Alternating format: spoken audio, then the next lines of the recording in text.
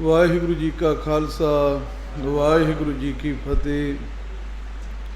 ਦੀਨ ਦੁਨੀਆ ਦੇ ਮਾਲਕ ਧੰਨ ਸਤਿਗੁਰੂ ਸਾਹਿਬ ਸ੍ਰੀ ਗੁਰੂ ਗ੍ਰੰਥ ਸਾਹਿਬ ਜੀ ਇਹਨਾਂ ਦੀ ਪਾਵਨ ਪਵਿੱਤਰ ਹਜ਼ੂਰੀ ਵਿੱਚ ਬੈਠ ਕਰਕੇ ਅੱਜ ਜੋ ਸਿੱਖ ਜਗਤ ਦੇ ਵਿੱਚ ਸੰਵਾਦ ਬਹੁਤ ਪਿੱਛੇ ਜਾ ਚੁੱਕਾ ਹੈ, ਉਹਨੂੰ ਫੇਰ ਉਭਾਰਨ ਦਾ ਬੜਾ ਸੋਹਣਾ ਯਤਨ ਕੀਤਾ ਜਾ ਰਿਹਾ ਹੈ। ਮੇਰੇ ਤੋਂ ਪਹਿਲਾਂ ਬਹੁਤ ਹੀ ਸਤਿਕਾਰਯੋਗ ਗਿਆਨੀ ਬਲਕਾਰ ਸਿੰਘ ਜੀ, ਉਹਨਾਂ ਨੇ ਤੁਹਾਡੇ ਨਾਲ ਵਿਚਾਰ ਸਾਂਝੇ ਕੀਤੇ ਹਨ ਔਰ ਉਹਨਾਂ ਨੇ ਭਾਵਨਾ ਅਤੇ ਸ਼ਰਧਾ ਦੀ ਗੱਲ ਕੀਤੀ ਹੈ। ਬੜੇ ਢੰਗ ਦੇ ਨਾਲ ਆਪ ਸੰਗਤਾਂ ਦੀ, ਗੁਰੂ ਪਿਆਰਿਆਂ ਦੀ ਰੁਚੀ ਬਣਾ ਕੇ ਬੜੀਆਂ ਉਹਨਾਂ ਨੇ ਦਲੀਲਾਂ ਦੇ ਕਰਕੇ ਆਪ ਨੂੰ ਇਹ ਗੱਲ ਸਮਝਾਉਣ ਦਾ ਯਤਨ ਕੀਤਾ ਹੈ ਕਿ ਭਾਵਨਾ ਅਤੇ ਸ਼ਰਧਾ, ਯਕੀਨ, ਭਰੋਸਾ ਇੱਕ ਸਿੱਖ ਦੀ ਜ਼ਿੰਦਗੀ ਦਾ ਜ਼ਰੂਰੀ ਅੰਗ ਹੈ। ਜਿਹਦੇ ਕੋਲ ਭਾਵਨਾ ਨਹੀਂ, ਯਕੀਨ ਨਹੀਂ, ਭਰੋਸਾ ਨਹੀਂ, ਉਹ ਸਿੱਖ ਖਵਾਉਣ ਦਾ ਹੱਕਦਾਰ ਹੀ ਨਹੀਂ। ਜਿਵੇਂ ਇੱਕ ਬੱਚੇ ਨੂੰ ਆਪਣੇ ਮਾਪਿਆਂ ਦੇ ਉੱਪਰ ਭਰੋਸਾ ਹੁੰਦਾ ਹੈ ਕਿ ਮੇਰੇ ਮਾਪੇ ਮੇਰੇ ਲਈ ਚੰਗਾ ਹੀ ਕਰਨਗੇ, ਉਹ ਇੱਕ ਭਾਵਨਾ, ਉਹ ਇੱਕ ਯਕੀਨ ਬੱਚੇ ਨੂੰ ਪੈਰਾਂ ਦੇ ਉੱਪਰ ਖੜਿਆਂ ਕਰ ਦਿੰਦਾ ਹੈ। ਇਸੇ ਤਰ੍ਹਾਂ ਗੁਰੂ ਕੇ ਸਿੱਖ ਨੂੰ ਗੁਰੂ ਦੇ ਉੱਪਰ ਇੱਕ ਇਹੋ ਜਿਹਾ ਭਾਵ, ਇਹੋ ਜਿਹਾ ਨਿਸ਼ਚਾ ਰੱਖਣਾ ਚਾਹੀਦਾ ਹੈ।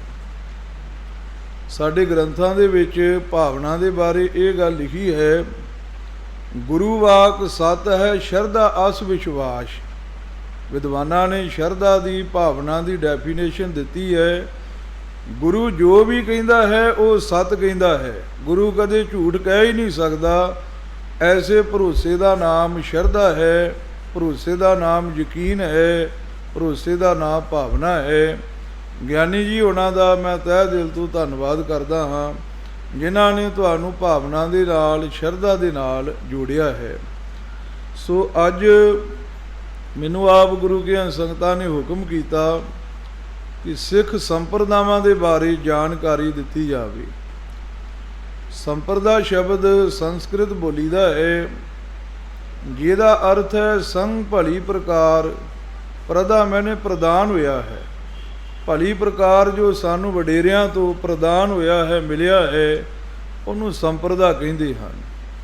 ਸਿੱਖ ਜਗਤ ਦੇ ਵਿੱਚ ਅਨੇਕਾਂ ਸੰਪਰਦਾਵਾਂ ਸਮੇਂ-ਸਮੇਂ 'ਤੇ ਹੋਂਦ ਵਿੱਚ ਆਈਆਂ ਅਤੇ ਗੁਰੂ ਸਾਹਿਬ ਜੀ ਦੇ ਮਿਸ਼ਨ ਨੂੰ ਉਭਾਰਨ ਲਈ ਉਹਨਾਂ ਨੇ ਸਮੇਂ-ਸਮੇਂ 'ਤੇ ਵੱਡੇ ਯਤਨ ਕੀਤੇ ਹਨ। ਪ੍ਰਮੁੱਖ ਸੰਪਰਦਾਵਾਂ ਜੋ ਗੁਰੂ ਕਾਲ ਤੋਂ ਹੋਂਦ ਵਿੱਚ ਆਈਆਂ ਨੇ ਉਹ ਚਾਰ ਨੇ। ਪਹਿਲੀ ਸੰਪਰਦਾ ਪੁਰਾਣੀ ਉਦਾਸੀ ਹੈ, ਫਿਰ ਸਮੇਂ ਦੇ ਨਾਲ ਨਿਰਮਲੇ, ਨਿਹੰਗ ਸਿੰਘ ਅਤੇ ਸੇਵਾ ਪੰਥੀ। ਇਹਨਾਂ ਚਾਰ ਸੰਪਰਦਾਵਾਂ ਨੇ ਗੁਰੂ ਘਰ ਦੇ ਲਈ ਵਡਮੁੱਲੇ ਕੰਮ ਕੀਤੇ ਹਨ। ਉਦਾਸੀ ਸੰਪਰਦਾਏ ਧੰਨ ਗੁਰੂ ਨਾਨਕ ਦੇਵ ਪਾਤਸ਼ਾਹ ਜੀ ਨੇ ਚਾਰ ਉਦਾਸੀਆਂ ਕੀਤੀਆਂ। ਉਹ ਉਦਾਸੀ ਸ਼ਬਦ ਤੋਂ ਇਹ ਸੰਪਰਦਾਇ ਚੱਲੀ ਹੈ। ਇੱਕ ਉਪਦੇਸ਼ਕ ਮੰਗਲ ਸਿੰਘ ਜੀ ਹੋਏ ਨੇ, ਉਹਨਾਂ ਨੇ ਬਾਬਾ ਬੁੱਢਾ ਜੀ ਦਾ ਪਾਵਨ ਇਤਿਹਾਸ ਵਾਰਤਕ ਵਿੱਚ ਅਤੇ ਕਵਿਤਾ ਵਿੱਚ ਲਿਖਿਆ ਹੈ। ਖਾਲਸਾ ਕਾਲਜ ਵਿੱਚ ਉੱਚ ਅਹੁਦੇ ਉੱਪਰ ਰਹੇ ਅਤੇ ਉਹਨਾਂ ਨੇ ਬਾਬਾ ਬੁੱਢਾ ਜੀ ਦਾ ਬਾਕਮਾਲ ਇਤਿਹਾਸ ਲਿਖਿਆ ਹੈ। ਉਹਦੇ ਵਿੱਚ ਉਹਨਾਂ ਨੇ ਇੱਕ ਪ੍ਰਸੰਗ ਲਿਖਿਆ ਹੈ। ਉਹ ਕਹਿੰਦੇ ਗੁਰੂ ਨਾਨਕ ਸਾਹਿਬ ਜੀ ਤੋਂ 3 ਪ੍ਰਣਾਲੀਆਂ ਚੱਲੀਆਂ। ਇੱਕ ਪ੍ਰਣਾਲੀ ਚੱਲੀ ਉਦਾਸੀ ਪ੍ਰਣਾਲੀ, ਇੱਕ ਗ੍ਰਸਤੀ ਪ੍ਰਣਾਲੀ ਅਤੇ ਇੱਕ ਗੁਰ ਪ੍ਰਣਾਲੀ। ਕਿਉਂਕਿ ਸੱਚੇ ਪਾਤਸ਼ਾਹ ਜੀ ਵੱਡੇ ਉਦਾਸੀ ਵੀ ਸਨ। ਆਪ ਜੀ ਨੇ ਆਪਣੇ ਸਵੈ ਜੀਵਨ ਕਾਲ ਵਿੱਚ ਉਦਾਸੀਆਂ ਵੀ ਕੀਤੀਆਂ। ਮਹਾਰਾਜ ਸਾਹਿਬ ਜੀ ਵੱਡੇ ਗ੍ਰਸਤੀ ਵੀ ਸਨ ਅਤੇ ਗੁਰੂ ਪਦ ਉਹਨਾਂ ਨੂੰ ਧੁਰ ਦਰਗਾਹ ਤੋਂ ਪ੍ਰਾਪਤ ਹੋਇਆ ਸੀ। ਸੱਚੇ ਪਾਤਸ਼ਾਹ ਜੀ ਨੇ ਉਦਾਸੀ ਪੁਣੇ ਦੀ ਜਿਹੜੀ ਮਾਨ ਮਰਿਆਦਾ ਸੀ ਉਹ ਆਪਣੇ ਵੱਡੇ ਸਪੁੱਤਰ ਬਾਬਾ ਸ਼੍ਰੀ ਚੰਦ ਸਾਹਿਬ ਜੀ ਨੂੰ ਬਖਸ਼ੀ ਔਰ ਮਹਾਰਾਜ ਸਾਹਿਬ ਜੀ ਨੇ ਗ੍ਰਸਤੀ ਜੀਵਨ ਦਾ ਜੋ ਆਨੰਦ ਹੈ ਉਹ ਆਪਣੇ ਦੂਸਰੇ ਸਪੁੱਤਰ ਬਾਬਾ ਲਖਮੀ ਚੰਦ ਜੀ ਨੂੰ ਬਖਸ਼ ਕਰਕੇ ਨਿਹਾਲ ਕਰਤਾਰਥ ਕੀਤਾ। ਔਰ ਜੋ ਗੁਰ ਪ੍ਰਣਾਲੀ ਸੱਚੇ ਪਾਤਸ਼ਾਹ ਜੀ ਦੀ ਕਾਇਮ ਹੋਈ, ਉਸ ਨੂੰ ਵਧਾਉਣ ਵਾਲੇ ਧੰਨ ਸਤਿਗੁਰੂ ਗੁਰੂ ਅੰਗਦ ਸਾਹਿਬ ਜੀ ਅੱਗੇ ਹੋਏ ਹਨ। ਗੁਰੂ ਨਾਨਕ ਸਾਹਿਬ ਜੀ ਤੋਂ 3 ਪ੍ਰਣਾਲੀਆਂ ਚੱਲੀਆਂ ਔਰ ਤਿੰਨਾਂ ਪ੍ਰਣਾਲੀਆਂ ਨੇ ਗੁਰੂ ਨਾਨਕ ਸਾਹਿਬ ਜੀ ਦੇ ਪਾਵਨ ਉਪਦੇਸ਼ ਨੂੰ ਸਮਝਾਉਣ ਵਾਸਤੇ, ਬੁਝਾਉਣ ਵਾਸਤੇ ਵੱਡੇ ਯਤਨ ਕੀਤੇ ਹਨ। ਬਾਬਾ ਸ਼੍ਰੀ ਚੰਦ ਸਾਹਿਬ ਜੀ, ਉਹਨਾਂ ਨੇ ਗੁਰੂ ਨਾਨਕ ਸਾਹਿਬ ਜੀ ਤੋਂ ਨਵੇਕਲਾ ਕੰਮ, ਕੋਈ ਵੱਖਰਾ ਕੰਮ ਨਹੀਂ ਕੀਤਾ।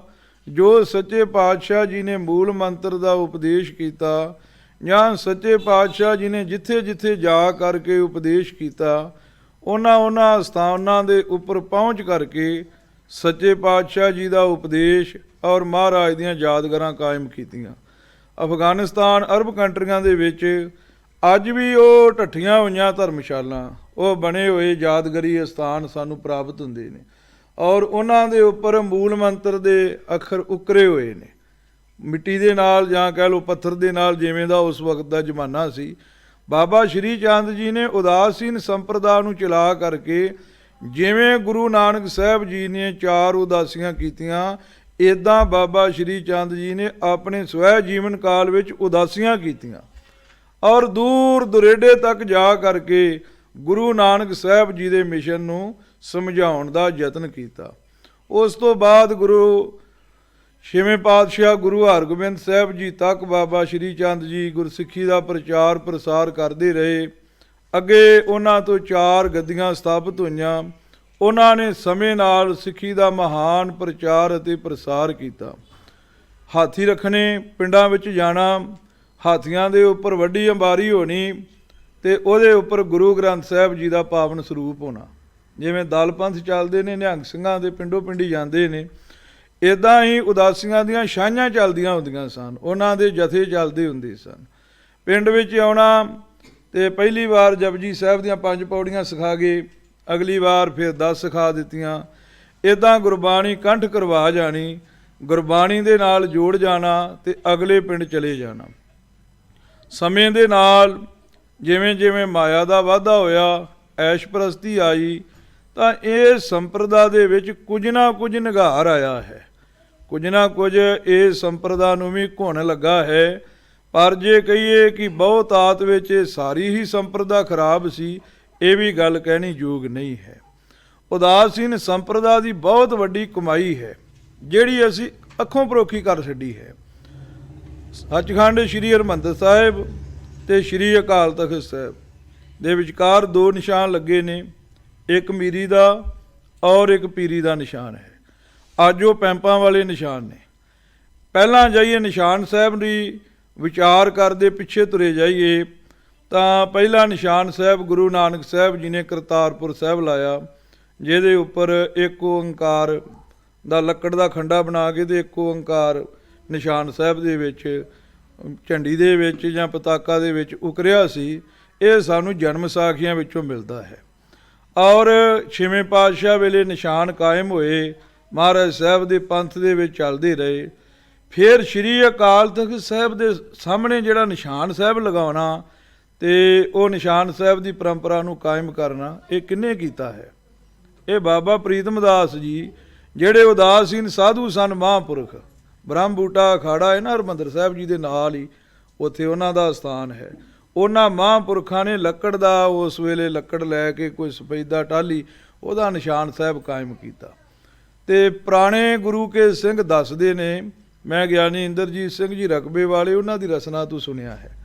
ਪੁਰਾਣੇ ਸਿੰਘ ਦੱਸਦੇ ਨੇ ਬੜਾ ਚਿਰ ਉਹ ਨਿਸ਼ਾਨ ਸਾਹਿਬ ਸੱਚਖੰਡ ਸ੍ਰੀ ਹਰਿਮੰਦਰ ਸਾਹਿਬ ਸਰੋਵਰ ਦੀਆਂ ਪ੍ਰਕਰਮਾਂ 'ਚ ਪਿਆ ਰਿਹਾ। ਜਦੋਂ ਲੋਹੇ ਦਾ ਲੱਗ ਗਿਆ ਤੇ ਉਹ ਲੱਕੜ ਦਾ ਨਿਸ਼ਾਨ ਵੀ ਕਿੱਥੇ ਖੜਨਾ ਹੈ, ਮਹਾਰਾਜ ਦੀ ਧਵਜਾ ਹੈ, ਨਿਸ਼ਾਨ ਹੈ, ਇਹਨੂੰ ਇੱਥੇ ਹੀ ਰਹਿਣ ਦਿਓ। ਉਹਨਾਂ ਨੇ ਉਹ ਨਿਸ਼ਾਨ ਸਾਹਿਬ ਕਾਇਮ ਕੀਤਾ। ਇਹ ਉਦਾਸੀਨ ਪੰਥ ਦੀ ਸਾਨੂੰ ਵੱਡੀ ਦੇਣ ਰਹੀ ਹੈ। ਔਰ ਫਿਰ ਸੱਚਖੰਡ ਸ੍ਰੀ ਹਰਿਮੰਦਰ ਸਾਹਿਬ ਜੀ ਦੇ ਪਾਕ ਸਰੋਵਰ ਦੇ ਵਿੱਚ ਜਿਹੜਾ ਜਲ ਪੈਂਦਾ ਹੈ, ਅੰਮ੍ਰਿਤਸਰ ਸਾਹਿਬ ਜਾਈਏ, ਗੋਲਡਨ ਟੈਂਪਲ ਤੋਂ ਅੱਗੇ ਨਹਿਰ ਹੈ, ਤਾਰਾਂ ਵਾਲਾ ਪੁਲ ਹੈ, ਤੇ ਉੱਥੋਂ ਇੱਧਰਲੇ ਤਰਨਤਾਰਨ ਸਾਹਿਬ ਵਾਲੇ ਪਾਸੇ ਨੂੰ ਜਾਈਏ ਤੇ ਉੱਥੇ ਉਤਰ ਕੇ ਦੇਖਿਓ ਕਦੇ ਗੱਡੀ ਬੱਸ ਤੋਂ, ਤੇ ਉਹ ਅੱਜ ਵੀ ਉੱਥੇ ਆੜ ਬਣੀ ਹੈ, ਖਾਲੀ ਬਣੀ ਹੈ, ਜਿਹੜੀ ਖਾਲੀ ਵਿੱਚੋਂ ਜਲ ਨੀਚੇ ਨੀਚੇ ਸੱਚਖੰਡ ਸ੍ਰੀ ਹਰਿਮੰਦਰ ਸਾਹਿਬ ਤੱਕ ਜਾਂਦਾ ਹੈ। ਜਲ ਘਟ ਜਾਣਾ ਤੇ ਜਲ ਪਾਉਣਾ, ਉਹ ਜਿਹੜੀ ਖਾਈ ਹੈ ਉਹ ਕਿਹਨੇ ਬਣਾਈ ਹੈ? ਉਹ ਬਣਾਉਣ ਵਾਲਾ ਕੌਣ ਸੀ? ਉਹ ਬਾਬਾ ਪ੍ਰੀਤਮ ਦਾਸ ਜੀ ਉਦਾਸੀ ਮਹਾਤਮਾ ਸਨ। ਸੱਚਖੰਡ ਸ੍ਰੀ ਹਰਿਮੰਦਰ ਸਾਹਿਬ ਜੀ ਦੇ ਜਲ ਦਾ ਪ੍ਰਬੰਧ ਕਰਨ ਵਾਲੇ, ਵੀ ਜਲ ਘਟ ਜਾਣਾ ਤੇ ਉਹ ਨਦੀ ਵਿੱਚੋਂ ਖੜ ਕੇ ਜਲ ਉਹਦੇ ਵਿੱਚ ਪਾਉਣਾ। ਫਿਰ ਇਤਿਹਾਸ ਨੂੰ ਪੜ੍ਹੀਏ, ਜਦੋਂ 1733 ਈਸਵੀ ਦੇ ਨੇੜੇ ਤੇੜੇ ਦੋ ਦਲ ਬਣੇ, ਬੁੱਢਾ ਦਲ ਬਣਿਆ ਤੇ ਤਰਨਾ ਦਲ ਬਣਿਆ। ਤੇ ਬੰਦਾ ਸਿੰਘ ਬਹਾਦਰ ਦਾ ਬੰਦਈ ਖਾਲਸਾ ਰਹਿ ਗਿਆ ਤੇ ਇਧਰ ਤਤ ਖਾਲਸੇ ਦੇ ਦੋ ਦਲ ਬਣੇ, ਬੁੱਢਾ ਦਲ ਤੇ ਤਰਨਾ ਦਲ। ਜਗੀਰ ਦੇ ਦਿੱਤੀ ਪੰਥ ਦੇ ਤਾਈਂ ਤੇ ਬੰਦਈ ਖਾਲਸੇ ਦੇ ਉੱਪਰ ਕਹਿਰ ਗੁਜ਼ਾਰਨਾ ਸਰਕਾਰ ਨੇ ਸ਼ੁਰੂ ਕਰ ਦਿੱਤਾ। ਜਦੋਂ ਬੰਦਾ ਸਿੰਘ ਜੀ ਬਹਾਦਰ ਖਤਮ ਹੋ ਗਏ, ਉਹਨਾਂ ਦਾ ਸਾਰਾ ਰਾਜ ਸਾਜ ਖਤਮ ਹੋ ਗਿਆ, ਉਹਨਾਂ ਦੀ ਸ਼ਹਾਦਤ ਹੋ ਗਈ, ਤੇ ਫਿਰ ਰੋਖ ਕੀਤਾ ਉਹਨਾਂ ਨੇ ਤਤ ਖਾਲਸੇ ਵੱਲ ਕਿ ਤੁਸੀਂ ਹੁਣ ਛੱਡੋ ਜਗੀਰ ਤੇ ਤੁਸੀਂ ਵੀ ਹੁਣ ਜੰਗਲਾਂ ਬੇਲਿਆਂ ਨੂੰ ਚਲੋ ਤੇ ਜਾਂ ਸਰਕਾਰ ਦੇ ਅਧੀਨ ਹੋ ਕੇ ਚਲੋ।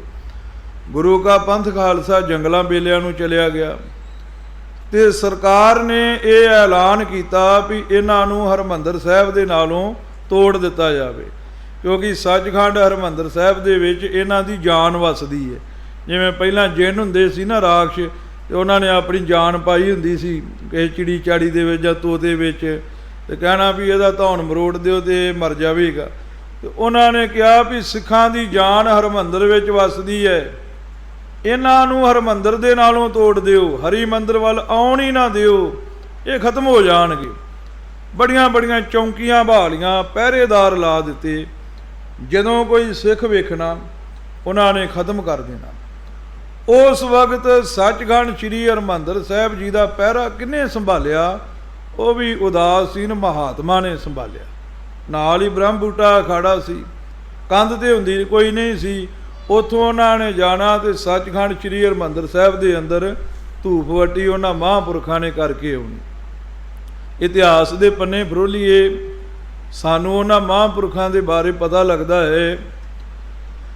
ਉਸ ਵਕਤ ਸਮੇਂ ਦੀ ਜ਼ਾਲਮ ਹਕੂਮਤ ਨੇ ਇਹੋ ਜਿਹਾ ਪ੍ਰਬੰਧ ਬਣਾਇਆ ਸੀ, ਇੱਕ ਬੰਦਾ ਬੰਦੂਕ ਲੈ ਕੇ ਜਾਂ ਤੀਰ ਦਾ ਨਿਸ਼ਾਨਾ ਸਿੰਨ ਕੇ ਉਹਨਾਂ ਦਾ ਖਲੋਤਾ ਰਹਿੰਦਾ ਸੀ। ਜਦੋਂ ਕੋਈ ਹਰੀ ਮੰਦਰ ਦੇ ਆਸੇ ਪਾਸੇ ਸਿੱਖ ਦਿਸਦਾ ਤੇ ਉਹਨੂੰ ਪੁੱਛਦੇ ਨਹੀਂ ਸੀ ਵੀ ਤੂੰ ਕਿੱਧਰੋਂ ਆਇਆ, ਕੀ ਕਰਨ ਆਇਆ ਹੈ। ਬਸ ਤੀਰ ਦਾ ਨਿਸ਼ਾਨਾ ਸਿੰਨ ਕੇ ਜਾਂ ਬੰਦੂਕ ਦੀ ਗੋਲੀ ਮਾਰ ਕੇ ਉਹਨੂੰ ਨਿਸ਼ਤੋ ਨਬੂਦ ਕਰ ਦਿੰਦੇ ਸਨ। ਉਦਾਸੀਨ ਮਹਾਤਮਾ ਨੇ ਸੋਚਿਆ ਵੀ ਇਹ ਸਾਡੇ ਗੁਰੂ ਦਾ ਸਥਾਨ ਹੈ, ਇੱਥੇ ਦੀਵਾ ਜਗਣਾ ਚਾਹੀਦਾ ਹੈ, ਜੋਤ ਜਗਣੀ ਚਾਹੀਦੀ ਹੈ। ਅੱਜ ਕੱਲ੍ਹ ਜੋਤ ਦੀ ਗੱਲ ਕਰੀਏ ਤੇ ਸਾਡੇ ਨਾ ਮਨਾਂ ਦੇ ਵਿੱਚ ਇੱਕ ਖਿਆਲ ਜਿਹਾ ਹੋ ਜਾਂਦਾ ਹੋਊਗਾ ਜਾਂ ਹੋ ਜੋਤ ਦੀ ਗੱਲ ਕਰ ਦਿੱਤੀ। ਜੋਤਾਂ ਦੇ ਦੇਵੀ ਦੀਆਂ ਹੁੰਦੀਆਂ ਨੇ, ਜੋਤਾਂ ਦੇ ਹਿੰਦੂਆਂ ਦੀਆਂ ਹੁੰਦੀਆਂ ਨੇ, ਇਹ ਨਹੀਂ ਜਗਣੀਆਂ ਚਾਹੀਦੀਆਂ। ਗੁਰੂ ਗ੍ਰੰਥ ਸਾਹਿਬ ਜੀ ਨੂੰ ਜਿਵੇਂ ਗਿਆਨੀ ਜੀ ਹੋਣਾ ਨੇ ਗੱਲ ਕਰੀ ਹੈ, ਨਾ ਤੇ ਕੋਈ ਸੰਥਿਆ ਕਰਦਾ ਹੈ ਤੇ ਨਾ ਕੋਈ ਪਾਠ ਕਰਦਾ ਹੈ, ਬਸ ਕੁਝ ਤੁਕਾਂ ਤੁਨੀਆਂ ਨੇ ਤੇ ਉਹਦੇ ਨਾਲ ਹੀ ਬਸ ਕੰਮ ਚਲਾਈ ਜਾਣਾ, ਐਵੇਂ ਬਹਿਸਬਾਜ਼ੀ ਕਰੀ ਜਾਣੀ। ਗੁਰੂ ਗ੍ਰੰਥ ਸਾਹਿਬ ਵਿੱਚ ਲਿਖਿਆ 1 ਲੱਖ ਪੂਤ 1.25 ਲੱਖ ਨਾਤੀ ਤੇ ਰਾਵਣ ਘਰ ਦੀਆ ਨਾ ਬਾਤੀ। ਰਾਵਣ ਦਾ 1 ਲੱਖ ਪੁੱਤਰ ਤੇ 1.25 ਲੱਖ ਪੋਤਰਾ ਸੀ, ਅੱਜ ਉਹਦੇ ਘਰ ਦੇ ਵਿੱਚ ਉਹਦਾ ਦੀਵਾ ਜਗਾਉਣ ਵਾਲਾ ਕੋਈ ਨਹੀਂ ਹੈ। ਗੁਰੂ ਗ੍ਰੰਥ ਸਾਹਿਬ ਵਿੱਚ ਲਿਖਿਆ ਹੈ। ਉਹ ਤੁਰਕ ਚਾਹੁੰਦੇ ਸੀ ਵੀ ਗੁਰੂ ਰਾਮਦਾਸ ਸਾਹਿਬ ਦੇ ਘਰ ਦਾ ਦੀਆ ਬੁਝ ਜਾਵੇ, ਕੋਈ ਸਿੱਖ ਹੀ ਨਾ ਰਵੇ ਜਿਹੜਾ ਸੱਚੇ ਪਾਤਸ਼ਾਹ ਦੇ ਘਰ ਦੀਵਾ ਜਗਾ ਸਕੇ, ਚਾਨਣ ਕਰ ਸਕੇ, ਮਹਾਰਾਜ ਦੇ ਨਾਂ ਦੀ ਜੋਤ ਪ੍ਰਚੰਡ ਕਰ ਸਕੇ। ਤੇ ਉਸ ਵਕਤ ਉਦਾਸੀਨ ਮਹਾਂਪੁਰਖਾਂ ਨੇ ਇਹ ਸਕੀਮ ਬਣਾਈ ਵੀ ਆਪਾਂ ਰਾਤ ਨੂੰ ਜਾਇਆ ਕਰਾਂਗੇ, ਰਾਤ ਨੂੰ ਜਾਣਾ, ਦੀਵਾ ਜਗਾਉਣਾ, ਦੁੱਖ ਭੰਜਨੀ ਬੇਰੀ ਥੱਲਿਓਂ ਉਹਨਾਂ ਸਿੱਧੀ ਛਲਾਂਗ ਲਾਉਣੀ ਤੇ ਤਰ ਕੇ ਸਿੱਧਾ ਹੀ ਸੱਚਖੰਡ ਸ੍ਰੀ ਹਰਿਮੰਦਰ ਸਾਹਿਬ ਚਲੇ ਜਾਣਾ। ਫਿਰ ਉਹਨਾਂ ਨੇ ਵੇਖਿਆ ਵੀ ਜੋਤ ਰੋਜ਼ ਜਾਗਦੀ ਹੈ, ਕੌਣ ਜਗਾ ਕੇ ਜਾਂਦਾ ਹੈ। ਪਤਾ ਲੱਗਾ ਵੀ ਕੋਈ ਨਾ ਕੋਈ ਸਿੱਖ ਆਉਂਦਾ ਹੈ। ਉਹਨਾਂ ਨੇ ਰਾਤ ਵੀ ਪਹਿਰਾ ਰੱਖਿਆ। ਜਦੋਂ ਜਲ ਹਿੱਲਿਆ ਤੇ ਉਹਨਾਂ ਨੇ ਗੋਲੀਆਂ ਚਲਾ ਦਿੱਤੀਆਂ, ਉੱਥੇ ਉਦਾਸੀ ਮਹਾਂਪੁਰਖ ਸ਼ਹੀਦ ਹੋ ਗਿਆ। ਇੱਥੇ ਗੱਲ ਰੁਕੀ ਨਹੀਂ, ਉਹ ਗੋਲੀਆਂ ਚਲਾਈ ਗਏ, ਉਦਾਸੀਨ ਮਹਾਤਮਾ ਤੁਰੀ ਗਏ। ਇੱਕ ਦਿਨ 20 ਤੋਂ ਵੱਧ ਉਦਾਸੀ ਮਹਾਤਮਾ ਨੇ ਹਰੀ ਦੇ ਮੰਦਰ ਵਿੱਚ ਜੋਤ ਜਗਾਉਣ ਲਈ ਸ਼ਹਾਦਤ ਦਿੱਤੀ। ਰੋਜ਼ ਇਹ ਸਿਲਸਿਲਾ ਸ਼ੁਰੂ ਹੋ ਗਿਆ। ਕਿਵੇਂ ਨਾ ਕਿਵੇਂ ਜਾਣਾ ਤੇ ਜਾ ਕੇ ਗੁਰੂ ਸਾਹਿਬ ਜੀ ਦੇ ਘਰ ਦੀਵਾ ਜਗਾਉਣਾ, ਜਾਂ ਜਾਂਦਿਆਂ ਸ਼ਹੀਦ ਹੋ ਜਾਣਾ ਤੇ ਜਾਂ ਆਉਂਦਿਆਂ ਸ਼ਹੀਦ ਹੋ ਜਾਣਾ। ਆਪਾਂ ਅੰਦਾਜ਼ਾ ਕਰੀਏ ਵੀ ਰੋਜ਼ 1 ਜਾਂ 2 ਉਦਾਸੀ ਮਹਾਤਮਾ ਸੱਚਖੰਡ ਸ੍ਰੀ ਹਰਿਮੰਦਰ ਸਾਹਿਬ ਵਿੱਚ ਦੀਵਾ ਜਗਾਉਣ ਲਈ ਸ਼ਹਾਦਤ ਪ੍ਰਾਪਤ ਕਰਦੇ ਰਹੇ ਨੇ। ਇਹ ਹੈ ਸਾਡੇ ਉਦਾਸੀਨ ਮਹਾਤਮਾ ਦਾ ਗੌਰਵਮਈ ਇਤਿਹਾਸ। ਫਿਰ ਉਦਾਸੀਨ ਮਹਾਤਮਾ ਨੇ ਹੋਰ ਕੁਝ ਕੀ ਕੀਤਾ? ਉਹਨਾਂ ਨੇ ਸੰਸਕ੍ਰਿਤ ਬੋਲੀ ਵਿੱਚ 10 ਪਾਤਸ਼ਾਹੀਆਂ ਦਾ ਪਾਵਨ ਇਤਿਹਾਸ ਲਿਖਿਆ। ਉਦਾਸੀਨ ਮਹਾਤਮਾ ਨੇ ਸੰਸਕ੍ਰਿਤ ਬੋਲੀ ਵਿੱਚ 10 ਪਾਤਸ਼ਾਹੀਆਂ ਦਾ ਗੌਰਵਮਈ ਇਤਿਹਾਸ ਲਿਖਿਆ, ਔਰ ਕਾਂਚੀ ਤੇ ਹਰਿਦੁਆਰ ਦੇ ਪਾਂਧਿਆਂ ਨੂੰ ਦੱਸਿਆ ਵੀ ਸਾਡੇ ਗੁਰਦੇਵ ਕੀ ਸਨ, ਉਹਨਾਂ ਦੀ ਉੱਚੀ ਸ਼ਖਸੀਅਤ ਕੀ ਸੀ।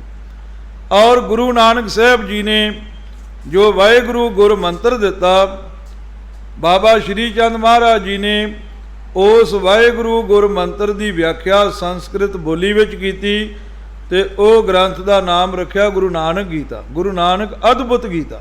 ਕਿਸੇ ਨੇ ਲੈਣੀ ਹੋਵੇ ਤੇ ਸਾਡੇ ਪਾਸ ਹੈ, ਫੋਟੋਕਾਪੀ ਕਰਵਾ ਕੇ ਦੇ ਦੇਵਾਂਗੇ।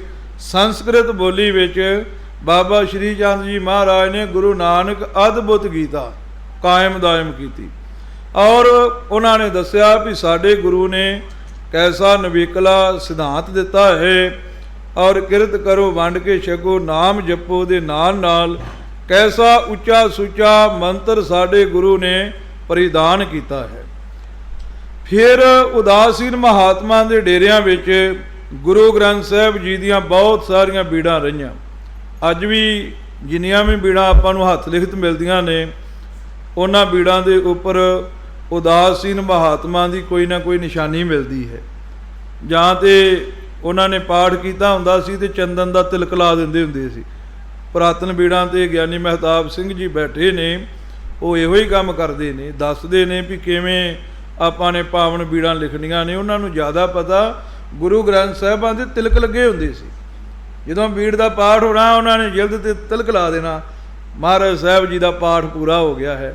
ਕਿਉਂਕਿ ਗੁਰੂ ਗੋਬਿੰਦ ਸਿੰਘ ਸਾਹਿਬ ਜੀ ਨੇ ਵੀ ਗੁਰੂ ਗ੍ਰੰਥ ਸਾਹਿਬ ਨੂੰ ਗੁਰਤਾ ਗੱਦੀ ਦਾ ਤਿਲਕ ਦਿੱਤਾ ਸੀ, ਤੇ ਇਸ ਵਾਸਤੇ ਮਹਾਰਾਜ ਸਾਹਿਬ ਜੀ ਦੀ ਪਾਵਨ ਬੀੜ ਨੂੰ ਤਿਲਕ ਦਿੰਦੇ ਸੀ। ਅੱਜ ਕੱਲ੍ਹ ਨਾਰੀਅਲ 'ਤੇ ਵੀ ਕਿੰਤੂ ਕਰਦੇ ਆ, ਵੀ ਜਦੋਂ ਪਾਠ ਰੱਖਣਾ ਹੈ ਨਾਰੀਅਲ ਦੀ ਕੀ ਲੋੜ ਹੈ।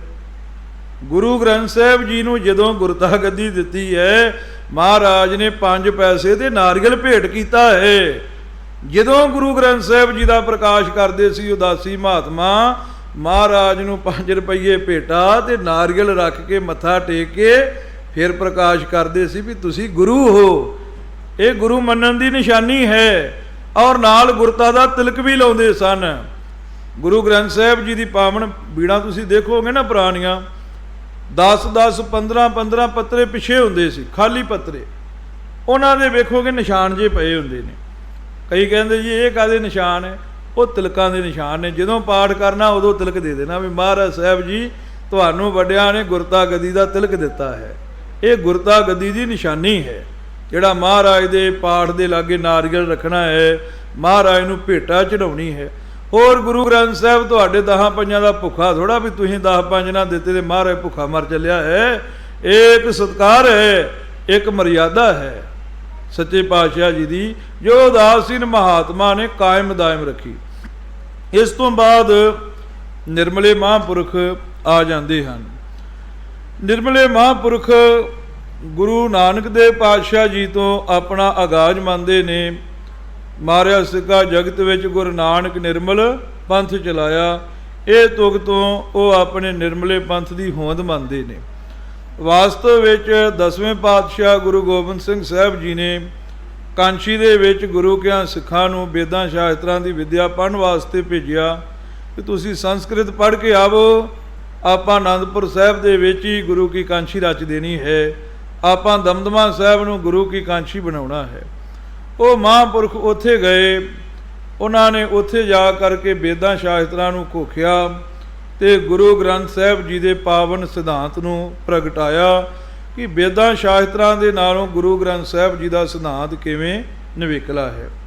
ਜਿਵੇਂ ਅੱਜ ਕੱਲ੍ਹ ਪਾਸਟਰਾਂ ਦਾ ਬੜਾ ਜ਼ੋਰ ਹੈ, ਚਲੋ ਧਾਰਮਿਕ ਕੋਈ ਵੀ ਕੈਸੀ ਵੀ ਗਤੀਵਿਧੀ ਕਰ ਸਕਦਾ ਹੈ, ਪਰ ਸਾਡੇ ਸਿੱਖ ਵੀ ਬਹੁਤ ਸਾਰੇ ਉਧਰਲੇ ਪਾਸੇ ਨੂੰ ਤੁਰੇ ਜਾ ਰਹੇ ਨੇ।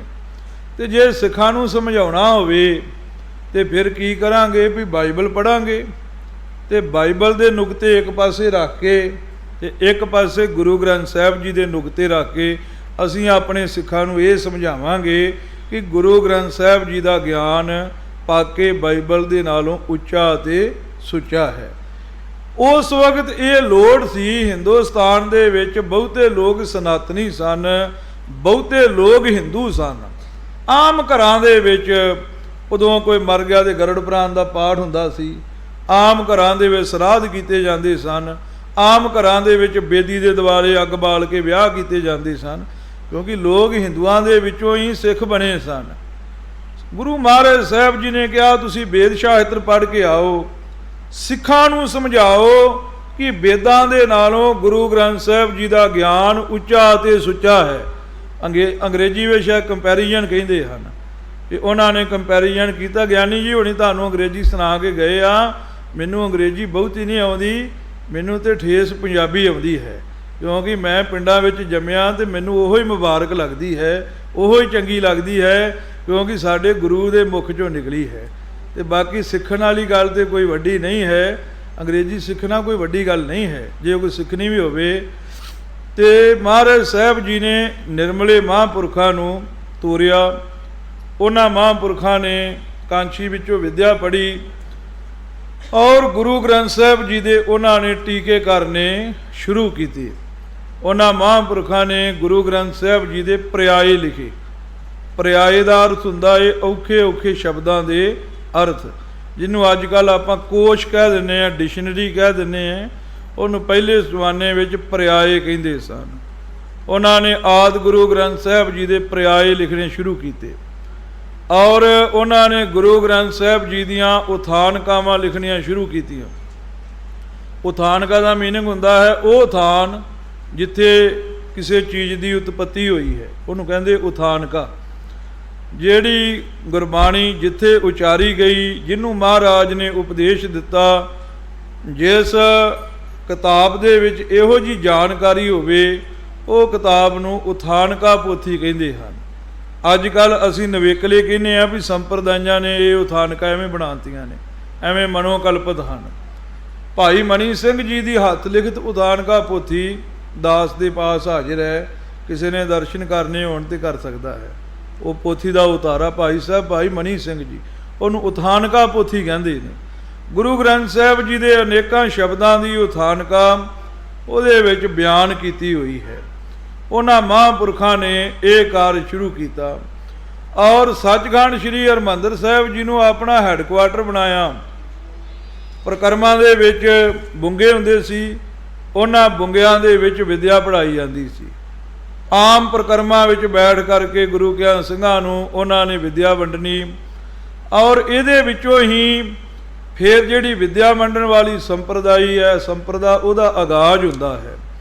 ਸੰਪਰਦਾ ਦਾ ਗਿਆਨੀਆਂ ਦੀ ਸੰਪਰਦਾ, ਜਿਹਨੂੰ ਅੱਜ ਕੱਲ੍ਹ ਦਮਦਮੇ ਤੋਂ ਚੱਲਣੇ ਕਰਕੇ ਦਮਦਮੀ ਟਕਸਾਲ ਕਹਿੰਦੇ ਹਨ। ਪਹਿਲਾਂ ਕਹਿੰਦੇ ਸਨ ਗਿਆਨੀਆਂ ਦੀ ਸੰਪਰਦਾ। ਅੱਜ ਕੱਲ੍ਹ ਕਈ ਇਹ ਵੀ ਕਹਿ ਦਿੰਦੇ ਹੈ ਕਿ ਆਪਣਾ ਦਮਦਮੀ ਟਕਸਾਲ ਤੇ ਸਾਨੂੰ ਪੁਰਾਣਿਆਂ ਗ੍ਰੰਥਾਂ ਵਿੱਚੋਂ ਨਹੀਂ ਮਿਲਦਾ, ਟਕਸਾਲ ਸ਼ਬਦ ਨਹੀਂ ਮਿਲਦਾ। ਬਾਬਾ ਸੁਮੇਰ ਸਿੰਘ ਜੀ ਨੇ ਗੁਰਪਦ ਪ੍ਰੇਮ ਪ੍ਰਕਾਸ਼ ਗ੍ਰੰਥ ਲਿਖਿਆ, ਉਹਦੇ ਵਿੱਚ ਉਹਨਾਂ ਨੇ ਲਿਖਿਆ ਵੀ ਗੁਰੂ ਕਲਗੀਧਰ ਜੀ ਨੇ ਟਕਸਾਲ ਬੱਧੀ, ਉਹਦੇ ਵਿੱਚ ਟਕਸਾਲ ਸ਼ਬਦ ਲਿਖਿਆ ਹੋਇਆ ਹੈ। ਵਾਸਤਵ ਵਿੱਚ ਇਹਨੂੰ ਗਿਆਨੀਆਂ ਦੀ ਸੰਪਰਦਾ ਕਰਕੇ ਕਿਹਾ ਜਾਂਦਾ ਸੀ। ਗਿਆਨੀਆਂ ਦੀ ਸੰਪਰਦਾ ਬਾਰੇ ਵੱਖ-ਵੱਖ ਵਿਦਵਾਨਾਂ ਨੇ ਵੱਖੋ ਵੱਖਰੇ ਵਿਚਾਰ ਹੱਥ ਲਿਖਤ ਤੇ ਛਾਪੇ ਵਿੱਚ ਲਿਆਂਦੇ ਹਨ। ਕਈਆਂ ਨੇ ਕਿਹਾ ਹੈ ਕਿ ਭਾਈ ਮਨੀ ਸਿੰਘ ਜੀ ਨੇ ਬੇਨਤੀ ਕੀਤੀ, ਮਹਾਰਾਜ ਗੁਰਬਾਣੀ ਦੇ ਅਰਥ ਨਹੀਂ ਸਮਝ ਆਉਂਦੇ, ਆਪ ਜੀ ਗੁਰਬਾਣੀ ਦੇ ਅਰਥ ਪੜ੍ਹਾਓ। ਕਈਆਂ ਨੇ ਕਿਹਾ ਆਪ ਜੀ ਨੇ 6ਵੇਂ ਜਾਮੇ ਵਿੱਚ ਬਚਨ ਕੀਤੇ ਸਨ ਕਿ 10ਵੇਂ ਜਾਮੇ ਵਿੱਚ ਗੁਰਬਾਣੀ ਦੇ ਅਰਥ ਪੜ੍ਹਾਵਾਂਗੇ, ਆਪ ਜੀ ਗੁਰਬਾਣੀ ਦੇ ਅਰਥ ਪੜ੍ਹਾਓ। ਕਈਆਂ ਨੇ ਲਿਖਿਆ ਹੈ ਦੱਖਣੀ ਓਂਕਾਰ ਦੀ ਤੋ ਕਰਤੇ ਕੀ ਮਿਤ ਕਰਤਾ ਜਾਣੈ, ਕਹਿ ਜਾਣੈ ਗੁਰ ਸੂਰਾ। ਇਹ ਤੁਕ ਦਾ ਪਾਠ ਵੱਖੋ ਵੱਖਰੇ ਤਰੀਕੇ ਨਾਲ ਇੱਕ ਸਿੰਘ ਨੇ ਕੀਤਾ, ਕੈ ਦੀ ਜਗ੍ਹਾ 'ਤੇ ਕੇ ਕਹਿ ਦਿੱਤਾ ਅਤੇ ਮਹਾਰਾਜ ਸਾਹਿਬ ਜੀ ਨੇ ਉਹਨੂੰ ਥੱਪੜ ਮਰਵਾਏ ਔਰ ਦਮਦਮਾ ਸਾਹਿਬ ਜਾ ਕਰਕੇ ਮਹਾਰਾਜ ਨੇ ਗੁਰੂ ਸਾਹਿਬ ਜੀ ਦੀ ਬਾਣੀ ਦੇ ਅਰਥ ਪੜ੍ਹਾਏ ਨੇ। ਭਾਵੇਂ ਵਿਦਵਾਨਾਂ ਨੇ ਵੱਖੋ ਵੱਖਰੇ ਖਿਆਲਾਂ ਨਾਲ ਲਿਖੀ ਹੈ ਗੱਲ, ਪਰ ਗੱਲ ਗੁਰੂ ਗੋਬਿੰਦ ਸਿੰਘ ਸਾਹਿਬ ਜੀ ਦੇ ਨਾਲ ਜਾ ਕੇ ਜੁੜਦੀ ਹੈ ਕਿ ਸੱਚੇ ਪਾਤਸ਼ਾਹ ਜੀ ਨੇ ਇਹ ਗੁਰਬਾਣੀ ਦੇ ਅਰਥ ਪੜ੍ਹਾਏ ਹਨ। ਭਾਸ਼ਾ ਵਿਭਾਗ ਵੱਲੋਂ ਇਹ ਇੱਕ ਪੁਸਤਕ ਛਪੀ ਹੈ, ਉਹਦੇ ਵਿੱਚ ਸਾਰੀ ਜਾਣਕਾਰੀ ਦਿੱਤੀ ਹੈ, ਉੱਥੋਂ ਖਰੀਦ ਕੇ ਤੁਸੀਂ ਪੜ੍ਹ ਲੈਣਾ। ਡਾਕਟਰ ਤਾਰਨ ਸਿੰਘ ਜੀ ਨੇ ਵੀ ਇੱਕ ਕਿਤਾਬ ਲਿਖੀ ਹੈ, ਉਹ ਵੀ ਤੁਸੀਂ ਖਰੀਦ ਕਰਕੇ ਉਹਦੇ ਵਿੱਚੋਂ ਵੀ ਇਹ ਜਾਣਕਾਰੀ ਤੁਹਾਨੂੰ ਮਿਲਦੀ ਹੈ। ਸੰਪਰਦਾਈ ਗਿਆਨੀ ਜਿਹੜੇ ਵਿੱਦਿਆ ਵੰਡਣ ਵਾਲੇ ਨੇ, ਉਹਨਾਂ ਦੇ ਪ੍ਰਮੁੱਖ ਭਾਈ ਮਨੀ ਸਿੰਘ ਸਾਹਿਬ ਜੀ ਹੋਏ ਹਨ। ਭਾਈ ਮਨੀ ਸਿੰਘ ਸਾਹਿਬ ਜੀ, ਉਹਨਾਂ ਨੂੰ ਕੁਝ ਵਿਦਵਾਨਾਂ ਨੇ ਲਿਖਿਆ ਵੀ ਉਹ ਨਿਰਮਲੇ ਮਹਾਂਪੁਰਖ ਸਨ, ਉਹਨਾਂ ਦਾ ਨਿਰਮਲਿਆਂ ਵਾਲਾ ਲਿਬਾਸ ਸੀ, ਪਰ ਉਹਨਾਂ ਦੇ ਖਾਨਦਾਨ ਦੇ ਵਿੱਚੋਂ ਹੀ ਭਾਈ ਸੇਵਾ ਸਿੰਘ ਜੀ ਹੋਏ ਨੇ। ਉਹਨਾਂ ਨੇ ਭਾਈ ਮਨੀ ਸਿੰਘ ਜੀ ਦਾ ਸ਼ਹੀਦ ਬਿਲਾਸ ਲਿਖਿਆ ਹੈ, ਉਹਦੇ ਵਿੱਚ ਲਿਖਿਆ ਵੀ ਭਾਈ ਮਨੀ ਸਿੰਘ ਜੀ ਫਰਲੇ ਵਾਲੇ ਇੱਕ ਨਿਹੰਗ ਸਿੰਘ ਸਨ। ਉਹਨਾਂ ਨੇ ਇਹ ਜਾਣਕਾਰੀ ਦਿੱਤੀ ਹੈ। ਔਰ ਉਹਨਾਂ ਨੇ ਲਿਖਿਆ ਵੀ ਗੁਰੂ ਕਲਗੀਧਰ ਪਾਤਸ਼ਾਹ ਗੁਰੂ ਗੋਬਿੰਦ ਸਿੰਘ ਜੀ ਨੇ ਭਾਈ ਮਨੀ ਸਿੰਘ ਜੀ ਨੂੰ ਇੱਕ ਨਿਸ਼ਾਨ ਤੇ ਇੱਕ ਨਗਾਰਾ ਦੇ ਕੇ ਕਿਹਾ, ਤੁਸੀਂ ਅੰਮ੍ਰਿਤਸਰ ਸਾਹਿਬ ਜਾਓ, ਉੱਥੇ ਜਾ ਕਰਕੇ ਸੱਚਖੰਡ ਸ੍ਰੀ ਹਰਿਮੰਦਰ ਸਾਹਿਬ ਦੀ ਸਾਂਭ ਸੰਭਾਲ ਔਰ ਉੱਥੇ ਵਿੱਦਿਆ ਦੀ ਟਕਸਾਲ ਚਲਾਓ। ਭਾਈ ਮਨੀ ਸਿੰਘ ਸਾਹਿਬ ਜੀ ਇੱਥੇ ਵਿੱਦਿਆ ਵੰਡਦੇ ਰਹੇ। ਐਸੇ ਵਿਚਾਰ ਸੇਵਾ ਸਿੰਘ ਨੇ ਦਿੱਤੇ ਹਨ। ਕੁਛ ਵੀ ਹੋਵੇ, ਭਾਈ ਮਨੀ ਸਿੰਘ ਜੀ ਗੁਰੂ ਗੋਬਿੰਦ ਸਿੰਘ ਸਾਹਿਬ ਜੀ ਦੇ ਸਿੱਖ ਸਨ। ਗੁਰੂ ਗੋਬਿੰਦ ਸਿੰਘ ਸਾਹਿਬ ਜੀ ਨੇ ਆਪਣੇ ਕੰਠੋਂ ਉਹਨਾਂ ਨੂੰ ਗੁਰਬਾਣੀ ਦੇ ਅਰਥ ਪੜ੍ਹਾਏ ਔਰ ਉਹਨਾਂ ਨੇ ਅੰਮ੍ਰਿਤਸਰ ਸਾਹਿਬ ਆ ਕਰਕੇ ਗੁਰਬਾਣੀ ਦੇ ਅਰਥ ਪੜ੍ਹਾਉਣ ਦੀ ਜਿਹੜੀ ਪਰੰਪਰਾ ਸੀ ਉਹ ਕਾਇਮ ਦਾਇਮ ਕੀਤੀ। ਗੁਰੂ ਗ੍ਰੰਥ ਸਾਹਿਬ ਜੀ ਦੇ ਪ੍ਰਿਆ ਇਹਨਾਂ ਨਿਰਮਲੇ ਤੇ ਸੰਪਰਦਾਈ ਮਹਾਂਪੁਰਖ, ਕਿਉਂਕਿ ਇਹ ਇਕੱਠੇ ਹੀ ਸਨ। ਹੁਣ ਮੈਂ ਤੁਹਾਨੂੰ ਇਹ ਵੀ ਦੱਸ ਦਿੰਦਾ ਵੀ ਸੰਪਰਦਾਈ ਨਿਰਮਲੇ ਇਕੱਠੇ ਕਿਵੇਂ ਸਨ। ਜਿਸ ਵਕਤ ਤੁਰਕਾਂ ਨੇ ਇਹ ਐਲਾਨ ਕੀਤਾ ਸੀ ਕਿ ਸੱਚਖੰਡ ਸ੍ਰੀ ਹਰਿਮੰਦਰ ਸਾਹਿਬ ਦੇ ਨੇੜੇ ਕੋਈ ਸਿੰਘ ਨਾ ਆਵੇ, ਸਿੰਘ ਨੀਲੇ ਬਾਣੇ ਪਾਉਂਦੇ ਨੇ, ਹੱਥਾਂ ਵਿੱਚ ਸ਼ਹਿਦ ਰੱਖਦੇ ਨੇ, ਮੋਢਿਆਂ 'ਤੇ ਬਰਛੇ ਰੱਖਦੇ ਨੇ, ਉਹ ਵੇਖਦੇ ਤੇ ਗੋਲੀ ਮਾਰ ਦਿੰਦੇ ਜਾਂ ਕਿਰਪਾਨ ਦੇ ਨਾਲ ਝਟਕਾ ਕਰ ਦਿੰਦੇ। ਜਿਹੜੇ ਵਿਦਵਾਨ ਪੁਰਖ ਸਨ, ਉਹਨਾਂ ਨੇ ਨਿਰਮਲਿਆਂ ਵਾਲੇ ਭੰਗਵੇਂ ਲਿਬਾਸ ਪਾ ਲਏ, ਆਪਣੀਆਂ ਤਲਵਾਰਾਂ ਹੇਠਾਂ ਦੀ ਕਰ ਲਈਆਂ ਜਾਂ ਸਿਰਾਂ ਦੇ ਵਿੱਚ ਰੱਖਣੀਆਂ ਸ਼ੁਰੂ ਕਰ ਦਿੱਤੀਆਂ ਔਰ ਸਾਧੂਆਂ ਵਾਲਾ ਭੇਖ ਬਣਾ ਕਰਕੇ ਉਹ ਸੱਚਖੰਡ ਸ੍ਰੀ ਹਰਿਮੰਦਰ ਸਾਹਿਬ ਦੀ ਸੇਵਾ ਕਰਦੇ ਰਹੇ, ਉੱਥੇ ਗੁਰਬਾਣੀ ਪੜ੍ਹਾਉਂਦੇ ਰਹੇ। ਔਰ ਉਹਨਾਂ ਦੇ ਆਗੂ ਭਾਈ ਮਨੀ ਸਿੰਘ ਜੀ ਰਹੇ। ਜਿੰਨੇ ਵੀ ਗੁਰੂ ਗ੍ਰੰਥ ਸਾਹਿਬ ਜੀ ਦੇ ਪੁਰਾਣੇ ਪ੍ਰਯਾਸ ਸਾਨੂੰ ਮਿਲਦੇ ਆ ਨਾ, ਪੱਥਰ ਛਾਪੇ ਦੇ, ਉਹਨਾਂ ਵਿੱਚ ਇੱਕ ਤਸਵੀਰ ਲੱਗੀ ਹੋਈ ਹੈ। ਸ਼ੁਰੂ ਦੇ ਵਿੱਚ ਭਾਈ ਮਨੀ ਸਿੰਘ ਜੀ ਬੈਠ ਕੇ ਗੁਰੂ ਗ੍ਰੰਥ ਸਾਹਿਬ ਜੀ ਦੀ ਤਾਬਿਆਂ ਵਿੱਚ ਪੜ੍ਹਾਉਂਦੇ ਪਏ ਨੇ ਸੱਚਖੰਡ ਸ੍ਰੀ ਹਰਿਮੰਦਰ ਸਾਹਿਬ, ਔਰ ਵਿਦਿਆਰਥੀ ਪੋਥੀਆਂ ਪ੍ਰਕਾਸ਼ ਕਰਕੇ ਪੜ੍ਹਦੇ ਪਏ ਹਨ। ਸੱਚਖੰਡ ਸ੍ਰੀ ਹਰਿਮੰਦਰ ਸਾਹਿਬ ਗੁਰੂ ਗ੍ਰੰਥ ਸਾਹਿਬ ਦੀ ਕਥਾ ਉਹ ਪੜ੍ਹਾਉਂਦੇ ਰਹੇ। ਉਸ ਤੋਂ ਬਾਅਦ ਬਾਬਾ ਦੀਵਾਨ ਸਿੰਘ ਤੇ ਬਾਬਾ ਗੁਰਦਿਆਲ ਸਿੰਘ ਜੀ ਹੋਏ ਨੇ, ਉਹਨਾਂ ਦੇ ਦੋ ਪ੍ਰਮੁੱਖ ਸਿਖਿਆਰਥੀ। ਉਹ ਗੁਪਤ ਰੂਪ ਦੇ ਵਿੱਚ ਹੀ ਰਹੇ, ਕਿਉਂਕਿ ਉਸ ਵਕਤ ਤੁਰਕਾਂ ਦਾ ਪ੍ਰਜੋਰ ਰਿਹਾ। ਉਹਨਾਂ ਨੇ ਮਰਿਆਦਾ ਨੂੰ ਧੀਮੇ ਰੂਪ ਦੇ ਵਿੱਚ ਕਾਇਮ ਦਾਇਮ ਰੱਖਿਆ, ਬਹੁਤੇ ਪ੍ਰਚੰਡ ਨਹੀਂ ਹੋਏ। ਉਸ ਤੋਂ ਬਾਅਦ ਇਹ ਸੰਪਰਦਾ ਅੱਗੇ ਚੱਲਦੀ ਗਈ, ਕਈ ਪ੍ਰਣਾਲੀਆਂ ਨਿਕਲਦੀਆਂ ਗਈਆਂ। ਜਿਵੇਂ ਇੱਕ ਟੀਚਰ ਤੋਂ 10 ਸਟੂਡੈਂਟ ਪੜ੍ਹੇ, 10 ਨੇ ਅੱਗੇ 100 ਪੜ੍ਹਾ ਤੇ 100 ਨੇ ਅੱਗੇ 1000 ਪੜ੍ਹਾ ਦਿੱਤਾ। ਇਸ ਤਰ੍ਹਾਂ ਭਾਈ ਮਨੀ ਸਿੰਘ ਸਾਹਿਬ ਜੀ ਤੋਂ ਅਨੇਕਾਂ ਹੀ ਅੱਗੇ ਪ੍ਰਣਾਲੀਆਂ ਕਾਇਮ ਹੋਈਆਂ ਸੰਪਰਦਾਈ ਗਿਆਨੀਆਂ ਦੀਆਂ। ਉਹ ਪ੍ਰਣਾਲੀਆਂ ਕੋਈ ਸੱਤੋ ਗਲੀ ਵਾਲੀ ਕਾਇਮ ਹੋਈ, ਉਸੇ ਪ੍ਰਣਾਲੀ ਦੇ ਵਿੱਚੋਂ ਹੀ ਇੱਕ ਬਾਬਾ ਹਰਨਾਮ ਸਿੰਘ ਜੀ ਬੇਦੀ ਹੋਏ ਨੇ। ਉਹਨਾਂ ਮਹਾਂਪੁਰਖਾਂ ਤੋਂ ਸੰਤ ਗਿਆਨੀ ਸੁੰਦਰ ਸਿੰਘ ਜੀ ਬਾਬਾ ਬਿਸ਼ਨ ਸਿੰਘ ਜੀ ਮਰਾਲੇ ਵਾਲੇ ਤੇ ਸੰਤ ਗਿਆਨੀ ਸੁੰਦਰ ਸਿੰਘ ਜੀ ਖਾਲਸਾ ਪਿੰਡਰਾਂ ਵਾਲੇ ਪੜ੍ਹੇ। ਇੱਕ ਪ੍ਰਣਾਲੀ ਇਧਰ ਨੂੰ ਵੀ ਉਹ ਨਿਕਲਦੀ ਹੈ। ਦਮਦਮੇ ਸਾਹਿਬ ਮਹਾਰਾਜ ਨੇ ਗੁਰਬਾਣੀ ਪੜ੍ਹਾਈ, ਅਰਥ ਪੜ੍ਹਾਏ, ਇਸ ਲਈ ਦਮਦਮੇ ਵਾਲੀ ਟਕਸਾਲ ਤੇ ਦਮਦਮੀ ਟਕਸਾਲ ਕਾਇਮ ਹੋਈ। ਉਹਦਾ ਨਾਮ ਬਾਅਦ ਵਿੱਚ ਪ੍ਰਚਲਿਤ ਹੋਇਆ ਹੈ। ਔਰ ਇਹਨਾਂ ਦੇ ਵਿੱਚ ਹੀ ਇਸ ਪ੍ਰਣਾਲੀ ਵਿੱਚ ਇੱਕ ਗਿਆਨੀ ਚੰਦਾ ਸਿੰਘ ਜੀ ਹੋਏ ਨੇ। ਗਿਆਨੀ ਚੰਦਾ ਸਿੰਘ ਜੀ, ਨਾਮ ਲਿਖ ਲਓ, ਗਿਆਨੀ ਚੰਦਾ ਸਿੰਘ। ਹੁਣ ਇਹ ਗੱਲ ਸਮਝਣ ਵਾਲੀ ਆ। ਇੱਥੋਂ ਇੱਕ ਨੁਕਤਾ ਹੁਣ ਤੁਸੀਂ ਨਾ ਆਲਸੂਲ ਸੁਝਾ ਲਾ ਦਿਓ। ਜੇ ਤੁਸੀਂ ਚੁੱਪ ਕਰਕੇ ਸੁਣੀ ਜਾਣਾ ਤੇ ਮੈਂ ਆਪਣੇ ਘਰ ਹੀ ਕੰਧਾਂ ਨੂੰ ਸੁਣਾਈ ਜਾਂਦਾ, ਫੇਰ ਮੈਨੂੰ ਕੀ ਫਾਇਦਾ ਸੀ। ਇਹ ਕਥਾ ਨਹੀਂ ਹੋ ਰਹੀ, ਇਹ ਇੱਕ ਸੰਵਾਦ ਹੋ ਰਿਹਾ ਹੈ। ਉੱਠ ਕੇ ਤੁਸੀਂ ਪੁੱਛ ਸਕਦੇ ਜੋ मैं तुहानू दसन की समर्था रखता हाँ गुरु की कृपा नाल। एक संवाद है, ਗਿਆਨੀ ਚੰਦਾ ਸਿੰਘ ਜੀ ਉਹਨਾਂ ਨੇ ਗੁਰੂ ਗ੍ਰੰਥ ਸਾਹਿਬ ਜੀ ਦੇ ਪ੍ਰਿਆ ਲਿਖਣੇ ਜ਼ਿਆਦਾਤਰ ਸ਼ੁਰੂ ਕੀਤੇ, ਉਹਨਾਂ ਤੋਂ ਪ੍ਰਿਆ ਜ਼ਿਆਦਾ ਲਿਖੇ। ਗਿਆਨੀ ਚੰਦਾ ਸਿੰਘ ਜੀ ਵਾਲੇ ਆਦਿ ਦੇ ਪ੍ਰਿਆ ਮਿਲਦੇ ਨੇ ਔਰ ਦਸਮ ਦੇ ਪ੍ਰਿਆਏ ਵੀ ਮਿਲਦੇ ਨੇ। ਗਿਆਨੀ ਚੰਦਾ ਸਿੰਘ ਜੀ ਨੇ ਗੁਰੂ ਗ੍ਰੰਥ ਸਾਹਿਬ ਜੀ ਦੇ ਵਿੱਚ ਜਿੰਨੇ ਫਾਰਸੀ ਦੇ ਸ਼ਬਦ ਆਉਂਦੇ ਨੇ ਉਹਨਾਂ ਦਾ ਇੱਕ ਵੱਖਰਾ ਟੀਕਾ ਕੀਤਾ। ਦਾਸ ਦੇ ਪਾਸ ਮੌਜੂਦ ਹੈ, ਕਿਸੇ ਦਰਸ਼ਨ ਕਰਨੇ ਹੋਣ ਦਰਸ਼ਨ ਵੀ ਕਰਾ ਦਿਆਂਗੇ, ਤੇ ਫੋਟੋਕਾਪੀ ਕਰਨੀ ਹੋਊ ਤੇ ਉਹ ਵੀ ਕਰ ਲਿਓ, ਕਿਉਂਕਿ ਪੰਥ ਦਾ ਖਜ਼ਾਨਾ ਹੈ, ਪੰਥ ਤੱਕ ਉੱਪੜਨਾ ਚਾਹੀਦਾ ਹੈ।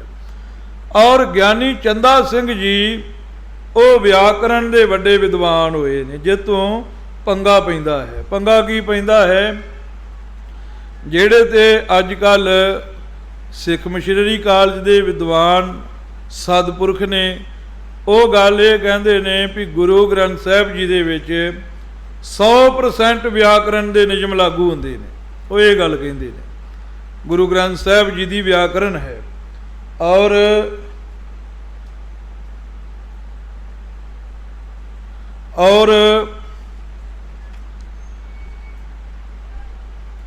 ਇੱਕ ਬਿਲ ਨੂੰ ਤੇ ਮੈਂ ਆ ਪੜ੍ਹ ਲਵਾਂ। ਚਲੋ ਇਹ ਤੁਸੀਂ ਇਕੱਠੇ ਕਰਕੇ ਨਾ ਮਗਰੋਂ ਦੇ ਦਿਓ, ਮੈਨੂੰ ਇੱਦਾਂ ਚੇਤਾ ਭੁੱਲ ਜਾਣਾ, ਮੈਂ ਕਿਹੜਾ ਲਿਖ ਕੇ ਰੱਖਿਆ ਵਾ, ਮੈਂ ਤਾਂ ਆਪਣੇ ਦਿਮਾਗ ਨਾਲ ਚੱਲਦਾ। ਕਿੱਥੇ ਗੱਲ ਚੱਲਦੀ ਸੀ? ਹਾਂ, ਗਿਆਨੀ ਚੰਦਾ ਸਿੰਘ ਜੀ ਵਿਆਕਰਨ ਦੇ ਵਿਦਵਾਨ ਸਨ। ਅਜੋਕੇ ਸਮੇਂ ਵਿੱਚ ਆਪਾਂ ਕਈ ਵਿਦਵਾਨ ਇਹ ਗੱਲ ਕਹਿੰਦੇ ਨੇ ਵੀ ਗੁਰੂ ਗ੍ਰੰਥ ਸਾਹਿਬ ਜੀ ਦੇ ਵਿੱਚ 100% ਵਿਆਕਰਨ ਦੇ ਨਿਯਮ ਲਾਗੂ ਹੁੰਦੇ ਨੇ।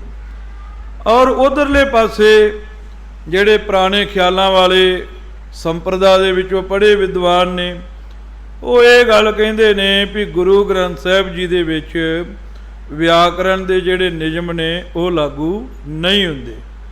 ਦੋਨਾਂ ਦਾ ਹੀ ਆਪਸ ਵਿੱਚ ਸੰਵਾਦ ਤੋਂ ਵਾਦ ਵਿਵਾਦ ਦਾ ਰੂਪ ਬਣਦਾ ਜਾ ਰਿਹਾ ਹੈ। ਚਾਹੀਦਾ ਤਾਂ ਇਹ ਸੀ ਵੀ ਇੱਕ ਸੰਵਾਦ ਹੋਵੇ, ਤੇ ਹੁੰਦਾ ਕੀ ਹੈ, ਵਾਦ ਵਿਵਾਦ ਵੀ ਮੈਂ ਨਹੀਂ ਮੰਨਦਾ, ਉਹ ਕਹਿੰਦਾ ਮੈਂ ਨਹੀਂ ਮੰਨਦਾ, ਉਹ ਕਹਿੰਦਾ ਤੂੰ ਵੱਡਾ, ਉਹ ਕਹਿੰਦਾ ਤੂੰ ਵੱਡਾ ਹੈ, ਬਸ ਗੱਲ ਨਿਬੜ ਜਾਂਦੀ ਹੈ। ਹੋਣਾ ਚਾਹੀਦਾ ਹੈ ਸੰਵਾਦ, ਇੱਕ ਦੀ ਗੱਲ ਸੁਣਨੀ, ਆਪਣਾ ਉੱਤਰ ਦੇਣਾ। ਜੇ ਆਪਣੀ ਨਹੀਂ ਸਹਿਮਤੀ ਬਣਦੀ ਤੇ ਉੱਥੇ ਚੁੱਪ ਕਰ ਜਾਣਾ ਤੇ ਹੋਰ ਦੂਸਰੀ ਗੱਲ ਉੱਪਰ ਸੰਵਾਦ ਕਰਨਾ ਸ਼ੁਰੂ ਕਰ ਦੇਣਾ। ਸੋ ਗੁਰੂ ਗ੍ਰੰਥ ਸਾਹਿਬ ਜੀ ਦੇ ਵਿੱਚ 100 ਦੇ ਵਿੱਚੋਂ 70% ਜਿਹੜੇ ਇਹ ਵਿਆਕਰਨ ਦੇ ਨਿਯਮ ਨੇ ਇਹ ਲਾਗੂ ਹੁੰਦੇ ਨੇ। ਕਿਉਂਕਿ ਮੈਂ ਸੰਪਰਦਾਵਾਂ ਵਿੱਚੋਂ ਪੜ੍ਹਿਆ ਹਾਂ, ਦਾਸ ਨਿਰਮਲਿਆਂ ਦੇ ਕੋਲੋਂ ਵੀ ਪੜ੍ਹਿਆ ਹੈ, ਹਜੂਰ ਸਾਹਿਬ ਵਾਲਿਆਂ ਤੋਂ ਵੀ ਪੜ੍ਹਿਆ ਹੈ, ਮੁਲਾਨਿਆਂ ਤੋਂ ਵੀ ਪੜ੍ਹਿਆ ਹੈ, ਉਦਾਸੀਆਂ ਤੋਂ ਵੀ ਪੜ੍ਹਿਆ ਹੈ, ਇੱਥੋਂ ਤੱਕ ਸੰਸਕ੍ਰਿਤ ਦੇ ਪੰਡਤ ਦੇ ਪਾਸੋਂ ਵੀ ਮੰਦਰ ਵਿੱਚ ਬੈਠ ਕੇ ਵੀ ਮੈਂ ਪੜ੍ਹਿਆ ਹਾਂ। ਔਰ ਸਿੱਖ ਮਿਸ਼ਨਰੀ ਕਾਲਜ ਵਾਲੇ ਵਿਦਵਾਨਾਂ ਦੇ ਨਾਲ ਵੀ ਮੇਰੀ ਸਾਂਝ ਰਹੀ ਹੈ। ਮੈਂ ਇਸ ਗੱਲ ਦੇ ਉੱਪਰ ਉਹਨਾਂ ਨਾਲ ਚਰਚਾ ਵੀ ਕਰਦਾ ਰਿਹਾ ਵੀ ਜਿਹੜੇ ਜਿਹੜੇ ਨਿਯਮ ਤੁਸੀਂ ਦੱਸਦੇ ਹੋ ਇਹ ਨਿਯਮ ਗੁਰੂ ਗ੍ਰੰਥ ਸਾਹਿਬ ਦੇ ਵਿੱਚ ਇੱਥੇ ਨਹੀਂ ਲਾਗੂ ਹੁੰਦੇ, ਉਹ ਆਪਣੀ ਸਹਿਮਤੀ ਵੀ ਇਸ ਗੱਲ ਦੇ ਉੱਪਰ ਬਣਾਉਂਦੇ ਰਹੇ ਹਨ। ਮੈਂ ਤੁਹਾਨੂੰ ਛੋਟੀ ਜਿਹੀ ਉਦਾਹਰਨ ਦਿੰਦਾ ਹਾਂ। ਗੁਰੂ ਗ੍ਰੰਥ ਸਾਹਿਬ ਜੀ ਦੇ ਵਿੱਚ ਇੱਕ ਸ਼ਬਦ ਆਉਂਦਾ ਉਤਰਸ, ਜਪਜੀ ਸਾਹਿਬ ਦੇ ਵਿੱਚ ਹੀ ਆਉਂਦਾ ਹੈ। ਸੰਪਰਦਾ ਵਾਲੇ ਪਾਠ ਕਰਦੇ ਆ ਉੱਤਰ ਸੋਖੇ, ਤੇ ਬੀੜਾਂ ਵਿੱਚ ਪਾਠ ਆਉਂਦਾ ਉਤਰਸ। ਹੁਣ ਜਿਹੜੀ ਵਿਆਕਰਨ ਹੈ, ਪਾਣਨੀ ਵਿਆਕਰਨ ਸੰਸਕ੍ਰਿਤ ਦੀ, ਉਹਦੇ ਤੋਂ ਪ੍ਰਿੰਸੀਪਲ ਸਾਹਿਬ ਸਿੰਘ ਜੀ ਉਹਨਾਂ ਨੇ ਗੁਰੂ ਗ੍ਰੰਥ ਸਾਹਿਬ ਜੀ ਦੀ ਵਿਆਕਰਨ ਲਿਖੀ ਹੈ। ਔਰ ਗਿਆਨੀ ਚੰਦਾ ਸਿੰਘ ਜੀ ਨੇ ਜੋ ਪਹਿਲ ਕਦਮੀ ਕੀਤੀ ਉਹ ਪ੍ਰਿੰਸੀਪਲ ਸਾਹਿਬ ਸਿੰਘ ਜੀ ਤੱਕ ਆਏ। ਗਿਆਨੀ ਚੰਦਾ ਸਿੰਘ ਜੀ ਸੰਪਰਦਾਈ ਵਿਦਵਾਨ ਸੀ, ਉਹਨਾਂ ਨੇ ਉਹ ਫਿਰ ਆਪਣੇ ਲਿਹਾਜ਼ੇ ਨਾਲ ਉਹਨੂੰ ਲਿਖਤੀ ਰੂਪ ਦੇ ਕਰਕੇ ਸਿੱਖ ਜਗਤ ਦੇ ਵਿੱਚ ਪ੍ਰਚਾਰਨਾ ਸ਼ੁਰੂ ਕੀਤਾ ਹੈ।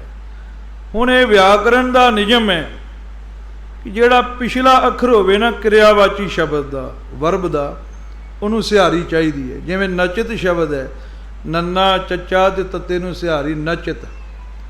ਤੇ ਆਮ ਜਿਹੜੇ ਇੱਧਰ ਬਿਹਾਰ ਵੱਲ ਦੇ ਵਸਨੀਕ ਹੈ ਤੇ ਉਹ ਕਹਿ ਦਿੰਦੇ ਆ ਫਲਾਨਾ ਸਿੰਘ ਨੱਚਦੀ ਹੈ, ਫਲਾਨਾ ਸਿੰਘ ਗਾਉਂਦੀ ਹੈ, ਤੇ ਆਪਾਂ ਹੱਸਦੇ ਹਾਂ ਵੀ ਇਹਨੂੰ ਬੰਦੇ ਤੇ ਜਨਾਨੀ ਦਾ ਪਤਾ ਹੀ ਨਹੀਂ ਹੈ ਵੀ ਜਨਾਨੀ ਨੂੰ ਗਾਉਂਦੀ ਆਖੀਦਾ ਏ ਤੇ ਬੰਦੇ ਨੂੰ ਗਾਉਂਦਾ ਆਖੀਦਾ ਹੈ।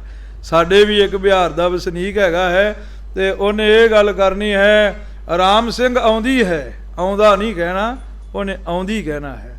ਕਾਰਨ ਕੀ ਹੈ ਵੀ ਇਹ ਹਿੰਦੀ ਸੰਸਕ੍ਰਿਤ ਦੀ ਇਹ ਮਰਿਆਦਾ ਹੈ ਕਿ ਜਿਹੜਾ ਕਿਰਿਆਵਾਚੀ ਸ਼ਬਦ ਹੈ, ਜਿਹੜੀ ਵਰਬ ਹੈ, ਜਿਹੜੀ ਫੇਲ ਹੈ, ਉਹਦੇ ਪਿਛਲੇ ਪਾਸੇ ਬਿਹਾਰੀ ਆਉਣੀ ਹੈ, ਆਉਂਦਾ ਨਹੀਂ, ਆਉਂਦੀ ਆਉਣਾ ਹੈ, ਨਚਤੀ ਆਉਣਾ ਹੈ, ਗਾਵਤੀ ਆਉਣਾ ਹੈ।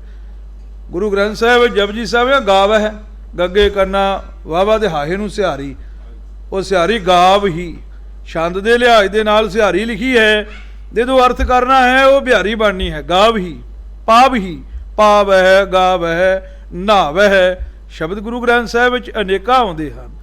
ਔਰ ਫਿਰ 10ਵੇਂ ਪਾਤਸ਼ਾਹ ਦੀ ਬਾਣੀ ਵਿੱਚ ਵੇਖੋਗੇ, ਨੰਨਾ ਚੱਚਾ ਤੇ ਤੱਤੇ ਨੂੰ ਸਿਹਾਰੀ ਨਚਤ, ਬੱਬਾ ਜੱਜਾ ਤੱਤੇ ਨੂੰ ਸਿਹਾਰੀ ਬਜਤ। ਉਚਾਰਨ ਵਿੱਚ ਭਾਵੇਂ ਆਪਾਂ ਨਹੀਂ ਬੋਲਦੇ, ਪਰ ਅਰਥ ਵਿੱਚ ਉਹ ਨਚਤੀ, ਬਜਤੀ, ਕਰਤੀ। ਸੰਸਕ੍ਰਿਤ ਦਾ ਸ਼ਬਦ ਹੈ ਕਰੋਤੀ, ਉਹ ਲਿਖਿਆ ਜਾਵੇਗਾ ਕੱਕਾ ਰਾਰੇ ਨੂੰ ਸਿਹਾਰੀ, ਰਾਰੇ ਨੂੰ ਹੋੜਾ ਤੇ ਤੱਤੇ ਨੂੰ ਸਿਹਾਰੀ ਕਰੋਤ ਪੜਾਂਗੇ ਪੰਜਾਬੀ ਵਿੱਚ। ਹਿੰਦੀ ਵਾਲੇ ਵਿਦਵਾਨ ਦੇ ਸਾਹਮਣੇ ਰੱਖਾਂਗੇ, ਉਹ ਆਖੇਗਾ ਕਰੋਤੀ, ਉਹਦੇ ਤੋਂ ਕਰਤੀ ਬਣ ਗਿਆ, ਤੇ ਬਾਣੀ ਵਿੱਚ ਕੱਕਾ ਰਾਰਾ ਤੱਤੇ ਨੂੰ ਸਿਹਾਰੀ। ਗੁਰਪ੍ਰਤਾਪ ਸੂਰਜ ਗ੍ਰੰਥ ਵਿੱਚ ਤੁਹਾਨੂੰ ਇਹ ਨਮੂਨਾ ਵੇਖਣ ਨੂੰ ਮਿਲੇਗਾ। ਸੂਰਜ ਪ੍ਰਕਾਸ਼ ਦੀਆਂ 14 ਪੋਥੀਆਂ ਮਿਲਦੀਆਂ ਨੇ ਆਪਾਂ ਨੂੰ, ਇਹਨਾਂ ਦੇ ਕੋਲੋਂ ਭਾਸ਼ਾ ਵਿਭਾਗ ਵਾਲਿਆਂ ਤੋਂ, ਉਹ ਲਿਆ ਕੇ ਪੜ੍ਹ ਕੇ ਵੇਖਿਓ। ਪਹਿਲੀ ਪ੍ਰਸਤਾਵਨਾ ਦੀ ਪੋਥੀ ਡਾਕਟਰ ਭਾਈ ਵੀਰ ਸਿੰਘ ਜੀ ਨੇ ਲਿਖੀ ਹੈ, ਸੂਰਜ ਪ੍ਰਕਾਸ਼ ਦੀ। ਉਹਦੇ ਵਿੱਚ ਕਵੀ ਸੰਤੋਖ ਸਿੰਘ ਜੀ ਦਾ ਜੀਵਨ ਲਿਖਿਆ ਹੈ, ਔਰ ਨਾਲ ਸੂਰਜ ਪ੍ਰਕਾਸ਼ ਦੇ ਜ਼ਰੂਰੀ ਅੰਸ਼ ਲਿਖੇ ਨੇ। ਉਹਦੇ ਵਿੱਚ ਵੀ ਤੁਹਾਨੂੰ ਇਹ ਜਾਣਕਾਰੀ ਮਿਲੇਗੀ, ਉਹ ਵਿਆਕਰਨ ਦੇ ਨਿਯਮਾਂ ਵਾਲੀ। ਪਰ ਗੁਰੂ ਗ੍ਰੰਥ ਸਾਹਿਬ ਜੀ ਦੇ ਵਿੱਚ ਇਹ ਨਿਯਮ 70% ਮਿਲਦੇ ਨੇ, 30% ਨਹੀਂ ਮਿਲਦੇ। ਹੁਣ ਜਿਵੇਂ ਉਤਰਸ ਸ਼ਬਦ ਹੈ ਜਪਜੀ ਸਾਹਿਬ, ਨਿਯਮ ਅਨੁਸਾਰ ਤੇ ਸੱਸੇ ਨੂੰ ਸਿਹਾਰੀ ਚਾਹੀਦੀ ਹੈ ਉਤਰਸ, ਪਰ ਉੱਥੇ ਔਂਕੜ ਲੱਗੀ ਹੈ, ਉੱਥੇ ਸੱਸੇ ਨੂੰ ਔਂਕੜ ਲੱਗੀ ਹੈ, ਉੱਥੇ ਸਿਹਾਰੀ ਨਹੀਂ ਹੈ, ਉੱਥੇ ਉਹ ਨਿਯਮ ਖੰਡਨ ਹੁੰਦਾ ਹੈ। ਜਿਹੜਾ ਉਹ ਨਿਯਮ ਹੈ ਨਾ ਵਿਆਕਰਨ ਦਾ, ਉਹ ਜਪਜੀ ਸਾਹਿਬ ਦੇ ਵਿੱਚ ਹੀ ਖੰਡਨ ਹੋ ਜਾਂਦਾ ਹੈ। ਫਿਰ ਦੇਖੋ ਦੇਖੋ ਮਾਇਆ ਕਾ ਪੁੱਤਰਾ ਕੈਸੇ ਕਾ ਨਚਿਤ ਹੈ, ਐਸੇ ਤੋਂ ਗਾਉਂਦੀ ਹੈ। ਉੱਥੇ ਨਚਿਤ ਤੱਤੇ ਨੂੰ ਔਂਕੜ ਲੱਗੀ ਹੈ, ਨਚਿਤ ਨੰਨਾ ਚੱਚਾ ਤੱਤੇ ਨੂੰ ਔਂਕੜ ਹੈ, ਸਿਹਾਰੀ ਨਹੀਂ ਹੈ ਮੇਰੇ ਖਿਆਲ ਦੇ ਮੁਤਾਬਕ। ਇਸ ਤਰੀਕੇ ਨਾਲ ਗੁਰੂ ਗ੍ਰੰਥ ਸਾਹਿਬ ਦੇ ਵਿੱਚ ਅਨੇਕਾਂ ਥਾਵਾਂ ਉੱਪਰ ਜਿਹੜੇ ਉਹ ਵਿਆਕਰਨ ਦੇ ਨਿਯਮ ਨੇ ਉਹ ਪੂਰੇ ਲਾਗੂ ਨਹੀਂ ਹੁੰਦੇ। 70% ਗੁਰੂ ਗ੍ਰੰਥ ਸਾਹਿਬ ਵਿੱਚ ਵਿਆਕਰਨ ਦੇ ਨਿਯਮ ਲਾਗੂ ਨੇ। 25% ਪਿੰਗਲ ਹੈ ਛੰਦ ਸਾਹਿਤਰ, ਕਿਉਂਕਿ ਛੰਦ ਸਾਹਿਤਰ ਦੇ ਵਿਦਵਾਨ ਪਿੰਗਲ ਹੋਏ ਨੇ, ਤੇ ਉਹਨਾਂ ਤੋਂ ਫਿਰ ਜਿਵੇਂ ਕਹਿ ਦਿੰਦੇ ਆ ਭਾਈ ਗੁਰਦਾਸ ਪੜ੍ਹਿਆ ਹੀ, ਇੱਦਾਂ ਕਹਿ ਦਿੰਦੇ ਪਿੰਗਲ ਪੜ੍ਹਿਆ ਹੀ। ਛੰਦ ਸਾਹਿਤਰ ਦਾ ਨਾਮ ਪਿੰਗਲ ਮਸ਼ਹੂਰ ਹੋ ਗਿਆ ਹੈ। ਗੁਰੂ ਗੋਬਿੰਦ ਸਿੰਘ ਸਾਹਿਬ ਜੀ ਪਿੰਗਲ ਦੇ ਮਹਾਨ ਵਿਦਵਾਨ ਸਨ। ਉਹਨਾਂ ਨੇ ਪਿੰਗਲ ਪੜ੍ਹਨ ਵਾਸਤੇ ਜਾਂ ਪਿੰਗਲ ਸਮਝਾਉਣ ਵਾਸਤੇ ਇੱਕ ਆਪਣੀ ਸਭਾ ਦੇ ਕਵੀ ਜੈ ਕ੍ਰਿਸ਼ਨ ਨੂੰ ਆਗਿਆ ਕੀਤੀ। ਜੈ ਕ੍ਰਿਸ਼ਨ ਨੇ ਰੂਪਦੀਪ ਪਿੰਗਲ ਲਿਖਿਆ ਹੈ, ਜਿਹੜਾ ਮਹਾਰਾਜ ਦੀ ਆਗਿਆ ਨਾਲ ਸੱਚਖੰਡ ਹਜ਼ੂਰ ਸਾਹਿਬ ਲਿਖਣਾ ਸ਼ੁਰੂ ਕੀਤਾ, ਤੇ 1719 ਈਸਵੀ ਦੇ ਵਿੱਚ ਉਹ ਪੂਰਨ ਹੋਇਆ ਹੈ।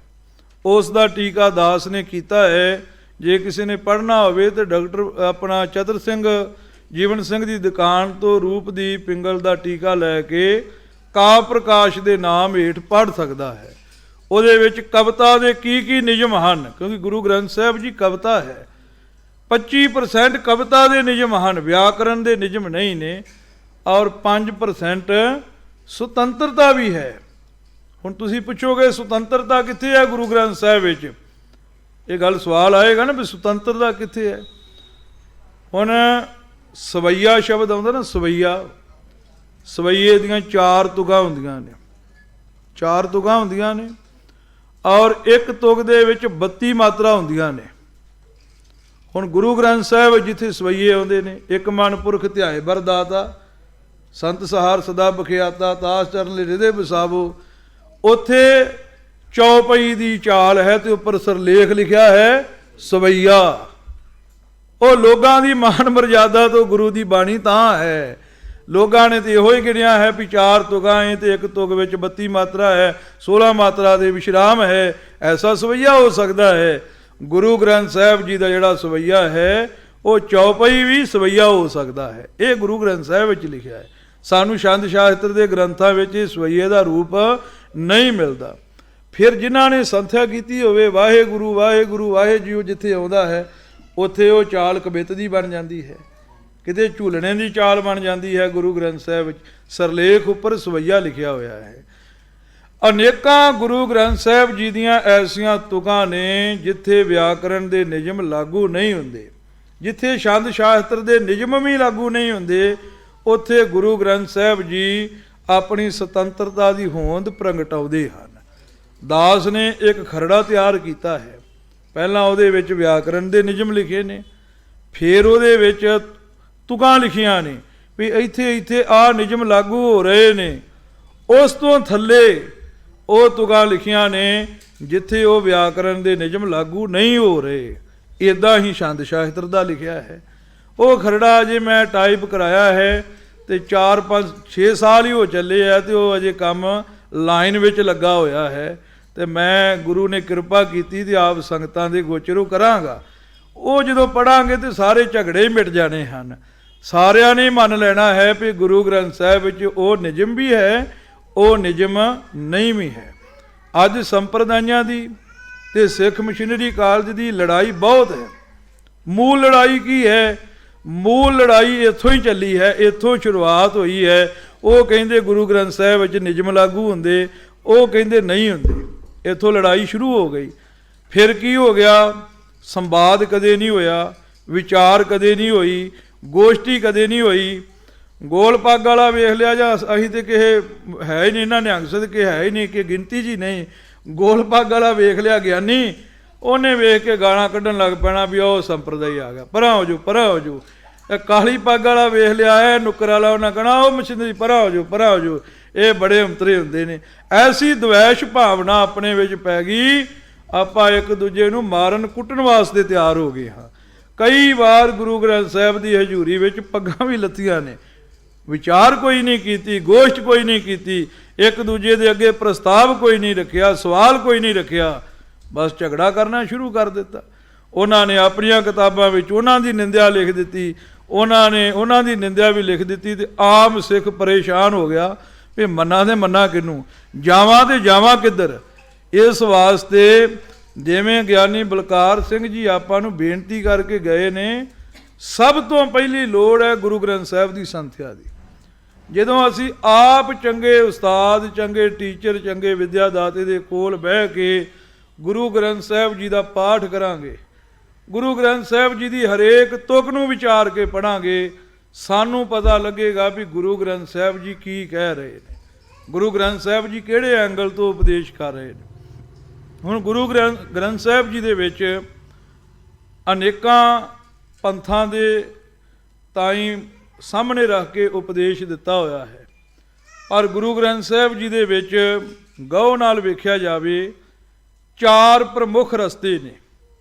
ਕੁਝ ਸ਼ਬਦ ਨੇ ਗੁਰੂ ਗ੍ਰੰਥ ਸਾਹਿਬ ਜੀ ਦੇ, ਉਹ ਸਾਨੂੰ ਗਿਆਨਵਾਦ ਦਾ ਉਪਦੇਸ਼ ਦਿੰਦੇ ਨੇ, ਜਿਹਦੇ ਤੇ ਅੱਜ ਆਪਾਂ ਚੱਲਦੇ ਹਨ, ਕਹਿੰਦੇ ਆ ਜੀ ਗਿਆਨੀ ਹੋਵੋ ਗਿਆਨੀ ਹੋਵੋ। ਗੁਰੂ ਗ੍ਰੰਥ ਸਾਹਿਬ ਜੀ ਦੇ ਕੁਝ ਸ਼ਬਦ ਸਾਨੂੰ ਗਿਆਨਵਾਦ ਦਾ ਉਪਦੇਸ਼ ਦਿੰਦੇ ਨੇ। ਕੁਝ ਸ਼ਬਦ ਐਸੇ ਨੇ ਜਿਹੜੇ ਭਗਤੀਵਾਦ ਦਾ ਉਪਦੇਸ਼ ਦਿੰਦੇ ਨੇ ਗੁਰੂ ਗ੍ਰੰਥ ਸਾਹਿਬ ਜੀ ਦੇ, ਉਹ ਸਾਨੂੰ ਭਗਤ ਬਣਾਉਂਦੇ ਨੇ, ਸਾਡੇ ਮਨ ਵਿੱਚ ਸ਼ਰਧਾ ਜਗਾਉਂਦੇ ਨੇ। ਔਰ ਕੁਝ ਸ਼ਬਦ ਐਸੇ ਨੇ ਜਿਹੜੇ ਸਾਡੇ ਮਨ ਵਿੱਚ ਵੈਰਾਗਵਾਦ ਦਾ ਉਪਦੇਸ਼ ਦਿੰਦੇ ਨੇ, ਵੈਰਾਗ ਜਗਾਉਂਦੇ ਹਨ, ਸਾਨੂੰ ਸੰਸਾਰ ਦੀ ਮੋਹ ਮਮਤਾ ਨਾਲੋਂ ਤੋੜਦੇ ਨੇ, ਸਾਨੂੰ ਅਕਾਲ ਪੁਰਖ ਦੇ ਨਾਲ ਜੋੜਦੇ ਨੇ। ਜਿਵੇਂ ਨਵੇਂ ਪਾਤਸ਼ਾਹ ਦੀ ਸਾਰੀ ਹੀ ਬਾਣੀ ਹੈ, ਰਾਮ ਸਿਮਰ ਇਹ ਹੈ ਤੇਰਾ ਕਾਜ ਹੈ, ਗੁਣ ਗੋਬਿੰਦ ਗਾਇਓ ਨਹੀਂ ਜਨਮੇ ਅਕਾਰਥ ਕੀਨ। ਇਹ ਸਾਰੇ ਵੈਰਾਗ ਦੇ ਉਪਦੇਸ਼ ਨੇ। ਔਰ ਗੁਰੂ ਗ੍ਰੰਥ ਸਾਹਿਬ ਜੀ ਦੇ ਵਿੱਚ ਕੁਝ ਸ਼ਬਦ ਐਸੇ ਨੇ ਜਿਹੜੇ ਸਾਨੂੰ ਯੋਗ ਦੇ ਨਾਲ ਜੋੜਦੇ ਨੇ, ਵੀ ਯੋਗ ਦੇ ਨਾਲ, ਕਿਉਂਕਿ ਯੋਗ ਵੀ 2 ਤਰੀਕੇ ਦਾ ਹੈ, ਇੱਕ ਹਠ ਯੋਗ ਹੈ, ਇੱਕ ਅੰਤਰ ਯੋਗ ਹੈ। ਹਠ ਯੋਗ ਦੇ ਨਾਲੋਂ ਤੋੜ ਕੇ ਅੰਤਰ ਯੋਗ ਦੇ ਨਾਲ ਗੁਰੂ ਗ੍ਰੰਥ ਸਾਹਿਬ ਜੀ ਸਾਨੂੰ ਜੋੜਦੇ ਨੇ। ਇਹ ਮੇਰਾ ਵਿਸ਼ਾ ਨਹੀਂ ਹੈ, ਨਹੀਂ ਤੇ ਇਹ 4 ਵਿਸ਼ੇ ਨੇ ਜਿਹੜੇ ਗੁਰੂ ਗ੍ਰੰਥ ਸਾਹਿਬ ਜੀ ਦੇ ਵਿੱਚ ਸਾਨੂੰ ਮਿਲਦੇ ਨੇ। ਔਰ ਪੁਰਾਤਨ ਸਮੇਂ ਤੋਂ ਵੇਖਿਆ ਜਾਵੇ, ਗੁਰੂ ਸਾਹਿਬ ਜੀ ਦੇ ਘਰ ਦੇ ਵਿੱਚ ਗਿਆਨੀ ਸਿੱਖ ਵੀ ਹੋਏ ਨੇ, ਗੁਰੂ ਗ੍ਰੰਥ ਸਾਹਿਬ ਜੀ ਦੇ ਘਰ ਭਗਤ ਸਿੱਖ ਵੀ ਹੋਏ ਨੇ, ਗੁਰੂ ਗ੍ਰੰਥ ਸਾਹਿਬ ਜੀ ਦੇ ਘਰ ਵਿੱਚ ਵੈਰਾਗੀ ਵੀ ਹੋਏ ਨੇ, ਗੁਰੂ ਸਾਹਿਬ ਜੀ ਦੇ ਘਰ ਵਿੱਚ ਜੋਗੀ ਵੀ ਹੋਏ ਨੇ, ਰਾਜਾ ਜੋਗੀ ਵੀ ਅਖਵਾਏ ਨੇ। ਮਹਾਂਪੁਰਖ ਬਾਬਾ ਈਸ਼ਰ ਸਿੰਘ ਜੀ ਰਾੜਾ ਸਾਹਿਬ ਵਾਲੇ ਮਹਾਂਪੁਰਖ ਰਾਜਾ ਜੋਗੀ ਮਹਾਂਪੁਰਖ ਸਨ, ਕਿਉਂਕਿ ਗੁਰੂ ਗ੍ਰੰਥ ਸਾਹਿਬ ਵਿੱਚ ਐਸਾ ਉਪਦੇਸ਼ ਸਾਨੂੰ ਮਿਲਦਾ ਹੈ। ਗੁਰਪ੍ਰਤਾਪ ਸੂਰਜ ਗ੍ਰੰਥ ਵਿੱਚ ਇਹ ਪ੍ਰਸੰਗ ਆਉਂਦਾ ਹੈ। ਗੁਰੂ ਅੰਗਦ ਸਾਹਿਬ ਜੀ ਕੋਲ ਸਿੱਖਾਂ ਆ ਕੇ ਬੇਨਤੀ ਕੀਤੀ, ਮਹਾਰਾਜ ਸਾਡਾ ਵੀ ਕਲਿਆਣ ਹੋਵੇ, ਤੇ ਮਹਾਰਾਜ ਨੇ ਆਖਿਆ ਵੀ ਭਗਤੀ ਕਰਿਆ ਕਰੋ। ਉਹ ਸਿੱਖ ਵਿਚਾਰੇ ਤੁਹਾਡੇ ਵਰਗੇ ਤੇ ਮੇਰੇ ਵਰਗੇ ਚਲਾਕ ਚੁਸਤ ਨਹੀਂ ਸੀ, ਆਮ ਪੱਠਾ ਡੱਕਾ ਵੱਢਣ ਵਾਲੇ ਸਿੱਖ ਸਨ। ਉਹਨਾਂ ਆਖਿਆ ਮਹਾਰਾਜ ਸਾਨੂੰ ਭਗਤੀ ਨਹੀਂ ਆਉਂਦੀ। ਮਹਾਰਾਜ ਨੇ ਉੱਥੇ ਫਿਰ ਸਮਝਾਇਆ ਕਿ 4 ਰਸਤੇ ਨੇ, ਚਮਾਂ ਰਸਤਿਆਂ ਦੇ ਵਿੱਚੋਂ ਭਗਤੀ ਦਾ ਰਸਤਾ ਉੱਤਮ ਹੈ। ਗੁਰਪ੍ਰਤਾਪ ਸੂਰਜ ਗ੍ਰੰਥ ਦੀ 5ਵੀਂ ਪੋਥੀ ਦੇ ਵਿੱਚ ਇਹ ਪ੍ਰਸੰਗ ਆਉਂਦਾ ਹੈ, ਉੱਥੋਂ ਤੁਸੀਂ ਪੜ੍ਹ ਲੈਣਾ, ਉੱਥੋਂ ਤੁਸੀਂ ਸਮਝ ਲੈਣਾ। ਸੋ ਮੇਰੇ ਕਹਿਣ ਤੋਂ ਭਾਵ ਸੰਪਰਦਾਇ ਗਿਆਨੀਆਂ ਵਿੱਚ ਗਿਆਨੀ ਚੰਦਾ ਸਿੰਘ ਜੀ ਹੋਏ, ਜਿਨ੍ਹਾਂ ਨੇ ਵਿਆਕਰਨ ਬਾ ਕਮਾਲ ਦੀ ਲਿਖੀ। ਉਹਦੇ ਤੋਂ ਬਾਅਦ ਜਿਹੜੀ ਅੱਜ ਕੱਲ੍ਹ ਵਿਆਕਰਨ ਪ੍ਰਚਲਿਤ ਹੋਈ ਹੈ, ਉਹ ਵਿਆਕਰਨ ਦਾ ਜਿਹੜਾ ਸਿਲਸਿਲਾ ਹੈ ਸਾਡੇ ਵਿੱਚ ਕਾਇਮ ਦਾਇਮ ਹੋਇਆ ਹੈ। ਔਰ ਇਹ ਨਿਰਮਲੇ ਤੇ ਗਿਆਨੀ ਮਹਾਂਪੁਰਖਾਂ ਦੀ ਸਾਨੂੰ ਦੇਣ ਰਹੀ ਹੈ। ਉਹਨਾਂ ਨੇ ਗੁਰੂ ਗ੍ਰੰਥ ਸਾਹਿਬ ਜੀ ਦੀਆਂ ਉਥਾਨਕਾ ਪੋਥੀਆਂ, ਉਹਨਾਂ ਨੇ ਗੁਰੂ ਗ੍ਰੰਥ ਸਾਹਿਬ ਜੀ ਦੇ ਟੀਕੇ, ਉਹਨਾਂ ਨੇ ਗੁਰੂ ਗ੍ਰੰਥ ਸਾਹਿਬ ਜੀ ਦੇ ਪ੍ਰਿਆ, ਉਹਨਾਂ ਨੇ ਗੁਰੂ ਗ੍ਰੰਥ ਸਾਹਿਬ ਜੀ ਦੀ ਸੰਥਿਆ ਸਾਨੂੰ ਸੀਨੇ ਬਸੀਨੇ ਸਮਝਾਈ ਹੈ। ਅੱਜ ਅਸੀਂ ਸਿਆਣੇ ਹੋ ਕਰਕੇ ਕਹਿੰਦੇ ਆ ਵੀ ਸਾਡੇ ਵੱਡਿਆਂ ਨੇ ਕੀ ਕੀਤਾ। ਸੀਨਾ ਬਸੀਨਾ ਬੜੀ ਔਖੀ ਗੱਲ ਹੈ। ਤੁਸਾਂ ਨੇ ਆਪਣੇ ਹੱਥਾਂ 'ਚ ਕਾਪੀਆਂ ਰੱਖੀਆਂ, ਪੈਨ ਰੱਖੇ, ਹਾਲਾਂਕਿ ਰਿਕਾਰਡ ਵੀ ਹੋ ਰਿਹਾ ਹੈ, ਪਰ ਨਾਲੋਂ ਨਾਲ ਲਿਖ ਰਹੇ ਹੋ। ਪਰ ਉਹ ਗੁਰੂ ਕੇ ਸਿੱਖ ਆਪਣੇ ਸੀਨਿਆਂ ਵਿੱਚ ਰਿਕਾਰਡ ਕਰਦੇ ਸੀ। ਸੀਨੇ ਬਸ ਸੀਨੇ, ਇੱਕ ਨੇ ਆਪਣੇ ਸੀਨੇ ਵਿੱਚ ਰੱਖੀ, ਉਹਨੇ ਕੱਢ ਕੇ ਦੂਜੇ ਦੇ ਸੀਨੇ 'ਚ ਰੱਖ ਦਿੱਤੀ, ਦੂਜੇ ਨੇ ਤੀਜੇ ਦੇ ਸੀਨੇ 'ਚ ਰੱਖੀ, ਤੀਜੇ ਨੇ ਚੌਥੇ ਦੇ ਰੱਖੀ। ਉਹ ਸੀਨੇ ਬਸੀਨੇ ਚੀਜ਼ ਸਾਡੇ ਕੋਲ ਹੀ ਉਪੜੀ ਹੈ। ਉਦੋਂ ਇਹ ਨਾ ਕਲਮ ਸੀ ਤੇ ਨਾ ਦਵਾਤ ਸੀ, ਕਲਮ ਦਵਾਤਾਂ ਦੇ ਬਾਅਦ ਆਈਆਂ ਨੇ। ਉਦੋਂ ਤੇ ਮਹਾਰਾਜ ਦੀਆਂ ਬੀੜਾਂ ਲਿਖਣ ਜੋਗਾ ਪ੍ਰਬੰਧ ਨਹੀਂ ਸੀ, ਅਰਥ ਕਿੰਨੇ ਲਿਖਣੇ ਸਨ।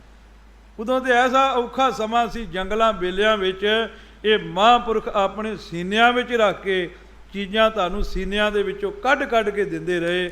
ਔਰ ਸੀਨੇ ਬਸੀਨੇ ਗੁਰੂ ਗ੍ਰੰਥ ਸਾਹਿਬ ਜੀ ਦੀ ਜਿਹੜੀ ਸੰਥਿਆ ਹੈ, ਪੰਥਿਆ ਹੈ, ਉਹ ਸਾਡੇ ਤੱਕ ਉਪੜੀ ਹੈ।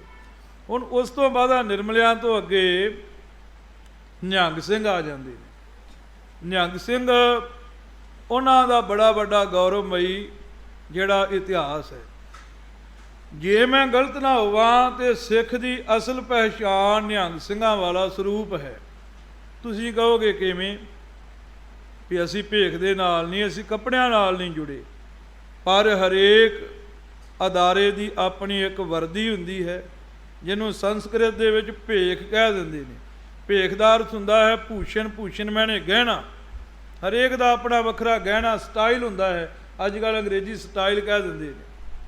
ਜੇ ਪੁਲਿਸ ਵਾਲਾ ਹੈ, ਉਹਨੇ ਖਾਕੀ ਰੰਗ ਦੀ ਵਰਦੀ ਨਾ ਪਾਈ ਹੋਵੇ, ਕੋਈ ਡਰ ਨਹੀਂ ਜੇ ਮੰਨਦਾ, ਕੋਈ ਗੱਡੀ ਨਹੀਂ ਜੇ ਖਿਲਾਰਦਾ। ਜੇ ਡੱਬੀਆਂ ਵਾਲਾ ਪੈਂਟ ਕਮੀਜ਼ ਨਾ ਪਾਇਆ ਹੋਵੇ ਤੇ ਕੋਈ ਫੌਜੀ ਨਹੀਂ ਜੇ ਮੰਨਦਾ। ਚਿੱਟੇ ਰੰਗ ਦਾ ਚੋਲਾ ਗਲ ਦੇ ਵਿੱਚ ਨਾ ਪਾਇਆ ਹੋਵੇ ਤੇ ਕਈ ਡਾਕਟਰ ਨਹੀਂ ਜੇ ਮੰਨਦਾ। ਕਿਸੇ ਕੋ ਟੀਕਾ ਨਹੀਂ ਲਵਾਉਣਾ। ਨਿਹੰਗ ਸਿੰਘ ਸਾਡੇ ਵਿੱਚ ਇੱਕ ਬੈਠਾ ਹੈ ਡਾਕਟਰ, ਇਹਨੂੰ ਕਹੋ ਵੀ ਸਿਰਿੰਜ ਭਰ ਕੇ ਜਾ ਕੇ ਕਹੋ ਕਿ ਇਹਨੂੰ ਵੀ ਟੀਕਾ ਲਵਾ ਲਓ, ਮੈਂ ਡਾਕਟਰ ਕਿਸੇ ਨਹੀਂ ਮੰਨਣਾ। ਜਿੰਨਾ ਚਿਰ ਉਹ ਚਿੱਟੇ ਰੰਗ ਦੀ ਵਰਦੀ ਨਾ ਪਾਈ, ਜਿੰਨੇ ਚਿਰ ਤੱਕ ਆਪਣਾ ਪਛਾਣ ਪੱਤਰ ਨਾ ਵਿਖਾ ਲਿਆ, ਉਹਨਾਂ ਚਿਰ ਤੱਕ ਕਿਸੇ ਨੇ ਨਹੀਂ ਮੰਨਣਾ। ਇਸੇ ਤਰ੍ਹਾਂ ਸਿੱਖਾਂ ਦੀ ਇੱਕ ਵਰਦੀ ਹੈ, ਸਿੱਖਾਂ ਦਾ ਇੱਕ ਲਿਬਾਸ ਹੈ। ਉਹ ਲਿਬਾਸ ਕਿਹੜਾ ਹੈ? ਜਿਹੜਾ ਆ ਮੈਂ ਪਾਇਆ ਹੈ ਜਾਂ ਆ ਹੋਰ ਗੁਰੂ ਕਿਆ ਸਿੱਖਾਂ ਨੇ ਪਾਇਆ ਹੈ। ਤੁਸੀਂ ਕਹੋਗੇ ਜੀ ਤੁਹਾਡੇ ਕੋਲ ਕੀ ਪ੍ਰਮਾਣ ਹੈ ਵੀ ਇਹੋ ਹੀ ਲਿਬਾਸ ਗੁਰੂ ਦਾ ਹੈ? ਜਿੱਦਣ ਪੰਜਾਂ ਪਿਆਰਿਆਂ ਕੋਲੋਂ ਅੰਮ੍ਰਿਤ ਛਕਿਆ ਸੀ, ਕਿਸੇ ਨੇ ਅੰਮ੍ਰਿਤ ਅਕਾਲ ਤਖਤ ਤੋਂ ਛਕਿਆ ਹੋਵੇਗਾ, ਕਿਸੇ ਨੇ ਦਲ ਪੰਥ ਵਿੱਚੋਂ ਛਕਿਆ ਹੋਵੇਗਾ, ਕਿਸੇ ਨੇ ਅਖੰਡ ਕੀਰਤਨੀ ਜਥੇ ਤੋਂ ਛਕਿਆ ਹੋਵੇਗਾ, ਕਿਸੇ ਨੇ ਟਕਸਾਲ ਕੋਲੋਂ ਛਕਿਆ ਹੋਵੇਗਾ, ਕਿਸੇ ਨੇ ਨਾਨਕ ਸਾਹਿਬ ਰਾੜਾ ਸਾਹਿਬ ਤੋਂ ਛਕਿਆ ਹੋਵੇਗਾ। ਸਾਰਿਆਂ ਨੇ ਅਨੇਕਾਂ ਥਾਵਾਂ ਤੋਂ ਛਕਿਆ, ਕਿਉਂਕਿ ਕੋਈ ਦਿੱਲੀ ਤੋਂ ਆਇਆ, ਕੋਈ ਮਾਨਸੇ ਤੋਂ ਆਇਆ, ਕੋਈ ਜਲੰਧਰੋਂ ਆਇਆ, ਕੋਈ ਸੰਗਰੂਰੋਂ ਆਇਆ। ਤੇ ਵੱਖੋ ਵੱਖਰੇ ਥਾਵਾਂ ਤੋਂ ਆਪਾਂ ਅੰਮ੍ਰਿਤ ਛਕੇ ਨੇ। ਜਿੱਦਣ ਤੁਸਾਂ ਨੇ ਅੰਮ੍ਰਿਤ ਛਕਿਆ ਸੀ, ਅੱਖਾਂ ਬੰਦ ਕਰੋ ਤੇ ਪੰਜਾਂ ਪਿਆਰਿਆਂ ਦਾ ਰੂਪ ਚਿਤਵੋ। ਕਿਹੜਾ ਰੂਪ ਸੀ? ਉਹਨਾਂ ਪੈਂਟ ਪਾਈ ਸੀ, ਉਹਨਾਂ ਨੇ ਪੈਂਟ ਪਾਈ ਸੀ, ਝੱਗਾ ਪਾਇਆ ਸੀ, ਕਮੀਜ਼ ਪਾਈ ਸੀ, ਉਹਨਾਂ ਨੇ ਖੱਟੇ ਰੰਗ ਦਾ ਜਾਂ ਨੀਲੇ ਰੰਗ ਦਾ ਚੋਲਾ ਪਾਇਆ ਹੋਵੇਗਾ, ਉਹਨਾਂ ਨੇ ਲੱਕ ਨਾਲ ਕਮਰ ਕੱਸਾ ਸਜਾਇਆ ਹੋਵੇਗਾ, ਗਲ ਵਿੱਚ ਉਹਨਾਂ ਨੇ ਕਿਰਪਾਨ ਪਾਈ ਹੋਵੇਗੀ ਵੱਡੀ 3 ਫੁੱਟੀ। ਜੇ ਨਾ ਕਿਰਪਾਨ ਹੋਵੇਗੀ ਤੇ ਆਹ ਜਿਹੜਾ ਕਮਰ ਕੱਸਾ ਨਾ, ਇਹ ਆਹ ਜਿਹੜਾ ਹਜੂਰੀਆ ਉਹਨੂੰ ਇਸ ਤਰੀਕੇ ਨਾਲ ਬੱਧਾ ਹੋਵੇਗਾ, ਇਹ ਨਾਲ ਕਿਰਪਾਨ ਦੇ ਬੱਧਾ ਹੋਵੇਗਾ। ਜਿੱਥੋਂ ਤੁਸੀਂ ਅੰਮ੍ਰਿਤ ਛਕਿਆ ਹੋਵੇਗਾ, ਕਿਤੇੋਂ ਵੀ ਅੰਮ੍ਰਿਤ ਛਕ ਲਓ। ਜਿਹੜਾ ਅਸਲੀ ਸਰੂਪ ਖਾਲਸੇ ਦਾ ਹੈ, ਉਹਨੂੰ ਪਾ ਕੇ ਅੰਮ੍ਰਿਤ ਛਕਾਉਣ ਦਾ ਇਹ ਹੁਕਮ ਹੈ। ਨਿੱਜੀ ਜੀਵਨ ਵਿੱਚ ਭਾਵੇਂ ਕੋਈ ਪੈਂਟ ਪਾਈ ਫਿਰੇ, ਭਾਵੇਂ ਕੋਈ ਕਰੀ ਫਿਰੇ, ਜਿੱਦਣ ਅੰਮ੍ਰਿਤ ਛਕਣਾ ਤੇ ਛਕਾਉਣਾ ਉਦਣ ਇਹੀ ਲਿਬਾਸ ਪਾਉਣਾ ਪਵੇਗਾ। ਕਿਹੜਾ ਲਿਬਾਸ ਹੋਇਆ ਫਿਰ? ਅਸਲੀ ਇਹੀ ਲਿਬਾਸ ਹੀ ਹੋਇਆ। ਫਿਰ ਦੇਖੋ, ਜਦੋਂ ਅੰਮ੍ਰਿਤ ਸੰਚਾਰ ਹੁੰਦਾ 2-2.5 ਘੰਟੇ, ਕਹਿੰਦੇ ਪੰਜਾਂ ਪਿਆਰਿਆਂ ਨੇ ਲਿਬਾਸ ਧਾਰਿਆ ਹੈ। ਇਹਦੇ ਵਿੱਚ ਇਹਨਾਂ ਵਿੱਚ ਗੁਰੂ ਸਾਹਿਬ ਜੀ ਆ ਗਏ, ਗੁਰੂ ਕਲਗੀਧਰ ਜੀ ਮੱਥਾ ਟੇਕਦੇ ਆ ਜੀ, 5 ਪਿਆਰੇ ਤੁਰੇ ਆਉਂਦੇ ਆ, ਇਹਨਾਂ ਵਿੱਚ ਗੁਰੂ ਮਹਾਰਾਜ ਤੁਰਿਆ ਆਉਂਦਾ ਹੈ। ਜਿਹੜੇ ਸਿੱਖ ਨੇ ਹਰ ਦਮ ਲਿਬਾਸ ਪਾਇਆ ਹੈ, ਉਹਦੇ ਵਿੱਚੋਂ ਤੇ ਗੁਰੂ ਜਾਂਦਾ ਹੀ ਨਹੀਂ। ਜਿਹਨੇ ਤੇ ਪਾਇਆ 2-2.5 ਘੰਟਿਆਂ ਲਈ, ਉਹਦੇ ਵਿੱਚ ਤੇ ਗੁਰੂ ਵੜਿਆ ਤੇ ਨਿਕਲ ਕੇ ਟੈਚੀ 'ਚ ਵੜ ਗਿਆ ਤੇ ਫੇਰ ਟੈਚੀ ਚੁੱਕ ਲਿਆ ਗੁਰੂ ਨੂੰ। ਤੇ ਜਿਹਨੇ ਪੱਕਾ ਹੀ ਪਾਇਆ ਹੈ, ਉਹਦੇ ਵਿੱਚੋਂ ਤੇ ਗੁਰੂ ਨਿਕਲਦਾ ਹੀ ਨਹੀਂ, ਉਹਦੇ ਸਦਾ ਹੀ ਗੁਰੂ ਦਾ ਰੂਪ ਹੈ। ਉਹਨੂੰ ਆਖਿਆ ਖਾਲਸਾ ਮੇਰਾ ਰੂਪ ਹੈ ਖਾਸ, ਖਾਲਸੇ ਮੈਂ ਹੂੰ ਕਰੂ ਨਿਵਾਸ, ਖਾਲਸਾ ਮੇਰਾ ਸੱਜਣ ਸੂਰਾ, ਖਾਲਸਾ ਮੇਰਾ ਸਤਿਗੁਰ ਪੂਰਾ, ਹਉ ਖਾਲਸੇ ਕਾ ਖਾਲਸਾ ਮੇਰੋ, ਓਤ ਪੋਤ ਸਾਗਰ ਬੰਦੇਰੋ। ਉਹਨੂੰ ਖਾਲਸਾ ਆਖਿਆ ਹੈ, ਦੂਜੇ ਨੂੰ ਖਾਲਸਾ ਨਹੀਂ ਹੈ।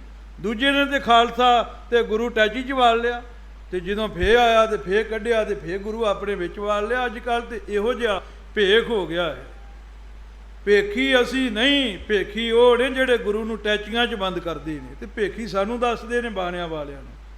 ਅਸੀਂ ਤੇ ਉਹ ਹਾਂ ਜਿਹੜੇ ਗੁਰੂ ਨੇ ਸਾਜੇ ਨੇ, ਭਾਵੇਂ ਸ਼ਬਦ ਕੌੜੇ ਲੱਗਣ ਤੇ ਭਾਵੇਂ ਫਿੱਕੇ ਲੱਗਣ, ਸੱਚ ਜੋ ਹੈ ਉਹ ਸੱਚ ਬੋਲਣਾ ਹੀ ਪਵੇਗਾ। ਹੁਣ ਨਿਹੰਗ ਸਿੰਘਾਂ ਦੀ ਉਤਪੱਤੀ ਕਿੱਥੋਂ ਹੋਈ ਹੈ? ਇਹ ਨੀਲਿਆਂ ਬਾਣਿਆਂ ਵਾਲਿਆਂ ਦਾ ਆਗਾਜ਼ ਕਿੱਥੋਂ ਹੋਇਆ ਹੈ? ਆਪਾਂ ਤਵਾਰੀ ਗੁਰੂ ਖਾਲਸਾ ਪੜ੍ਹੀਏ ਗਿਆਨੀ ਗਿਆਨ ਸਿੰਘ ਜੀ ਦਾ, ਕਿਉਂਕਿ ਉਹਨਾਂ ਨੇ ਆਪਣੇ ਸਮੇਂ ਵਿੱਚ ਥਾਂ ਪਰ ਥਾਂ ਉੱਪਰ ਪਹੁੰਚ ਕਰਕੇ ਉੱਥੋਂ ਦੇ ਇਤਿਹਾਸ ਨੂੰ ਜਾਣਿਆ ਤੇ ਉਹਨਾਂ ਨੇ ਲਿਖਿਆ। ਔਰ ਉਸ ਤੋਂ ਬਾਅਦ ਧੰਨਾ ਸਿੰਘ ਜੀ ਹੋਏ, ਉਹਨਾਂ ਸਾਈਕਲ ਯਾਤਰਾ ਕੀਤੀ। ਚੇਤਨ ਸਿੰਘ ਜੀ ਉਹਨਾਂ ਨੇ ਉਹ ਪੁਸਤਕ ਵੀ ਛਾਪੀ ਹੈ, ਪੜ੍ਹਨ ਯੋਗ ਹੈ। ਗਿਆਨੀ ਗਿਆਨ ਸਿੰਘ ਨੇ ਲਿਖਿਆ ਵੀ ਗੁਰੂ ਨਾਨਕ ਸਾਹਿਬ ਜੀ ਜਦੋਂ ਢਾਕੇ ਦੇ ਨੇੜੇ ਗਏ ਨਾ, ਤੇ ਮਹਾਰਾਜ ਦੇ ਹੱਥ ਵਿੱਚ ਬਰਛਾ ਫੜਿਆ ਹੋਇਆ ਸੀ ਤੇ ਲੱਕ ਨੂੰ ਕਮਰ ਕੱਸਾ ਲੱਗਾ ਹੋਇਆ ਸੀ, ਗਲ ਵਿੱਚ ਚੋਲਾ ਤੇ ਮਹਾਰਾਜ ਪਾਉਂਦੇ ਹੀ ਸਨ। ਤੇ ਮਹਾਰਾਜ ਨੇ ਉੱਥੋਂ ਦਾ ਇੱਕ ਸੇਵਕ ਬਣਿਆ ਨੂਰ ਸ਼ਾਹ, ਉਹਨੂੰ ਮਹਾਰਾਜ ਨੇ ਬਰਛਾ ਦਿੱਤਾ। ਅੱਜ ਵੀ ਢਾਕੇ ਤੋਂ 5 ਕੋਹ ਦੀ ਦੂਰੀ ਤੇ ਧੰਨਪੁਰ ਪਿੰਡ ਹੈ, ਸ਼ਾਇਦ ਮੈਂ ਗਲਤ ਨਾ ਹੋਵਾਂ, ਤੇ ਉੱਥੇ ਮਹਾਰਾਜ ਦਾ ਬਰਛਾ ਸਾਹਿਬ ਗੁਰਦੁਆਰਾ ਬਣਿਆ ਹੈ। ਉਹ ਬਰਛਾ ਮਹਾਰਾਜ ਦਾ ਉੱਥੇ ਸਥਾਪਿਤ ਹੈ, ਅੱਜ ਵੀ ਹੈਗਾ ਜੀ। ਗੁਰੂ ਨਾਨਕ ਸਾਹਿਬ ਨੇ ਜਿਹੜਾ ਆਪਣੇ ਹੱਥ ਵਿੱਚ ਭਾਲਾ ਨੇਜਾ ਬਰਛਾ ਫੜਿਆ ਹੈ। ਔਰ ਜਦੋਂ ਮਹਾਰਾਜ ਉੜੀਸਾ ਗਏ, ਇਹ ਵੀ ਗਿਆਨੀ ਗਿਆਨ ਸਿੰਘ ਜੀ ਨੇ ਲਿਖਿਆ ਹੈ। ਔਰ ਡਾਕਟਰ ਅਨੁਰਾਗ ਸਿੰਘ ਜੀ ਲੁਧਿਆਣੇ ਬੈਠੇ ਨੇ, ਉਹਨਾਂ ਨੇ ਵੀ ਮੈਨੂੰ ਇਹ ਜਾਣਕਾਰੀ ਦਿੱਤੀ। ਸੱਚੇ ਪਾਤਸ਼ਾਹ ਜੀ ਨੂੰ 3 ਫੁੱਟ ਦੀ ਕਿਰਪਾਨ ਹਾਜ਼ਰ ਕੀਤੀ ਉੱਥੋਂ ਦੇ ਸਿੱਖਾਂ ਨੇ। ਉੱਥੇ ਗੁਰਦੁਆਰਾ ਸੰਗਤ ਸਾਹਿਬ ਬਣਿਆ ਹੈ। ਔਰ ਗੁਰੂ ਨਾਨਕ ਸਾਹਿਬ ਜੀ ਨੂੰ ਇੱਕ ਚੱਕਰ ਹਾਜ਼ਰ ਕੀਤਾ। ਆ ਮਹਾਰਾਜ ਦੀਆਂ ਫੋਟੋਆਂ ਬਣੀਆਂ ਹੈ ਨਾ, ਉਹਦੇ ਉੱਤੇ ਐ ਮਾਲਾ ਪਾਈ ਵਿਖਾ ਦਿੰਦੇ। ਉਹ ਮਾਲਾ ਨਹੀਂ ਹੈ, ਉਹ ਮਹਾਰਾਜ ਦਾ ਚੱਕਰ ਸੀ ਜਿਹੜਾ ਸੱਚੇ ਪਾਤਸ਼ਾਹ ਨੇ ਪਾਇਆ। ਸੱਚੇ ਪਾਤਸ਼ਾਹ ਨੇ ਆਪਣੇ ਸਿਰ ਤੇ ਚੱਕਰ ਸਜਾਇਆ, ਗਾਤਰੇ 3 ਫੁੱਟ ਦੀ ਤਲਵਾਰ ਪਾਈ, ਕਮਰ ਕੱਸਾ ਸਜਾਇਆ, ਇਸ਼ਾਰਾ ਕੀਤਾ ਵੀ 6ਵੇਂ ਜਾਮੇ ਵਿੱਚ ਸਿੱਖ ਦਾ ਇਹੋ ਜਿਹਾ ਰੂਪ ਹੋਵੇਗਾ। ਉਹ ਕਿਰਪਾਨ, ਉਹ ਮਹਾਰਾਜ ਸਾਹਿਬ ਜੀ ਦਾ ਚੱਕਰ। ਜੇ ਦਰਸ਼ਨ ਕਰਨੇ ਹੋਣ ਤੇ ਤਖਤ ਸ੍ਰੀ ਪਟਨਾ ਸਾਹਿਬ ਜਾਓ, ਅੱਜ ਵੀ ਤੋਸ਼ੇਖਾਨੇ ਵਿੱਚ ਉਹ ਮਹਾਰਾਜ ਸਾਹਿਬ ਜੀ ਦੀਆਂ ਵਸਤੂਆਂ ਸ਼ੁਭਾਇਮਾਨ ਹਨ। ਸੱਚੇ ਪਾਤਸ਼ਾਹ ਜੀ ਨੇ ਪਹਿਲਾ ਜਿਹੜਾ ਇਹ ਨਿਹੰਗ ਸਿੰਘਾਂ ਦਾ ਪਹਿਰਾਵਾ ਹੈ, ਇਹ ਕਾਇਮ ਦਾਇਮ ਕੀਤਾ। ਜੇ ਇਦਾਂ ਕਹਿ ਲਈਏ ਤਾਂ ਗਲਤ ਨਹੀਂ ਹੋਵੇਗਾ ਵੀ ਪਹਿਲੇ ਨਿਹੰਗ ਸਿੰਘ ਹੀ ਗੁਰੂ ਨਾਨਕ ਦੇਵ ਪਾਤਸ਼ਾਹ ਜੀ ਸਨ, ਕਿਉਂਕਿ ਉਹਨਾਂ ਨੇ ਇਹ ਪਹਿਰਾਵਾ ਕਾਇਮ ਦਾਇਮ ਕੀਤਾ ਹੈ। ਔਰ ਬਾਅਦ ਵਿੱਚ ਹੀ 6ਵੇਂ ਪਾਤਸ਼ਾਹ ਗੁਰੂ ਹਰਗੋਬਿੰਦ ਸਾਹਿਬ ਜੀ, ਆਪ ਜੀ ਨੇ ਮੀਰੀ ਅਤੇ ਪੀਰੀ ਦੀਆਂ 2 ਤਲਵਾਰਾਂ ਪਾਈਆਂ। ਆਪ ਜੀ ਅਕਾਲ ਤਖਤ ਸਾਹਿਬ ਦੇ ਉੱਪਰ ਸਜੇ ਔਰ ਆਪ ਜੀ ਨੇ ਐਲਾਨ ਕੀਤਾ, ਜਿਹੜਾ ਸ਼ਸਤਰਧਾਰੀ ਹੋਵੇਗਾ ਉਹ ਸਿੱਖ ਹੋਵੇਗਾ। ਅਦਬਿਸਤਾਨ ਦੇ ਵਿੱਚ ਲਿਖਿਆ ਹੈ, ਮਹਾਰਾਜ ਉਸ ਵੇਲੇ ਦਾ ਮੋਹਸਨ ਫਾਨੀ, ਜਿਹੜਾ ਉਸ ਵੇਲੇ ਦਾ ਰਾਈਟਰ ਸੀ, ਉਹਨੇ ਦਬਿਸਤਾਨ ਲਿਖੀ ਹੈ ਪੁਸਤਕ। ਉਹਨੇ ਲਿਖਿਆ ਹੈ, ਮਹਾਰਾਜ ਦਾ ਐਲਾਨ ਹੋਇਆ, ਅੱਜ ਤੋਂ ਘੋੜੇ ਲੈ ਕੇ ਆਓ, ਸ਼ਸਤਰ ਲੈ ਕੇ ਆਓ, ਅੱਜ ਤੋਂ ਸਿੱਖਾਂ ਦਾ ਪਹਿਰਾਵਾ ਇਹ ਹੋਵੇਗਾ, ਅਕਾਲੀ ਫੌਜ ਵਿੱਚ ਸਜੋ। ਇਹ ਦਬਿਸਤਾਨ ਦੇ ਵਿੱਚ ਲਿਖਿਆ ਹੈ, ਕਿਉਂਕਿ ਜਿਹੜਾ ਅਕਾਲ ਤਖਤ ਨਾਲ ਜੁੜਦਾ ਸੀ ਉਹ ਆਪਣੇ ਆਪ ਨੂੰ ਅਕਾਲੀ ਸਦਵਾਉਂਦਾ ਸੀ। ਅਕਾਲ ਤਖਤ ਨਾਲ ਜੁੜਿਆ, ਅਕਾਲੀ ਸ਼ਬਦ ਸਾਰਿਆਂ ਨੇ ਛੱਡ ਦਿੱਤਾ। ਤੇ ਅੱਜ ਕੱਲ੍ਹ ਤੇ ਅਕਾਲੀ ਇੰਨਾ ਪ੍ਰਦੂਸ਼ਣ ਹੋ ਗਿਆ ਵੀ ਕਹਿਣ ਨੂੰ ਵੀ ਕਈ ਕਹਿੰਦੇ ਨੇ ਵੀ ਮੈਂ ਅਕਾਲੀ ਹਾਂ, ਪਰ ਨਿਹੰਗ ਸਿੰਘ ਜਦੋਂ ਵੀ ਆਪਣਾ ਕੋਈ ਪੋਥੀ ਸਾਹਿਬ ਜਾਂ ਆਪਣਾ ਲਾਇਸੈਂਸ ਬਣਾਉਂਦੇ ਆ ਨਾ, ਆ ਬਰਸ਼ੀਆਂ ਤਲਵਾਰਾਂ ਦਾ, ਉਹ ਲਾਇਸੈਂਸ ਦੇ ਉੱਪਰ ਲਿਖਿਆ ਹੁੰਦਾ ਸ਼੍ਰੋਮਣੀ ਪੰਥ ਅਕਾਲੀ। ਸ਼੍ਰੋਮਣੀ ਪੰਥ ਅਕਾਲੀ, ਬੁੱਢਾ ਦਲ ਜਾਂ ਤਰਨਾ ਦਲ ਜਾਂ ਰੰਗਰੇਟਾ ਦਲ, ਜਿਹੜਾ ਵੀ ਦਲ ਹੋਵੇ, ਸ਼ੁਰੂ ਵਿੱਚ ਲਿਖਿਆ ਹੋਵੇਗਾ ਸ਼੍ਰੋਮਣੀ ਪੰਥ ਅਕਾਲੀ। ਇਹ ਸ਼੍ਰੋਮਣੀ ਪੰਥ ਅਕਾਲੀ ਹੈ, ਕਿਉਂਕਿ ਇਹ ਅਕਾਲ ਤਖਤ ਸਾਹਿਬ ਦੇ ਨਾਲ ਜੁੜਿਆ ਹੋਇਆ ਪੰਥ ਹੈ। ਸੱਚੇ ਪਾਤਸ਼ਾਹ ਜੀ ਨੇ ਸਿੱਖਾਂ ਨੂੰ ਤਾਕੀਦ ਕੀਤੀ ਹੈ, ਸਿੱਖੋ ਅੱਜ ਤੋਂ ਬਾਅਦ ਆਪ ਜੀ ਨੇ ਆਪਣੇ ਗਾਤਰੇ ਤਲਵਾਰ ਰੱਖਣੀ ਹੈ, ਆਪਣਾ ਕਮਰ ਕੱਸਾ ਸਜਾ ਕੇ ਰੱਖਣਾ ਹੈ, ਘੋੜੇ ਉੱਪਰ ਚੜ੍ਹਨਾ ਹੈ, ਸ਼ਸਤਰਬਾਜੀ ਤੀਰ ਅੰਦਾਜ਼ੀ ਆਪ ਜੀ ਨੇ ਸਿੱਖਣੀ ਹੈ, ਇਹਦਾ ਅਧਿਐਨ ਕਰਨਾ ਹੈ। ਔਰ ਮਹਾਰਾਜ ਸਾਹਿਬ ਜੀ ਨੇ ਇੱਕ ਬੜਾ ਕਾਫਲਾ ਰੱਖਿਆ। ਸੱਚੇ ਪਾਤਸ਼ਾਹ ਜੀ ਆਪ ਵੀ 2 ਤਲਵਾਰਾਂ ਰੱਖਦੇ ਰਹੇ। ਜਦੋਂ ਗੁਰੂ ਹਰਗੋਬਿੰਦ ਸਾਹਿਬ ਜੀ ਸੱਚਖੰਡ ਨੂੰ ਪਿਆਨਾ ਕਰ ਗਏ, ਆਪ ਜੀ ਨੇ ਗੁਰੂ ਹਰਿਰਾਏ ਸਾਹਿਬ ਜੀ ਨੂੰ ਹੁਕਮ ਕੀਤਾ ਤੇ ਗੁਰੂ ਹਰਿਰਾਏ ਸਾਹਿਬ ਜੀ 2200 ਘੋੜਸਵਾਰ ਆਪਣੇ ਨਾਲ ਰੱਖਦੇ ਰਹੇ। ਸੱਚੇ ਪਾਤਸ਼ਾਹ ਵੇਲੇ ਇਹ ਮਰਜ਼ਾਦਾ ਕਾਇਮ ਦਾਇਮ ਰਹੀ। ਔਰ 8ਵੇਂ ਪਾਤਸ਼ਾਹ ਵੇਲੇ ਗੁਪਤ ਰੂਪ ਵਿੱਚ ਗੁਰੂ ਕਾ ਖਾਲਸਾ ਵਿਚਰਦਾ ਰਿਹਾ। 9ਵੇਂ ਪਾਤਸ਼ਾਹ ਵੇਲੇ ਵੀ ਇਹ ਪੰਥ ਚੱਲਦਾ ਰਿਹਾ। 10ਵੇਂ ਪਾਤਸ਼ਾਹ ਗੁਰੂ ਗੋਬਿੰਦ ਸਿੰਘ ਸਾਹਿਬ ਜੀ ਨੇ ਇਹ ਪੰਥ ਨੂੰ ਪ੍ਰਚੰਡ ਕੀਤਾ, ਕਾਇਮ ਕੀਤਾ। ਔਰ ਮਹਾਰਾਜ ਨੇ ਖੰਡੇ ਬਾਟੇ ਦਾ ਅੰਮ੍ਰਿਤ ਛਕਾਇਆ। ਇਹਦੇ ਵਿੱਚ ਲਿਖਿਆ ਹੈ, ਪੰਥ ਪ੍ਰਕਾਸ਼ ਵਿੱਚ ਰਤਨ ਸਿੰਘ ਜੀ ਭੰਗੂ ਨੇ, ਮਹਾਰਾਜ ਨੇ ਪਹਾੜੀ ਰਾਜੇ ਇਕੱਠੇ ਕਰਕੇ ਆਖਿਆ ਤੁਹਾਨੂੰ ਰਾਜ ਭਾਗ ਦਈਏ। ਉਹਨਾਂ ਨੇ ਅੱਗੋਂ ਹੱਸ ਕੇ ਆਖਿਆ, ਜਿਹੋ ਜਿਹਾ ਰਾਜ ਆਪਣੇ ਪਿਓ ਨੂੰ ਦਵਾਤਾ ਉਹੋ ਜਿਹਾ ਸਾਨੂੰ ਦਵਾਵੇਂਗਾ, ਭਾਵ ਆਪਣਾ ਪਿਓ ਸ਼ਹੀਦ ਕਰਵਾ ਲਿਆ, ਸਾਨੂੰ ਵੀ ਮਰਵਾਵੇਂਗਾ। ਤੇ ਮਹਾਰਾਜ ਨੇ ਵਿਚਾਰ ਕੀਤੀ, ਆਪਣੇ ਪੁੱਤਾਂ ਨੂੰ ਛੱਡ ਕੇ ਬਗਾਨਿਆਂ ਦਾ ਮੂੰਹ ਚੁੰਮਣਾ ਚੰਗਾ ਨਹੀਂ ਹੁੰਦਾ, ਅਸੀਂ ਆਪਣਿਆਂ ਨੂੰ ਰਾਜ ਭਾਗ ਦਈਏ। ਮਹਾਰਾਜ ਨੇ ਆਖਿਆ ਤਿਆਰ ਬਰ ਤਿਆਰ ਹੋਵੋ। ਕਈ ਸਿੱਖਾਂ ਨੇ ਆਖਿਆ ਜਿਹੜੇ ਸ਼ਸਤਰਧਾਰੀ ਨਹੀਂ ਸਨ, ਉਹਨਾਂ ਆਖਿਆ ਨਾਮ ਹਮਾਰਾ ਤੋਲੂ ਤਕੜੀ, ਨੰਗੀ ਕਰਦ ਕਦੀ ਨਹੀਂ ਪਕੜੀ, ਚਿੜੀ ਉੱਡੇ ਡਰ ਸੇ ਮਰ ਜਾਊਂ, ਦੁਸ਼ਮਣ ਸੇ ਕੈਸੇ ਲੜ ਪਾਊਂ। ਤੇ ਮਹਾਰਾਜ ਨੇ ਜਾਣਿਆ ਵੀ ਇਹਨਾਂ ਨੇ ਚਰਨ ਪੌਲ ਛਕੀ ਹੈ, ਸ਼ਾਂਤੀ ਵਾਲਾ ਅੰਮ੍ਰਿਤ, ਹੁਣ ਇਹਨਾਂ ਨੂੰ ਖੰਡੇ ਦਾ ਅੰਮ੍ਰਿਤ ਛਕਾਉਣਾ ਪਵੇਗਾ। ਸੱਚੇ ਪਾਤਸ਼ਾਹ ਜੀ ਨੇ ਖੰਡੇ ਬਾਟੇ ਦਾ ਅੰਮ੍ਰਿਤ ਛਕਾਇਆ ਤੇ ਖਾਲਸਾ ਸਾਜਿਆ। ਇੱਕ ਗੰਡਾ ਸਿੰਘ ਜੀ ਨੇ ਕਿਤਾਬ ਲਿਖੀ ਹੈ ਹੁਕਮਨਾਮੇ, ਉਹ ਕਿਤਾਬ ਵਿੱਚ ਮੈਂ ਪੜ੍ਹਿਆ ਹੈ ਸ਼ਾਇਦ ਕਿ 6ਵੇਂ ਪਾਤਸ਼ਾਹ ਜੀ ਨੇ ਆਪਣੇ ਇੱਕ ਹੁਕਮਨਾਮੇ ਵਿੱਚ ਕਾਬਲ ਦੇ ਸਿੱਖਾਂ ਨੂੰ ਖਾਲਸਾ ਸ਼ਬਦ ਲਿਖਿਆ ਹੈ। ਇਹ ਖਾਲਸਾ ਸ਼ਬਦ ਵੀ 6ਵੇਂ ਪਾਤਸ਼ਾਹ ਵੇਲੇ ਸਿੱਖਾਂ ਲਈ ਮਸ਼ਹੂਰ ਹੋਇਆ। ਗੁਰੂ ਗ੍ਰੰਥ ਸਾਹਿਬ ਵਿੱਚ ਤੇ ਆਉਂਦਾ ਹੀ ਹੈ, ਕਹੋ ਕਬੀਰ ਜਨ ਭਏ ਖਾਲਸੇ, ਪ੍ਰੇਮ ਭਗਤ ਜਿਹ ਜਾਨੀ।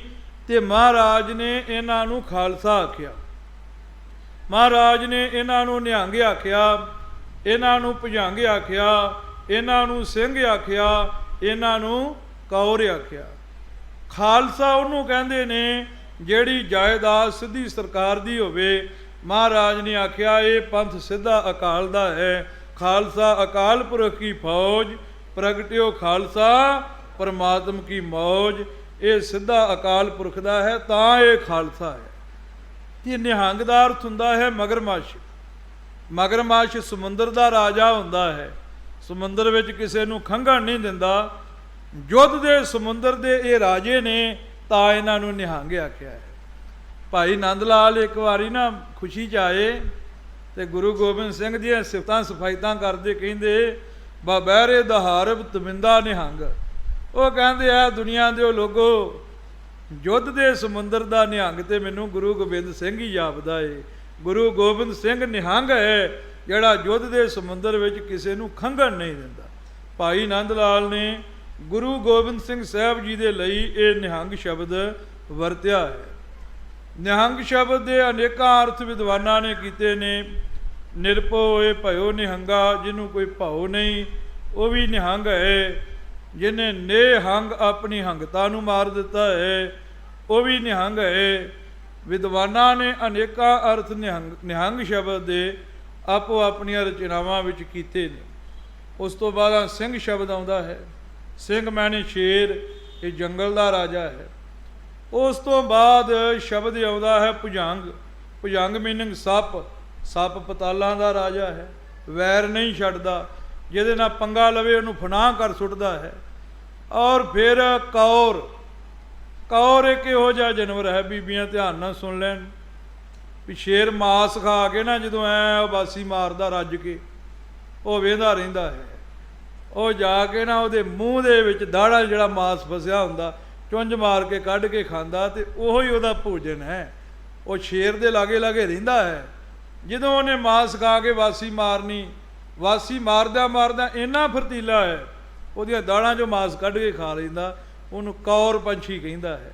ਅਤੇ ਮਹਾਰਾਜ ਨੇ ਸਿੰਘਾਂ ਦੇ ਨਾਲ ਕੌਰ ਲਾ ਦਿੱਤੀਆਂ। ਇਹ ਕੌਰ ਨਾਲ ਹੀ ਰਹਿੰਦੇ ਨੇ। ਸਿੰਘ ਤੇ ਜ਼ਰੀਲੇ ਹੈਗੇ, ਕੌਰ ਜ਼ਿਆਦਾ ਜ਼ਰੀਲੀ ਹੈ। ਇਹ ਸਿੰਘ ਨੂੰ ਵੀ, ਸਿੰਘ ਤੋਂ ਵੀ ਤੇਜ਼ ਹੈ। ਜਿਵੇਂ ਉਹ ਪੰਛੀ ਤੇਜ਼ ਹੈ ਨਾ, ਕੌਰ ਨਾਲ ਰਹਿੰਦਾ ਸਿੰਘ ਦੇ, ਇੱਦਾਂ ਹੀ ਕੌਰਾਂ ਜਿਹੜੀਆਂ ਨੇ ਇਹ ਸਿੰਘ ਤੋਂ ਤੇਜ਼ ਨੇ। ਜਿਹੜਾ ਗੁਰੂ ਨਾਨਕ ਸਾਹਿਬ ਦਾ ਫਲਸਫਾ ਸੀ, ਸੋ ਕੋ ਮੰਦਾ ਆਖੀਐ ਜਿਤ ਜੰਮੈ ਰਾਜਾਨ, ਉਹਨੂੰ ਗੁਰੂ ਕਲਗੀਧਰ ਜੀ ਨੇ ਕੌਰ ਕਹਿ ਕੇ ਵਡਿਆਇਆ। ਸਿੰਘ ਸ਼ੇਰ ਤੇ ਸ਼ੇਰ ਤੋਂ ਉੱਚੀ ਕੌਰ। ਇਹ ਸੱਚੇ ਪਾਤਸ਼ਾਹ ਜੀ ਨੇ ਨਿਹੰਗ ਸਿੰਘ ਸਾਜੇ। ਔਰ 1733 ਵਿੱਚ ਦੋ ਦਲ ਬਣੇ, ਬੁੱਢਾ ਦਲ ਤੇ ਤਰਨਾ ਦਲ। ਬੁੱਢਾ ਦਲ ਸ਼੍ਰੀ ਅਕਾਲ ਤਖਤ ਦੀ ਅਗਵਾਈ ਕਰਦਾ ਰਿਹਾ, ਔਰ ਤਰਨਾ ਦਲ ਗਰੀਬ ਗੁਰਬੇ ਦੀ ਮਜਲੂਮਾਂ ਦੀ ਜਾ ਕੇ ਸਹਾਇਤਾ ਕਰਦਾ ਰਿਹਾ। ਔਰ ਫਿਰ 5 ਤਰਨੇ ਦਲਾਂ ਤੋਂ ਅੱਗੇ 65 ਜਥੇ ਬਣ ਗਏ, 65 ਤਰਨੇ ਦਲ ਬਣੇ।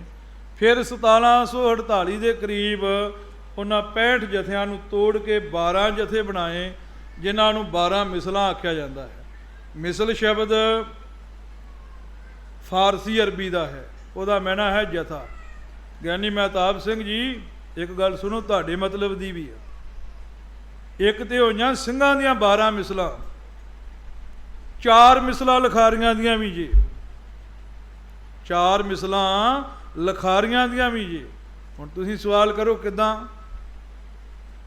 ਸਿੱਖ ਰੈਫਰੈਂਸ ਲਾਇਬ੍ਰੇਰੀ 'ਚ ਜਾਓ, ਉੱਥੇ ਗੁਰੂ 10ਵੇਂ ਪਾਤਸ਼ਾਹ ਦੀ ਇੱਕ ਬੀੜ ਹੈ, ਉੱਤੇ ਲਿਖਿਆ ਮਿਸਲ ਪਟਨਾ। ਪਟਨਾ ਮਿਸਲ ਦੇ ਲਿਖਾਰੀਆਂ ਨੇ ਲਿਖੀ ਹੈ। ਮਿਸਲ ਆਨੰਦਪੁਰ, ਮਿਸਲ ਦਮਦਮਾ, ਮਿਸਲ ਹਜੂਰ, ਇਹ 4 ਮਿਸਲਾਂ ਸਨ। 4 ਤਖਤਾਂ ਤੋਂ 4 ਮਿਸਲਾਂ ਚੱਲਦੀਆਂ ਰਹੀਆਂ। ਉਹ ਮਿਸਲਾਂ ਗੁਰਬਾਣੀ ਲਿਖਦੀਆਂ ਰਹੀਆਂ ਨੇ। ਗੁਰਬਾਣੀ ਲਿਖਣ ਦੀ ਇਹ ਮਰਿਆਦਾ ਰਹੀ ਹੈ। ਉੱਤੇ ਲਿਖ ਦਿੰਦੇ ਸੀ ਮਿਸਲ ਪਟਨਾ, ਵੀ ਇਹ ਪਟਨੇ ਦੇ ਲਿਖਾਰੀਆਂ ਵੱਲੋਂ ਲਿਖੀ ਗਈ ਹੈ। ਮਿਸਲ ਆਨੰਦਪੁਰੀ, ਇੱਕ ਬੀੜ ਤੇ ਮੈਂ ਲਿਖਿਆ ਮਿਸਲ ਆਨੰਦਪੁਰੀ ਲਿਖਿਆ ਪੜ੍ਹਿਆ ਹੈ। ਮਿਸਲ ਦਾ ਅਰਥ ਹੁੰਦਾ ਜਥਾ। ਜਿਵੇਂ ਲਿਖਾਰੀਆਂ ਦੇ 4 ਜਥੇ ਰਹੇ, ਇੱਦਾਂ ਹੀ 12 ਜਥੇ ਰਹੇ ਗੁਰੂ ਕਿਆਂ ਸਿੰਘਾਂ ਦੇ। ਉਹਨਾਂ ਨੂੰ 12 ਮਿਸਲਾਂ ਆਖਿਆ। ਜਿਨ੍ਹਾਂ ਮਿਸਲਾਂ ਦੇ ਵਿੱਚੋਂ ਸ਼੍ਰੋਮਣੀ ਮਿਸਲ ਕਿਹੜੀ ਸੀ? ਮਿਸਲ ਸ਼ਹੀਦਾਂ, ਜਿਹੜੇ ਹਰਦਮ ਪੰਥ ਲਈ ਮਰਨ ਮਿਟਣ ਨੂੰ ਤਿਆਰ ਰਹਿੰਦੇ ਸੀ। ਉਹ ਮਿਸਲ ਦੇ ਜਥੇਦਾਰ ਸੀ ਸਾਹਿਬ ਬਾਬਾ ਦੀਪ ਸਿੰਘ ਜੀ। ਬਾਬਾ ਦੀਪ ਸਿੰਘ ਜੀ ਉਹਦੀ ਕਮਾਂਡ ਸੰਭਾਲਦੇ ਰਹੇ। ਇਹਨਾਂ ਗੁਰੂ ਕਿਆਂ ਸਿੰਘਾਂ ਨੇ ਜੰਗਲਾਂ ਬੇਲਿਆਂ ਵਿੱਚ ਰਹਿ ਕੇ ਆਪਣਾ ਦੀਨ ਤੇ ਅਮਾਨ ਨਹੀਂ ਛੱਡਿਆ। ਅੱਜ ਕੱਲ੍ਹ ਸੰਪਰਦਾਇਆਂ ਵੱਲ ਵੇਖ ਕੇ, ਨਿਹੰਗਾਂ ਦੇ ਦਲਾਂ ਵੱਲ ਵੇਖ ਕੇ ਕਈ ਤੇ ਐ ਮੂੰਹ ਘਮਾਉਂਦੇ ਨੇ, ਕਈ ਅੱਖ ਫੇਰਦੇ ਨੇ, ਕਈ ਮੂੰਹ ਢੱਕਦੇ ਨੇ, ਤੇ ਕਈ ਇਹੋ ਜਿਹੇ ਵੀ ਗੰਦੇ ਬੰਦੇ ਨੇ, ਉਹ ਨੱਕ ਹੀ ਫੜ ਲੈਂਦੇ ਨੇ ਵੀ ਇਹ ਗੰਦੇ ਨੇ। ਉਹ ਇਹਨਾਂ ਨੂੰ ਗੰਦੇ ਸਮਝਦੇ ਨੇ। ਗੁਰੂ ਕਿਉ ਸਿੰਘੋ, ਇਹ ਗੰਦੇ ਨਹੀਂ, ਇਹ ਤੇ ਗੁਰੂ ਕਲਗੀਧਰ ਦੀ ਉਹ ਉਜਲ ਧਾਰਾ ਹੈ ਜਿਨੇ ਪੰਥ ਨੂੰ ਕਾਇਮ ਦਾਇਮ ਰੱਖਿਆ ਤੇ ਅੱਗੇ ਵੀ ਕਾਇਮ ਦਾਇਮ ਰੱਖਦੇ ਪਏ। ਮੈਂ ਕਿਸੇ ਸਥਾਨ ਦੀ ਮਰਜ਼ਾਦਾ ਉੱਪਰ ਕਿੰਤੂ ਨਹੀਂ ਕਰਦਾ, ਆਪੋ ਆਪਣੀ ਮਰਜ਼ਾਦਾ ਹੁੰਦੀ ਹੈ। ਗੁਰੂ ਕਲਗੀਧਰ ਨੇ ਕਿਹਾ ਦੇਗ ਤੇਗ ਜਗ ਮੈਂ ਦੋ ਚੱਲੇ, ਦੇਗ ਤੇਗ ਦੇ ਨਾਲ ਜੋੜਿਆ। ਦੇਗ ਮੈਨੇ ਲੰਗਰ ਤੇ ਤੇਗ ਮੈਨੇ ਕਿਰਪਾਨ। ਜੇ ਢਿੱਡ 'ਚ ਹੀ ਨਾ ਕੋਈ ਗਿਆ ਤੇ ਕਿਰਪਾਨ ਕਿੱਥੋਂ ਚੱਲਣੀ ਹੈ? ਦੇਗ ਤੇਗ ਹੈ ਨਾ।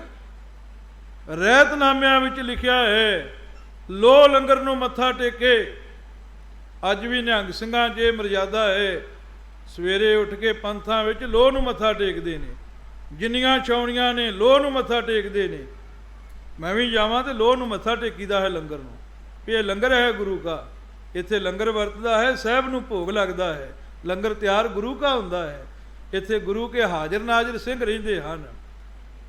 ਤੇ ਅੱਜ ਆ ਗੁਰਦੁਆਰੇ ਵੇਖੋ ਵੀ ਤੁਹਾਡੇ ਲੋਹ ਲੰਗਰ ਦਾ ਕੀ ਹਾਲ ਹੋਇਆ ਹੈ। ਇਹ ਨਿਹੰਗ ਸਿੰਘ ਤੇ ਗੰਦ ਹੋ ਗਏ, ਤੁਹਾਡੇ ਦਾ ਕੀ ਹੋਇਆ ਹੈ? ਕਿੰਨਾ ਉੱਥੇ ਗੰਦਗੀ ਫੈਲੀ ਹੈ। ਮੈਂ ਜਦੋਂ ਗਿਆ ਮੈਂ ਆਪਣੇ ਸਿੰਘ ਨੂੰ ਆਖਿਆ ਵੀ ਸਿੰਘਾ ਝਾੜੂ ਮਾਰ ਇੱਥੇ ਜਰਾ ਕੁ, ਇਹ ਤੇ ਬਹਿਣ ਵਾਲਾ ਤੇ ਬਣਾ ਨਹੀਂ, ਖਾਣਾ ਬਣਾਉਣ ਵਾਲੀ ਤੇ ਗੱਲ ਹੀ ਕੋਈ ਨਹੀਂ ਹੈ। ਕਿੰਨੀ ਇੱਥੇ ਗੰਦਗੀ ਹੈ।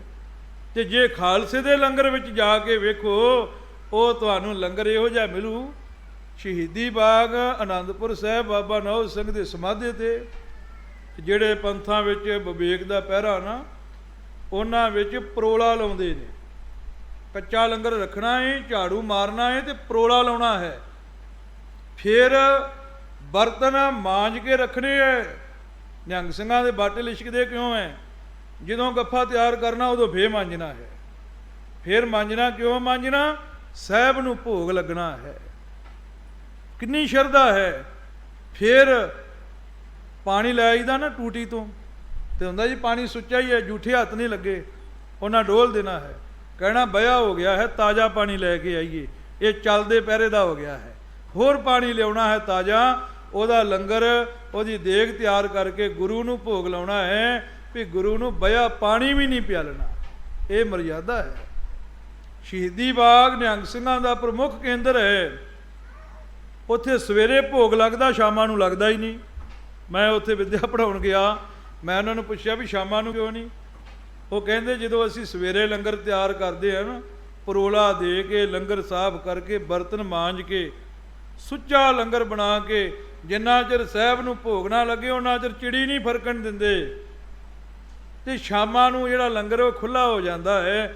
ਤਿਆਰ ਹੋਏ ਪਦਾਰਥ ਵੀ ਪਏ ਹੁੰਦੇ ਨੇ ਤੇ ਤਿਆਰ ਕਰਨ ਵਾਲੇ ਵੀ ਪਏ ਹੁੰਦੇ ਨੇ। ਇਸ ਲਈ ਇਹੀ ਸਮਝਦੇ ਹਾਂ ਵੀ ਮਹਾਰਾਜ ਸਾਡੇ ਪ੍ਰਸ਼ਾਦੇ 'ਤੇ ਨਹੀਂ ਆਇਆ। ਅਸੀਂ ਜਦੋਂ ਭੋਗ ਲਾਉਣਾ ਹੈ ਅਸੀਂ ਵਿਧੀ ਪੂਰਵਕ ਮਰਿਆਦਾ ਪੂਰਵਕ ਲਗਾਉਣਾ ਹੈ। ਇਹ ਹੈ ਇਹ ਗੁਰੂ ਕੇ ਪੰਥ ਦਾ ਇਤਿਹਾਸ, ਇਹ ਹੈ ਇਹਨਾਂ ਦੀ ਮਾਨ ਮਰਿਆਦਾ। ਇਹਨਾਂ ਨੇ ਗੁਰੂ ਖਾਲਸਾ ਜੀ ਜੰਗਲਾਂ ਬੇਲਿਆਂ ਵਿੱਚ ਰਹਿ ਕੇ ਆਪਣੇ ਅਸਤਿਤਵ ਨੂੰ, ਆਪਣੀ ਪਹਿਚਾਨ ਨੂੰ ਰੱਖਿਆ ਹੈ।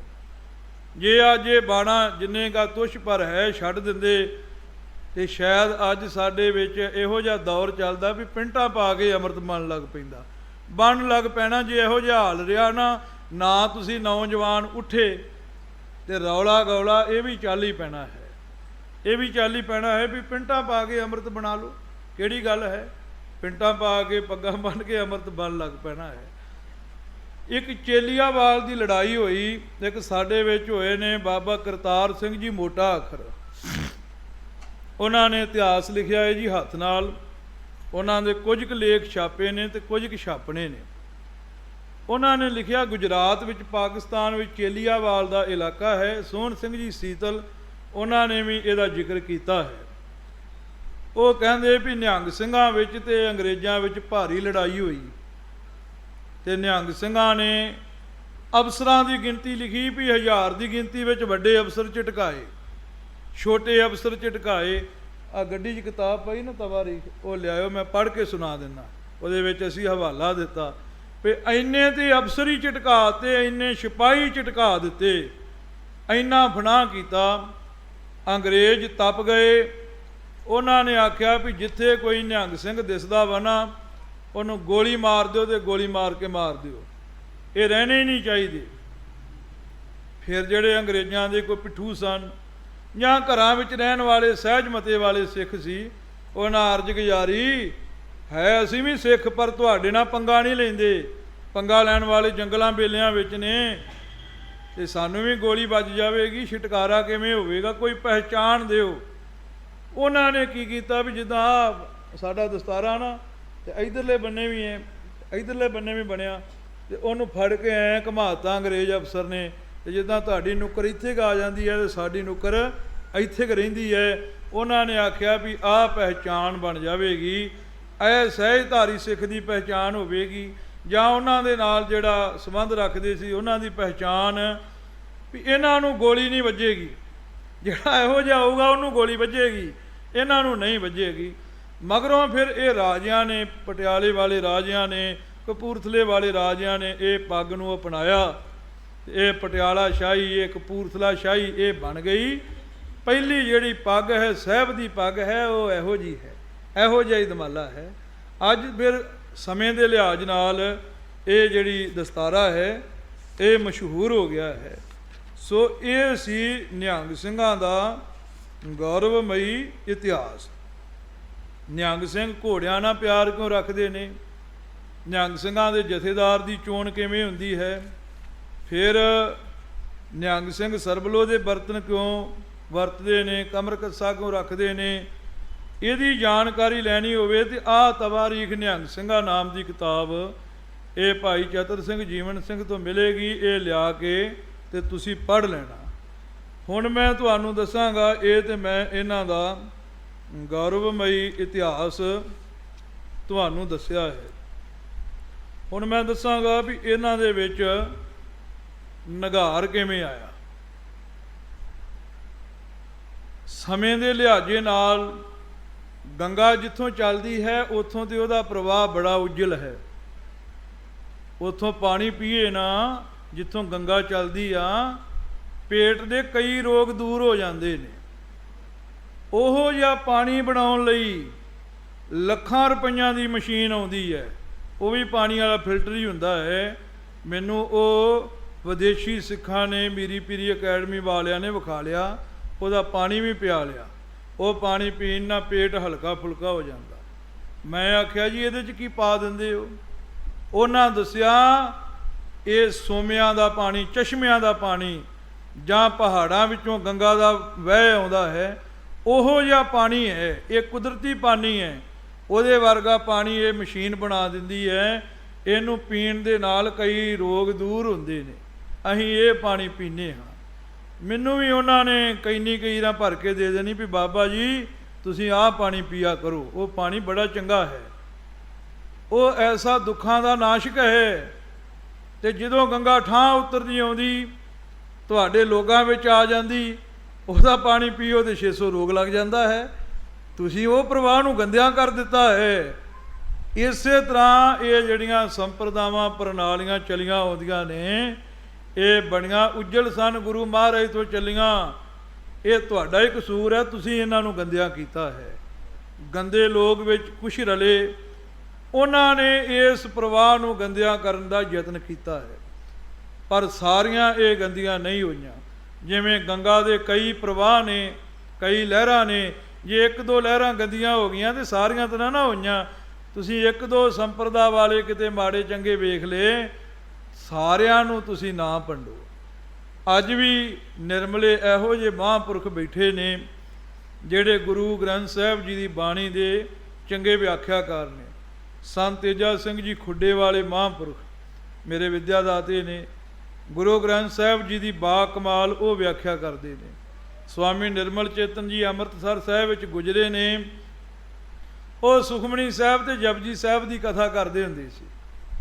ਹਿੰਦੂਆਂ ਦੇ ਕੋਲ ਜਾਣਾ ਤੇ ਤਾਂ ਵੀ ਉਹੋ ਹੀ ਕਥਾ, ਸਿੱਖਾਂ ਕੋਲ ਜਾਣਾ ਤਾਂ ਵੀ ਉਹੋ ਹੀ ਕਥਾ। ਉਹਨਾਂ ਦੀ ਕਥਾ ਵਰਗੀ ਕਥਾ ਹੀ ਨਹੀਂ ਸੁਣੀ। ਐਸੀ ਉਹਨਾਂ ਦੀ ਰਸੀਲੀ, ਸ਼ਰਧਾ ਵਾਲੀ ਤੇ ਗਿਆਨ ਵਾਲੀ ਉਹਨਾਂ ਦੀ ਕਥਾ ਸੀ। ਨਿਰਮਲਿਆਂ ਵਿੱਚ ਅੱਜ ਵੀ ਉਹ ਵਿਦਵਾਨ ਹੈਗੇ ਨੇ। ਔਰ ਨਿਰਮਲਿਆਂ ਮਹਾਂਪੁਰਖਾਂ ਦਾ ਅੱਜ ਪੰਥ ਨੂੰ ਕੀ ਯੋਗਦਾਨ ਹੈ। ਸੰਤ ਦਰਸ਼ਨ ਸਿੰਘ ਜੀ ਸ਼ਾਸਤਰੀ ਸਾਡੇ ਵਿੱਚ ਉਹ ਉੱਚ ਕੋਟੀ ਦੇ ਵਿਦਵਾਨ ਨੇ। ਥਾਂ ਪਰ ਥਾਂ ਉੱਪਰ ਜਾਂਦੇ ਨੇ ਔਰ ਜਾ ਕਰਕੇ ਗੁਰਮਤਿ ਸਭਾਵਾਂ ਵਿੱਚ ਉਹ ਹਿੱਸਾ ਲੈਂਦੇ ਨੇ ਔਰ ਐਸਾ ਉਹ ਵਿਦਿਆ ਦਾ ਵਰਤਾਰਾ ਵਰਤਾ ਰਹੇ ਨੇ ਉਹਨਾਂ ਦੀ ਵਿਦਿਆ ਵੇਖ ਕਰਕੇ, ਉਹਨਾਂ ਦਾ ਉਪਦੇਸ਼, ਉਹਨਾਂ ਦੇ ਬਚਨ ਨਮੋ ਕਰਨ ਨੂੰ ਹੀ ਜੀ ਕਰਦਾ ਹੈ। ਜਾਪ ਸਾਹਿਬ ਦੀ ਕਿਆ ਕਮਾਲ ਦੀ ਵਿਆਖਿਆ ਕਰਦੇ ਹਨ। ਨਿਰਮਲੇ ਮਹਾਂਪੁਰਖਾਂ ਦਾ ਤੁਸੀਂ ਟੀਕੇ ਪੜ੍ਹ ਕੇ ਵੇਖੋ। ਜਾਪ ਸਾਹਿਬ ਦੇ ਟੀਕੇ ਪੜ੍ਹੋਗੇ, ਵੱਡੇ ਤੋਂ ਵੱਡਾ ਟੀਕਾ ਏਡਾ ਕੁ ਹੋਵੇਗਾ, 200 ਸਫ਼ੇ ਦਾ। ਮੈਂ ਇੱਕ 500 ਸਫ਼ੇ ਦਾ ਟੀਕਾ ਵੇਖਿਆ ਹੈ। ਐਡਾ ਟੀਕਾ ਹੈ, ਐਡਾ ਆਕਾਰ ਤੇ ਐਡਾ ਮੋਟਾ। ਕੰਗ ਸਾਬੂ ਵਾਲੇ ਕਰਤਾਰ ਸਿੰਘ ਜੀ ਨਿਰਮਲੇ ਮਹਾਂਪੁਰਖ ਹੋਏ ਨੇ। ਇਹ ਜਲੰਧਰ ਦੇ ਨੇੜੇ ਹੀ ਡੇਰਾ ਹੈ, ਕਪੂਰਥਲੇ ਲਾਗੇ ਗੁਜ਼ਰ ਗਏ ਨੇ। ਹਰੇਕ ਤੁਕ ਨੂੰ ਗੁਰੂ ਗ੍ਰੰਥ ਸਾਹਿਬ ਜੀ ਦੇ ਨਾਲ ਰੁਸ਼ਨਾਇਆ ਹੈ। ਫਿਰ ਦੱਸਿਆ ਇਸ ਭਾਸ਼ਾ ਦਾ ਸ਼ਬਦ ਹੈ, ਇੱਕ ਇੱਕ ਲਫ਼ਜ਼ ਦੇ ਕਈ ਕਈ ਅਰਥ, ਹਰੇਕ ਅਰਥ ਨਾਲ ਗੁਰੂ ਗ੍ਰੰਥ ਸਾਹਿਬ ਜੀ ਦੀ ਤੁਕ ਦੇ ਕੇ ਉਹਨਾਂ ਜਾਪ ਸਾਹਿਬ ਦੇ ਟੀਕੇ ਨੂੰ ਰੁਸ਼ਨਾਇਆ ਹੈ। ਇੱਕ ਹੋਏ ਨੇ ਪੰਡਿਤ ਨਿਹਾਲ ਸਿੰਘ ਜੀ 16 ਵਾਲੇ ਨਿਰਮਲੇ ਮਹਾਂਪੁਰਖ। ਉਹਨਾਂ ਨੇ ਕਵਿਤ ਪਦਾਵਲੀ ਗ੍ਰੰਥ ਵੀ ਲਿਖਿਆ ਹੈ, ਤੇ ਉਹਨਾਂ ਮਹਾਂਪੁਰਖਾਂ ਨੇ ਇੱਕ ਜਾਪ ਸਾਹਿਬ ਦਾ ਟੀਕਾ ਲਿਖਿਆ ਹੈ 1400 ਪੰਨੇ ਦਾ। ਬਾਕਮਾਲ ਟੀਕਾ ਹੈ। ਐਸੇ ਐਸੇ ਵਿਦਵਾਨ ਮਹਾਂਪੁਰਖ ਨਿਰਮਲੇ ਹੋਏ। ਅੱਜ ਵੀ ਉਹ ਸਾਡੇ ਭੇਖ ਵਿੱਚ ਰਹਿੰਦਿਆਂ, ਜਿੱਥੇ ਸਿੱਖ ਜਗਤ ਦਾ ਪ੍ਰਚਾਰ ਕਰ ਰਹੇ ਨੇ, ਉੱਥੇ ਹੀ ਜਿੱਥੇ ਕੁੰਭ ਲੱਗਦਾ ਹੈ, ਹਰਿਦੁਆਰ ਲੱਗੇ, ਕਾਂਸ਼ੀ ਲੱਗੇ, ਏਮਨਾਬਾਦ ਲੱਗੇ, ਹੋਰ ਕਿਤੇ ਲੱਗੇ, ਉੱਥੇ ਉਹ ਹਿੰਦੂਆਂ ਦੀਆਂ ਸ਼ਾਹੀਆਂ ਵਿੱਚ ਜਾ ਕੇ ਗੁਰੂ ਗ੍ਰੰਥ ਸਾਹਿਬ ਦਾ ਪ੍ਰਕਾਸ਼ ਕਰਦੇ ਨੇ। ਜਿੱਥੇ ਹਿੰਦੂ ਤਵ ਹੈ, ਹਿੰਦੂ ਤਵ ਦੀ ਗੱਲ ਹੋ ਰਹੀ ਹੈ, ਉੱਥੇ ਗੁਰੂ ਗ੍ਰੰਥ ਸਾਹਿਬ ਦਾ ਪ੍ਰਕਾਸ਼ ਕਰਕੇ, ਗੁਰੂ ਗ੍ਰੰਥ ਸਾਹਿਬ ਦੀ ਕਥਾ ਕਰਕੇ ਉਹ ਹੋਂਦ ਚਿਤਾ ਰਹੇ ਨੇ ਵੀ ਸਿੱਖ ਅਜੇ ਵੀ ਜੀਂਦੇ ਹਨ ਤੇ ਤੁਹਾਡੇ ਮੁਕਾਬਲੇ ਬੈਠੇ ਨੇ, ਤੁਹਾਡੇ ਮੁਕਾਬਲੇ ਗੁਰੂ ਗ੍ਰੰਥ ਸਾਹਿਬ ਜੀ ਦਾ ਪੂਜਨ ਕਰ ਰਹੇ ਨੇ। ਉਹਨਾਂ ਵਿਦਵਾਨਾਂ ਨਾਲ ਗੋਸ਼ਟਾਂ ਕਰਦੇ ਨੇ। ਉਹਨਾਂ ਵਿਦਵਾਨਾਂ ਨੂੰ ਹਰਾ ਕੇ ਗੋਸ਼ਟਾਂ ਵਿੱਚ ਹੀ ਉਹ ਦੱਸਦੇ ਨੇ ਵੀ ਗੁਰੂ ਸਾਹਿਬ ਜੀ ਦਾ ਘਰ ਉੱਚਾ ਅਤੇ ਸੁੱਚਾ ਹੈ। ਔਰ ਇਸੇ ਤਰ੍ਹਾਂ ਨਿਹੰਗ ਸਿੰਘ, ਜੋ ਗੁਰੂ ਦਾ ਪੰਥ ਹੈ, ਜੋ ਗੁਰੂ ਦੀ ਮਰਜ਼ਾਦਾ ਹੈ, ਜੋ ਗੁਰੂ ਦਾ ਬਾਣਾ ਹੈ, ਜੋ ਗੁਰੂ ਦਾ ਲਿਬਾਸ ਹੈ, ਉਹਨੂੰ ਪਿੰਡੋ ਪਿੰਡੀ ਪ੍ਰਗਟਾ ਰਹੇ ਹਨ। ਮਹਾਰਾਜ ਸਾਹਿਬ ਜੀ ਦਾ ਘੋੜਿਆਂ ਨਾਲ ਕਿੰਨਾ ਪਿਆਰ ਸੀ। ਇਹ ਕਲਗੀਧਰ ਨੇ ਗ੍ਰੰਥ ਲਿਖਿਆ ਅਸੁਭਨਾਮਾ, ਜਿਹਦੇ ਵਿੱਚ ਘੋੜਿਆਂ ਬਾਰੇ ਜਾਣਕਾਰੀ ਹੈ। ਇੱਕ ਬਾਜਨਾਮਾ, ਜਿਹਦੇ ਵਿੱਚ ਬਾਜਾਂ ਦੀ ਜਾਣਕਾਰੀ ਹੈ, ਕਿਉਂਕਿ ਬਾਜਾਂ ਤਾਜਾਂ ਦੇ ਮਾਲਕ ਸੀ ਨਾ। ਇੱਕ ਗ੍ਰੰਥ ਹੈ ਸਵਾਨਨਾਮਾ, ਜਿਹਦੇ ਵਿੱਚ ਕੁੱਤਿਆਂ ਦੀ ਜਾਣਕਾਰੀ ਹੈ। ਮਹਾਰਾਜ ਨਾਲ ਸ਼ਿਕਾਰੀ ਵੀ ਰਹਿੰਦੇ ਸਨ। ਮਹਾਰਾਜ ਦੇ ਘੋੜੇ, ਮਹਾਰਾਜ ਦੇ ਨਿਸ਼ਾਨ, ਮਹਾਰਾਜ ਦਾ ਨਗਾਰਾ, ਕਿਵੇਂ ਗੁਰੂ ਸਾਹਿਬ ਜੀ ਚੱਲਦੇ ਸਨ, ਉਹ ਅੱਜ ਸਾਨੂੰ ਨਿਹੰਗ ਸਿੰਘ ਦਰਸਾ ਰਹੇ। ਮੈਂ ਸਮਾਂ ਨਹੀਂ ਬੜਾ ਲੈਣਾ, ਜ਼ਿਆਦਾ ਲੈ ਲਿਆ, ਪਰ ਇੱਕ ਦੋ ਗੱਲਾਂ ਮੈਂ ਹੁਣ ਤੁਹਾਨੂੰ ਕਹਿ ਕੇ ਫੇਰ ਹੀ ਹਟਣਾ ਹੈ, ਕਿਉਂਕਿ ਜੇ ਸਪੀਕਰ ਬੰਦ ਕਰੋਗੇ ਮੇਰਾ ਸੰਗ ਬੜਾ ਤਗੜਾ, ਮੈਂ ਉੱਚੀ ਉੱਚੀ ਬੋਲੀ ਜਾਣਾ ਹੈ, ਢਾਹ ਨਹੀਂ ਮੈਨੂੰ ਕੋਈ ਵੀ ਸਕਦਾ। ਮੈਂ ਆਪਣਾ ਲਾ ਕੇ ਬਾਹਰ ਹੀ ਹਟਣਾ ਹੈ। ਗੁਰੂ ਗ੍ਰੰਥ ਸਾਹਿਬ ਵਿੱਚ ਇੱਕ ਸ਼ਬਦ ਆਉਂਦਾ ਹੈ ਮਹੱਲਾ। ਕਈ ਮਹਿਲਾ ਪੜ੍ਹਦੇ ਨੇ, ਪਰ ਸ਼ਬਦ ਮਹੱਲਾ ਹੈ ਉਹ ਮੇਰਾ ਵਿਸ਼ਾ ਨਹੀਂ। ਮਹੱਲਾ ਦਾ ਅਰਥ ਹੁੰਦਾ ਹੈ ਉਤਰਨਾ। ਵਿਦਵਾਨਾਂ ਨੇ ਅਰਥ ਕੀਤਾ ਹੈ, ਇਹ ਅਰਬੀ ਬੋਲੀ ਦਾ ਸ਼ਬਦ ਹੈ। ਉਤਰਨ ਦੀ ਥਾਂ ਇਹਦਾ ਅਰਥ ਕੀਤਾ ਹੈ, ਕੋਸ਼ਾਂ ਲੁਗਾਤਾਂ ਵਿੱਚੋਂ ਪੜ੍ਹ ਲੈਣਾ। ਉਹ ਕਹਿੰਦੇ ਅਕਾਲ ਪੁਰਖ ਦੀ ਜੋਤ ਉਤਰੀ ਗੁਰੂ ਨਾਨਕ ਦੇ ਸਰੀਰ ਵਿੱਚ। ਉਤਰਨ ਦੀ ਥਾਂ ਅਰਥ ਹੈ ਨਾ ਮਹੱਲੇ ਦਾ। ਜੋਤ ਉਤਰੀ ਤੇ ਉਹ ਥਾਂ ਨੂੰ ਆਖਿਆ ਮਹੱਲਾ ਪਹਿਲਾ। ਉਹ ਜੋਤ ਦੂਜੇ ਸਰੀਰ ਵਿੱਚ ਗਈ, ਅਰਥ ਹੋ ਗਿਆ ਮਹੱਲਾ ਦੂਜਾ।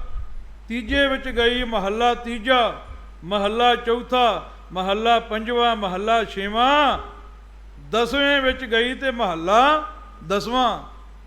ਯਾਨੀ ਮਹਿਤਾਬ ਸਿੰਘ ਜੀ ਬੀੜਾਂ ਦਾ ਦਰਸ਼ਨ ਕਰਦੇ ਨੇ, 9ਵੇਂ ਪਾਤਸ਼ਾਹ ਤੋਂ ਮਗਰ ਜਿਹੜੇ ਦੋਹਰੇ ਆਉਂਦੇ ਉੱਥੇ ਲਿਖਿਆ ਆਉਂਦਾ ਮਹੱਲਾ 10ਵਾਂ। ਉਹੀ ਜੋਤ ਗੁਰੂ ਕੇ ਪੰਥ ਖਾਲਸੇ ਵਿੱਚ ਉਤਰੀ ਤੇ ਕਹਿੰਦੇ ਖਾਲਸਾ ਮਹੱਲੇ ਚੜਿਆ ਹੈ। ਇਹ ਮਹੱਲਾ ਹੈ ਖਾਲਸੇ ਦਾ। ਇੱਕ ਖਾਲਸੇ ਦੀ ਰਹਿਣੀ ਦਾ ਗ੍ਰੰਥ ਹੈ, ਧਰਮ ਸ਼ਾਸਤਰ ਲਿਖ ਲਓ। 3 ਤਖਤਾਂ ਤੋਂ ਉਹਨੂੰ ਪ੍ਰਵਾਨਗੀ ਮਿਲੀ। ਇੰਨੀ ਕੁ ਮਰਜ਼ਾਦਾ ਲਈ ਫਿਰਦੇ ਹੋ ਅੱਜ ਕੱਲ੍ਹ। ਐਡੀ ਮੋਟੀ ਮਰਜ਼ਾਦਾ ਹੈ ਖਾਲਸੇ ਦੀ। 3 ਤਖਤਾਂ ਨੇ ਉਹਨੂੰ ਪ੍ਰਵਾਨ ਕੀਤਾ ਹੈ। ਉਹਦੇ ਵਿੱਚ ਲਿਖਿਆ ਹੈ, ਉਹ ਕਹਿੰਦੇ ਹਿੰਦੂ ਧਰਮ ਦੇ ਵਿੱਚ ਕਿਸੇ ਦੇਵਤੇ ਦਾ ਆਵੇਸ਼ ਕਰਨਾ ਹੋਵੇ ਨਾ, ਪ੍ਰਵੇਸ਼ ਕਰਨਾ ਹੋਵੇ, ਉਹ ਕੀ ਕਰਦੇ ਆ ਵੀ ਇੱਕ ਮੂਰਤੀ ਬਣਾ ਲੈਂਦੇ ਆ, ਜਿੱਦਾਂ ਦੁਰਗਾ ਦੀ ਮੂਰਤੀ ਆ, ਹਨੂਮਾਨ ਜੀ ਦੀ ਮੂਰਤੀ ਹੈ, ਰਾਮ ਕ੍ਰਿਸ਼ਨ ਜੀ ਦੀ ਮੂਰਤੀ ਹੈ, ਉਹਦੇ ਸਾਹਮਣੇ ਟੱਲੀਆਂ ਵਜਾਉਂਦੇ ਨੇ, ਉਹਦੇ ਸਤੋਤਰ ਗਾਉਂਦੇ ਨੇ। ਉਹ ਕਹਿੰਦੇ ਆ ਵੀ ਰਾਮ ਜੀ ਦਾ ਆਵੇਸ਼, ਆਵੇਸ਼ ਦਾ ਅਰਥ ਹੁੰਦਾ ਪ੍ਰਵੇਸ਼, ਰਾਮ ਜੀ ਦਾ ਪ੍ਰਵੇਸ਼ ਇਹ ਮੂਰਤੀ 'ਚ ਹੋ ਗਿਆ।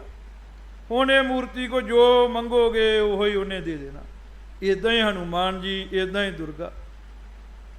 ਧਰਮ ਸ਼ਾਸਤਰ ਵਿੱਚ ਲਿਖਿਆ, ਜੇ ਗੁਰੂ ਕਲਗੀਧਰ ਦਾ ਆਵੇਸ਼ ਕਰਵਾਉਣਾ ਹੋਵੇ ਦੁਨੀਆ ਉੱਪਰ ਤੇ ਕਿਵੇਂ ਕਰਵਾਇਆ ਜਾਵੇ?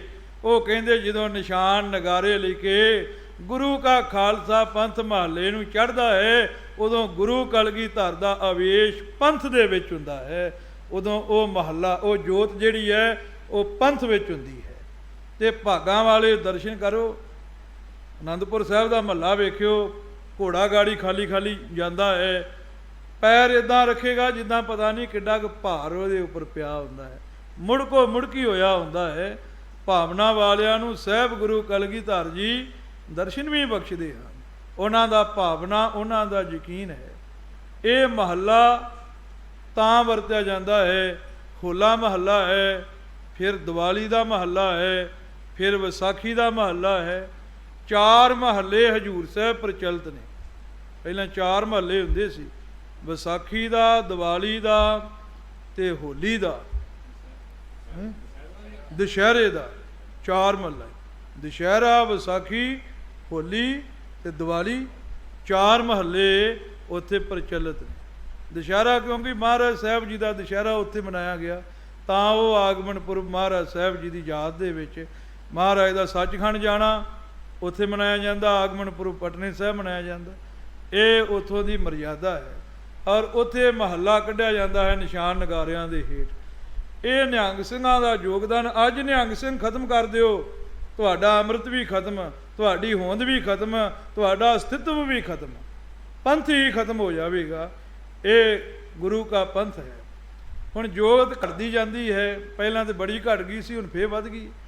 ਇੱਕ ਵਾਰ ਪਿਆਰੇ ਦਇਆ ਸਿੰਘ ਨੇ ਪੁੱਛਿਆ ਸੀ, ਮਹਾਰਾਜ ਤੁਸੀਂ ਕਹਿੰਦੇ ਹੋ 96 ਕਰੋੜ ਪੰਥ ਸਾਜਣਾ, ਸਿੰਘ ਤੇ ਇੱਕ ਨਹੀਂ ਸਜਦਾ। ਮਹਾਰਾਜ ਨੇ ਕਿਹਾ ਜਦੋਂ ਸਾਡੀ ਮਰਜ਼ੀ ਹੋਈ ਵਾਹ ਹੀ ਇਹੋ ਜਿਹੀ ਚਲਾ ਦਾਂਗੇ, ਜਿਹਨੂੰ ਲੱਗੂਗੀ ਉਹ ਸਿੰਘ ਸਜਦਾ ਜਾਵੇਗਾ। ਹੁਣ ਜਾਪਦਾ ਵਾਹ ਉਹੋ ਜਿਹੀ ਚੱਲ ਪਈ ਹੈ। ਬੀਬੀਆਂ ਨੇ ਵੀ ਸਿਰਾਂ ਤੇ ਦਮਾਲੇ ਸਕੂਲਾਂ ਕਾਲਜਾਂ ਵਿੱਚ ਪੜ੍ਹਦੀਆਂ ਨੇ, ਭਾਈਆਂ ਨੇ ਵੀ ਸਿਰਾਂ ਉੱਪਰ ਦਮਾਲੇ ਬਾਣੇ ਸੱਚੇ ਪਾਤਸ਼ਾਹ ਜੀ ਦੇ ਧਾਰਨ ਕੀਤੇ ਨੇ। ਇਹ ਸੱਚੇ ਪਾਤਸ਼ਾਹ ਜੀ ਨੇ ਹਵਾ ਹੀ ਕੁਝ ਇਹੋ ਜਿਹੀ ਚਲਾਈ ਹੈ। ਔਰ ਉਦਾਸੀਨ ਮਹਾਂਪੁਰਖ, ਉਹਨਾਂ ਦਾ ਇੱਕ ਇਕੱਠ ਹੋਇਆ ਸੀ ਫੇਰੂਮਾਨ ਹੈ ਰਈਏ ਦੇ ਲਾਗੇ, ਉੱਥੇ ਉਹਨਾਂ ਦਾ ਵੱਡਾ, ਤੇ ਮੈਂ ਉੱਥੇ ਗਿਆ ਸਾਂ ਤੇ ਮੇਰੇ ਕੋਲ ਉਹਨਾਂ ਕਥਾ ਕਰਾਈ। ਮੈਂ ਹਕੀਕਤ ਬੋਲੀ, ਨਾ ਤੇ ਉਹਨਾਂ ਦੀ ਸ਼ੋਭਾ ਕੀਤੀ, ਨਾ ਉਹਨਾਂ ਦੀ ਨਿਖੇਧੀ ਕੀਤੀ, ਤੇ ਪਿੱਛੋਂ ਇੱਕ ਨਾਅਰਾ ਲਾਇਆ ਵੀ ਉਦਾਸੀ ਮਹਾਂਪੁਰਖੋ, ਤੁਹਾਡਾ ਏਡਾ ਵੱਡਾ ਗੌਰਵਮਈ ਇਤਿਹਾਸ ਹੈ, ਤੁਸੀਂ ਗੁਰੂ ਨਾਨਕ ਨੂੰ ਛੱਡ ਕੇ ਅੱਜ ਮੂਰਤੀਆਂ ਦੇ ਨਾਲ, ਸ਼ਿਵ ਪਿੰਡੀਆਂ ਨਾਲ ਜੁੜ ਗਏ ਹੋ। ਆਓ ਤੁਸੀਂ ਮਹਾਰਾਜ ਦੇ ਨਾਲ ਜੁੜੋ ਤੇ ਉੱਦਾਂ ਹੀ ਹਾਥੀਆਂ ਦੇ ਉੱਪਰ ਅਸਵਾਰੇ ਮਹਾਰਾਜ ਦੇ ਰੱਖ ਕੇ ਪਿੰਡੋ ਪਿੰਡੀ ਪ੍ਰਚਾਰ ਕਰੋ। ਤੇ ਉਹਨਾਂ ਤੋਂ ਬਾਅਦ ਮੈਨੂੰ ਯਾਦ ਹੈ ਵੀ ਉਹਨਾਂ ਦਾ ਇੱਕ ਬੁਲਾਰਾ ਵੀ ਬੋਲਿਆ, ਮੈਨੂੰ ਬੜੇ ਪਿਆਰ ਨਾਲ ਉਹਨਾਂ ਨੇ ਕਮਰੇ 'ਚ ਵੀ ਖੜਿਆ ਤੇ ਗੱਲਾਂ ਕਮਰੇ 'ਚ ਵੀ ਉਹੋ ਹੀ ਕੀਤੀਆਂ। ਉਹਨਾਂ ਆਖਿਆ, ਖਾਲਸਾ ਜੀ ਜੇ ਤੁਹਾਡੇ ਵਰਗੇ ਸਾਡੇ ਵਿੱਚ ਆ ਜਾਣ ਤੇ ਉਹ ਦਿਨ ਦੂਰ ਨਹੀਂ ਜਿੱਦਣ ਅਸੀਂ ਪੰਥ ਦੇ ਹੋ ਕੇ ਤੇ ਪੰਥ ਦੀ ਅਗਵਾਈ ਕਰਨ ਦੇ ਵਿੱਚ ਮੋਢੇ ਨਾਲ ਮੋਢਾ ਜੋੜ ਕੇ ਤੁਰਾਂਗੇ। ਸਾਨੂੰ ਤੇ ਪਛਾਣ ਹੀ ਬੜਾ ਸੁੱਟ ਦਿੱਤਾ ਹੈ। ਅਸੀਂ ਸ਼ਿਵ ਪਿੰਡੀਆਂ ਨਹੀਂ ਸੀ ਰੱਖਣੀਆਂ, ਅਸੀਂ ਤਾਂ ਰੱਖੀਆਂ ਗੁਰੂ ਗ੍ਰੰਥ ਸਾਹਿਬ ਚੁੱਕ ਕੇ ਲੈ ਗਏ ਸਾਡੇ ਕੋਲੋਂ, ਤੇ ਡੇਰੇ ਗੁਰਦੁਆਰੇ ਮੰਨਣ ਲੱਗ ਪਏ ਵੀ ਇਹ ਤੇ ਸਾਡੇ ਆ, ਤੇ ਸਾਨੂੰ ਬਾਹਰ ਕੱਢ ਦਿੱਤਾ ਵੀ ਜਾਓ ਸੜਕਾਂ 'ਤੇ। ਅਸੀਂ ਫਿਰ ਸ਼ਿਵ ਪਿੰਡੀਆਂ ਰੱਖ ਕੇ ਕਿਹਾ ਵੀ ਅਸੀਂ ਤੁਹਾਡੇ ਚਾਹੁੰਦੇ ਹੀ ਨਹੀਂ ਆ, ਅਸੀਂ ਬਾਬੇ ਸ਼੍ਰੀ ਪੰਦ ਨੂੰ ਮੰਨਦੇ, ਅਸੀਂ ਤੁਹਾਡੇ ਨੂੰ ਵੱਖਰੇ ਹੀ ਚੰਗੇ ਹਾਂ। ਕਿਤੇ ਨਾ ਕਿਤੇ ਗੁਰੂ ਖਾਲਸਾ ਜੀ ਇਹਦੇ ਵਿੱਚ ਸਾਡਾ ਵੀ ਹੈ, ਜਿਹੜਾ ਅਸੀਂ ਦੂਜੇ ਨੂੰ ਪਿਛਾਂਹ ਸੁੱਟਿਆ ਹੈ, ਆਪਣੇ ਨਾਲ ਨਹੀਂ ਜੋੜਿਆ। ਉਦਾਸੀਆਂ ਦੇ ਵਿੱਚੋਂ ਮਹਾਂਪੁਰਖ ਬਾਬਾ ਗੁਰਵਿੰਦਰ ਸਿੰਘ ਜੀ ਮਾਂਡੀ ਸਾਹਿਬ ਵਾਲੇ ਮਹਾਂਪੁਰਖ, ਉਹ ਚੰਗਾ ਪ੍ਰਚਾਰ ਅਤੇ ਪ੍ਰਸਾਰ ਅੱਜ ਕੱਲ੍ਹ ਦੇ ਸਮੇਂ ਵਿੱਚ ਕਰ ਰਹੇ ਹਨ। ਔਰ ਜੇ ਕੋਈ ਬੁੱਢਾ ਘੋੜਾ ਤੇ ਬੁੱਢਾ ਡੰਗਰ ਹੋ ਜੇ ਨਾ, ਉਹਨੂੰ ਮਾਰ ਹੀ ਨਹੀਂ ਸੁੱਟੀ ਦਾ, ਉਹਦੀ ਵੀ ਸੇਵਾ ਕਰੀਦੀ ਹੈ, ਕਿਉਂਕਿ ਉਹਨੇ ਵੀ ਆਪਣੇ ਸਮੇਂ ਦੇ ਵਿੱਚ ਕਿਸੇ ਚੀਜ਼ ਨੂੰ ਅੱਗੇ ਤੋਰਨ ਲਈ ਬੜਾ ਵੱਡਾ ਹਿੱਸਾ ਪਾਇਆ ਹੁੰਦਾ ਹੈ। ਔਰ ਟਕਸਾਲ ਜਿਹਨੂੰ ਸੰਪਰਦਾਇ ਗਿਆਨੀਆਂ ਕਹਿੰਦੇ ਨੇ, ਉਹਨਾਂ ਨੇ ਵੱਡਾ ਯੋਗਦਾਨ ਪਾਇਆ, ਅੱਜ ਵੀ ਪਾ ਰਹੇ ਨੇ। ਗੁਰੂ ਗ੍ਰੰਥ ਸਾਹਿਬ ਜੀ ਦੇ ਅਨੇਕਾਂ ਟੀਕੇ, ਅਨੇਕਾਂ ਵਿਆਖਿਆ ਅਤੇ ਅਨੇਕਾਂ ਉਚਾਰਨ ਉਹਨਾਂ ਮਹਾਂਪੁਰਖਾਂ ਨੇ ਕੀਤਾ। ਆ ਇੰਨੇ ਬੈਠੇ ਜੋ ਤੁਸੀਂ, ਕਈਆਂ ਨੂੰ ਵਿੱਚੋਂ ਗੰਗਾ ਹੀ ਨਹੀਂ ਆਖਣਾ ਆਉਣਾ, ਕਈਆਂ ਨੇ ਵਿੱਚੋਂ ਨੰਨ੍ਹਾਂ ਹੀ ਨਹੀਂ ਆਖਣਾ ਆਉਣਾ, ਇਹ ਦੋ ਅੱਖਰ ਹੀ ਨਹੀਂ ਆਖਣੇ ਆਉਣੇ। ਅਤੇ ਭੰਡਣੀ ਆਪਾਂ ਉਹਨਾਂ ਦੀ ਕਰਦੇ ਹਾਂ ਜਿਹੜੇ ਸਾਹਿਬ ਤੋਂ ਚਲੇ ਆਉਂਦੇ ਨੇ ਅਤੇ ਬਾਣੀ ਪੜ੍ਹਾਉਂਦੇ ਆਉਂਦੇ ਨੇ। ਸਕੂਲਾਂ ਦੇ ਵਿੱਚ ਸੱਸੇ ਪੈਰ ਬਿੰਦੀ ਸਾ ਬੋਲੇ, ਖੱਖੇ ਪੈਰ ਬਿੰਦੀ ਖਾ ਬੋਲੇ, ਜੱਜੇ ਪੈਰ ਬਿੰਦੀ ਜਾ ਬੋਲੇ। ਅਤੇ ਜੇ ਸੱਸੇ ਨੂੰ ਕੰਨਾ ਅਤੇ ਖੱਖੇ ਨੂੰ ਕੰਨਾ ਅਤੇ ਜੱਜੇ ਨੂੰ ਕੰਨਾ ਕੀ ਬੋਲੂ ਫਿਰ, ਜੇ ਬਿੰਦੀਆਂ ਹੀ ਖਾ ਜਾ ਬੋਲ ਗਈਆਂ। ਅਤੇ ਮੇਰੇ ਕਹਿਣ ਤੋਂ ਭਾਵ ਪੜ੍ਹਾਉਣ ਵਾਲੀ ਬੀਬੀ ਨੂੰ ਆਪ ਨੂੰ ਹੀ ਨਹੀਂ ਪਤਾ ਵੀ ਸੱਸੇ ਪੈਰ ਬਿੰਦੀ ਸ਼, ਖੱਖੇ ਪੈਰ ਬਿੰਦੀ ਖ, ਜ਼ੱਜ਼ੇ ਪੈਰ ਬਿੰਦੀ ਜ਼, ਫਫੇ ਪੈਰ ਬਿੰਦੀ ਫ, ਇਹ ਬੋਲਦੀਆਂ ਨੇ ਅਤੇ ਉਹਨਾਂ ਨੇ ਅੱਗੇ ਕੀ ਪੜ੍ਹਾਉਣਾ ਹੈ। ਜਿਹੜੇ ਸਾਡੇ ਵਿਦਵਾਨ ਨੇ, ਇਹਨਾਂ ਨੇ ਵੇਖੋ ਫਾਰਸੀ ਵਿੱਚ ਆਉਂਦੇ ਜ਼ੱਜ਼ਿਆਂ ਦੇ ਫਰਕ ਨੂੰ ਕਿਵੇਂ ਨਿਖਾਰਿਆ, ਕਿਵੇਂ ਉਹਨਾਂ ਨੇ ਦੋ ਕਾਫਾਂ ਹੁੰਦੀਆਂ ਨੇ ਉਰਦੂ 'ਚ, ਕਾਫ ਅਤੇ ਕੁਆਫ, ਕੱਕੇ ਦੇ ਪੈਰ 'ਚ ਵੀ ਬਿੰਦੀ ਲੱਗੀ ਆ ਪੁਰਾਣੀਆਂ ਲਿਖਤਾਂ 'ਚ। ਤੁਸੀਂ ਕਲਮਦਵਾਤ ਨਾਂ ਰੱਖਿਆ, ਭਾਈ ਨੰਦ ਲਾਲ ਦੀਆਂ ਰਚਨਾਵਾਂ ਪੜ੍ਹੀਏ ਨਾ, ਅਤੇ ਜਾਂ ਪੜ੍ਹੀਏ ਜ਼ਫਰਨਾਮਾ, ਕੱਕੇ ਪੈਰ ਬਿੰਦੀ ਵੀ ਹੈ, ਖੱਖੇ ਵੀ ਹੈ, ਸ਼ ਵੀ ਹੈ।